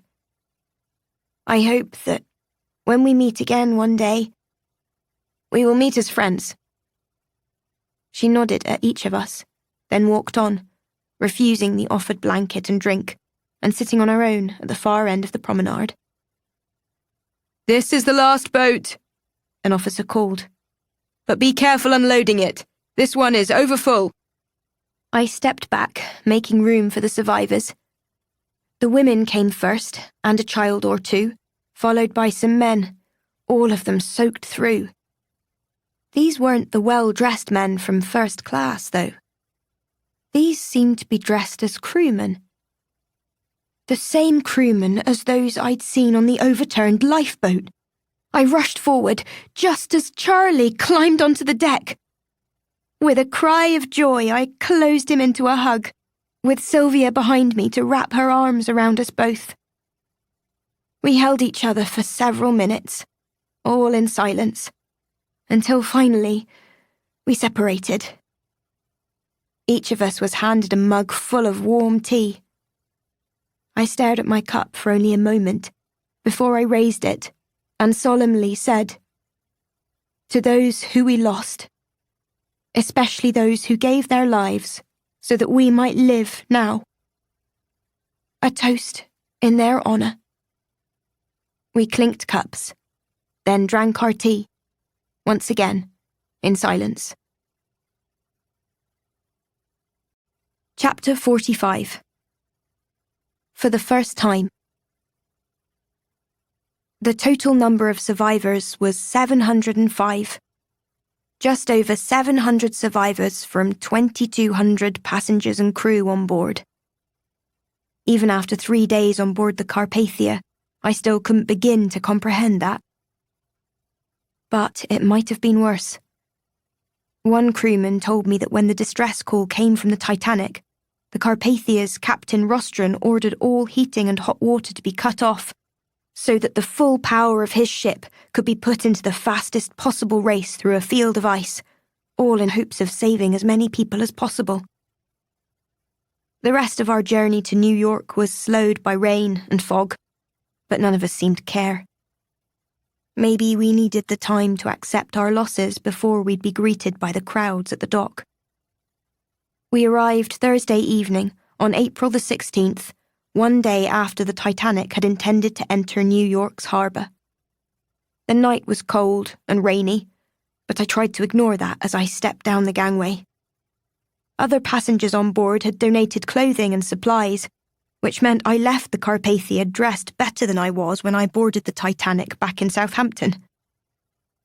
The crowd that greeted us was immense, with locals and government officials, with family and friends, and with journalists from what must have been every newspaper along the eastern seaboard.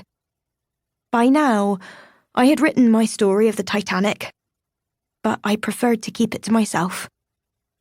I would become a journalist eventually, but I was still young and in no hurry to grow up too fast. For now, it was enough simply to be alive. Sylvia pointed out her father in the crowd, a tall, distinguished-looking man.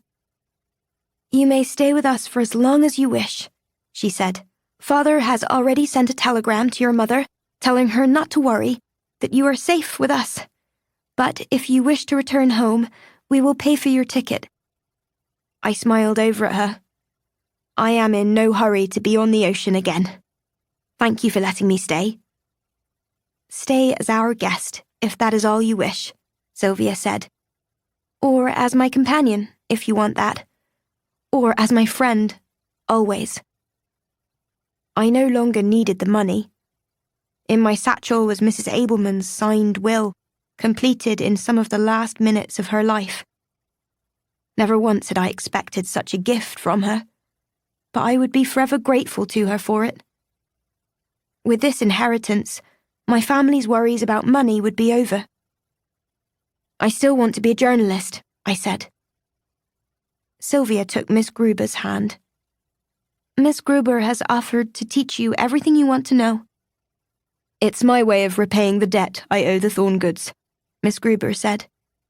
"Within a few years, the finest newspapers in the country will eagerly put anything written by Hazel Rothbury on their front pages." Sylvia continued, "My father will be so grateful to you. You only need to ask the favour, and I know he will grant it." "Can he find work for Charlie?" I asked. "He's a hard worker and loyal and—" "Consider it done," Sylvia said. "He can work for us, but father will see that he is educated as well. He always wanted a son, and I think he will enjoy having Charlie around." So would I. I had boarded the Titanic alone and worried that my life would end once I was forced into the factories. Instead, I had come ashore in New York with friends and newly discovered family. And now, my life was about to truly begin. Chapter 46. I began to live. The Story of the Titanic by Hazel Rothbury. Of the 2,224 people on the Titanic, who should tell its story? When I first boarded the Titanic, I thought it should be me. After all, I was curious, I asked questions, and I wanted answers. How arrogant that seems now. I met a boy who worked on that ship. He was brave and honourable and tried to always do the right thing. Maybe he should tell its story. But how could the Titanic's story be told without those in first class? Those who saw the ship in all its glory. Maybe some walked with their heads held too high to see the others on board, but in those final hours, nearly every man in first class stood aside, with his head bowed low enough to help even the smallest passenger into a lifeboat first. and there were many in all classes who never failed to be kind and generous. I saw the wealthiest among us tend to the needs of the least important on the ship, just as I saw those in the humblest of positions show pride and nobility worth the crown itself. The Titanic foundered with 1,500 souls on board, good people who deserved better than what fate gave them. They would have stories too, of lost dreams and promises, of the greatness that might have been theirs. The ship's story could be told by its crew, though in the end, who will we measure as being the most valiant? Certainly those who stayed below, working until their final breath to keep the lights on, allowing time for as many passengers as possible to get into the lifeboats. It could be the service staff, who offered food and comfort to those who were waiting and kept everyone calm. Perhaps the musicians, who continued to play, even as the water rose below their feet. The ship's officers were valiant to the very end, each man to his duty, each man placing all others before himself. I believe now that the Titanic has 2,224 stories to be told. It also has one single story to be told 2,224 times.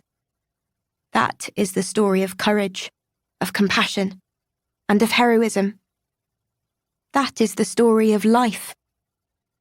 And so, for today and every day ahead, that will be my story. I intend to live. Hello, listeners. My name is Jennifer A. Nielsen. I am the author of this novel. Thank you for becoming part of this story. Author's note: Titanic, facts versus fiction. Although I try to keep the world as accurate as possible when writing any historical novel, there will occasionally be departures from a few facts. Can you guess which of these is fact or fiction? Listen and find out. 1. Did anyone actually stow away on the Titanic? Unknown. It is possible. Stowaways were always a problem with any passenger ship. However, there are no surviving records of anyone having been caught. So if there were stowaways, they likely went down with the Titanic. 2. Was there really a fire on board, and could it have affected the sinking? Fact. There was a coal fire on the Titanic that could have been burning for 2 to 3 weeks prior to the ship leaving Southampton, and it did continue to burn until the night before the ship struck the iceberg. Coal fires were not unusual on ships, though, so this would not have been considered an emergency. There is some debate amongst Titanic experts over the impact of the fire. Some believe it had no serious effect on the sinking, while others believe it created a weakness in the bulkhead that caused it to fail, instantly filling 2 areas with water. 3. Was there an Officer Kent among the crew? Fiction. Because Officer Kent plays a larger role, he was fictionalized to avoid altering the personality of an actual ship's officer. However, Captain Smith, J. Bruce Ismay, Officers Lightoller and Murdoch, wireless operator Jack Phillips, and Quartermaster Rowe were all real, and their actions in the story are consistent with what happened on board the Titanic. 4. Was it possible to sneak from third class into first? Likely fact. Most of the gates separating the classes were only waist-high, with a sign noting that third-class passengers were forbidden to enter. Those with third-class tickets would have nearly always obeyed the signs. After all, they were provided with better food and accommodations than nearly any other ship on the seas, and they often experienced better living conditions than what they had at home. There was also a respect for the different classes and for the ship's rules. So much, in fact, that even when the ship was sinking, many people were reluctant to cross those signs. Finally, for most third-class passengers, if they did try to sneak into first class, their clothing, language, and manners would have instantly given them away, and they would be sent back anyway, so it wasn't worth the risk. 5. Were there any card sharps or swindlers on the Titanic? Fact. The Titanic had at least 3 professional gamblers on board who attempted to draw passengers into their games of chance. They were enough of a concern to White Star Line that a warning was sent to all passengers, discouraging them from any gambling. All 3 of the gamblers survived. 6. Could Hazel have heard the tapping of Morse code from outside the Marconi room? Fiction. Not likely. The door would have been closed to keep out noise, so unless it was very quiet outside and she had excellent hearing, Hazel would not have heard any messages. 7. Did the passengers really play with the ice that was sheared off the iceberg? Fact. Yes, several did. Those who came out onto the deck considered it a novelty, rather than any sign of danger to the ship. 8. Did wireless operator Jack Phillips really tell the operator on the Californian to shut up when the operator tried to warn the Titanic of ice? Fact. He did. The Marconi operators had a large stack of messages to send while they were within range of land, and wanted to send them because that was how they earned their salary. So when the warning came in from the Californian, the 2 ships were so close that the message would have been loud enough to hurt wireless operator Phillips's ears. In his hurry and irritation, he shot back a reply to the Californian to shut up. 20 minutes later, the Californian's operator went to bed, where he was when the Titanic hit ice, meaning there was nobody in place to receive the message when the Titanic messaged the Californian for help. 9. Were there really explosions as the Titanic was sinking? Likely fact. At least 3 survivors described hearing explosions as the ship was sinking. It is possible that these could be explained by other causes, such as the smokestacks breaking off and tumbling into the water. However, there is also an interesting theory about the explosions and their effect on the sinking ship. After the Titanic struck the iceberg, the decision was made below to keep the boilers working so that the ship's lights could remain on. This was incredibly brave of the crewmen below, but it also may have made a big problem even worse. As the ship sank lower into the water, the electrical wiring became exposed to the salty ocean water. This created hydrogen gas, which is highly explosive. The copper wiring in the ship mixed with the seawater and created chlorine gas, which is highly poisonous. With the boilers running, a single spark could have ignited the explosion, sending the ship down much faster. If this theory is true, then it means hundreds of lives might have been saved, if only they had turned off the lights. 10. Did J. Bruce Ismay really refuse to watch his ship sink into the water? Fact. Yes, he rowed away from the Titanic without ever turning his head to see it. For getting into a lifeboat, rather than going down with the ship, as Captain Smith had done, whether he deserved it or not, Mr. Ismay was branded a coward by many in the media and in his personal relationships, a charge that would follow him throughout his life. Acknowledgements. Ultimately, any story about the Titanic will be a survival story. It will speak of courage, heroism, honor, and trust. Perhaps what appeals most to us about the Titanic is that life itself is a survival story. At some point, we must each face our icebergs. Some are more difficult than others, but the solution is always the same. Get on the lifeboat. That lifeboat is a friend or family member or anyone you trust to keep you afloat. So if at any point you feel like you are sinking, don't stop, don't freeze. Just get on the lifeboat. For this book, I am most grateful for the efforts of two amazing women, my agent, Amy Joan Paquette, and my editor, Lisa Sandell. Both professionally and personally, they are lifeboats to me. More importantly, they are friends. As always, dearest to my heart is my husband, Jeff, along with our children and their spouses, to Chase, Allie, Logan, Sierra, and Bridger. I love you all.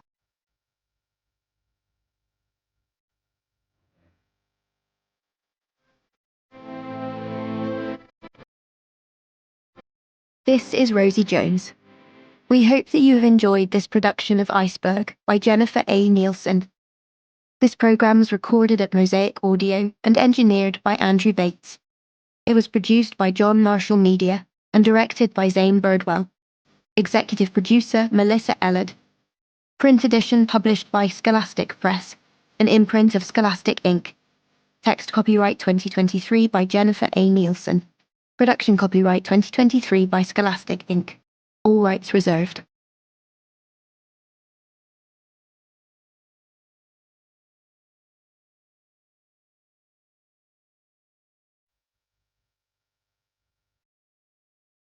Audible hopes you have enjoyed this program.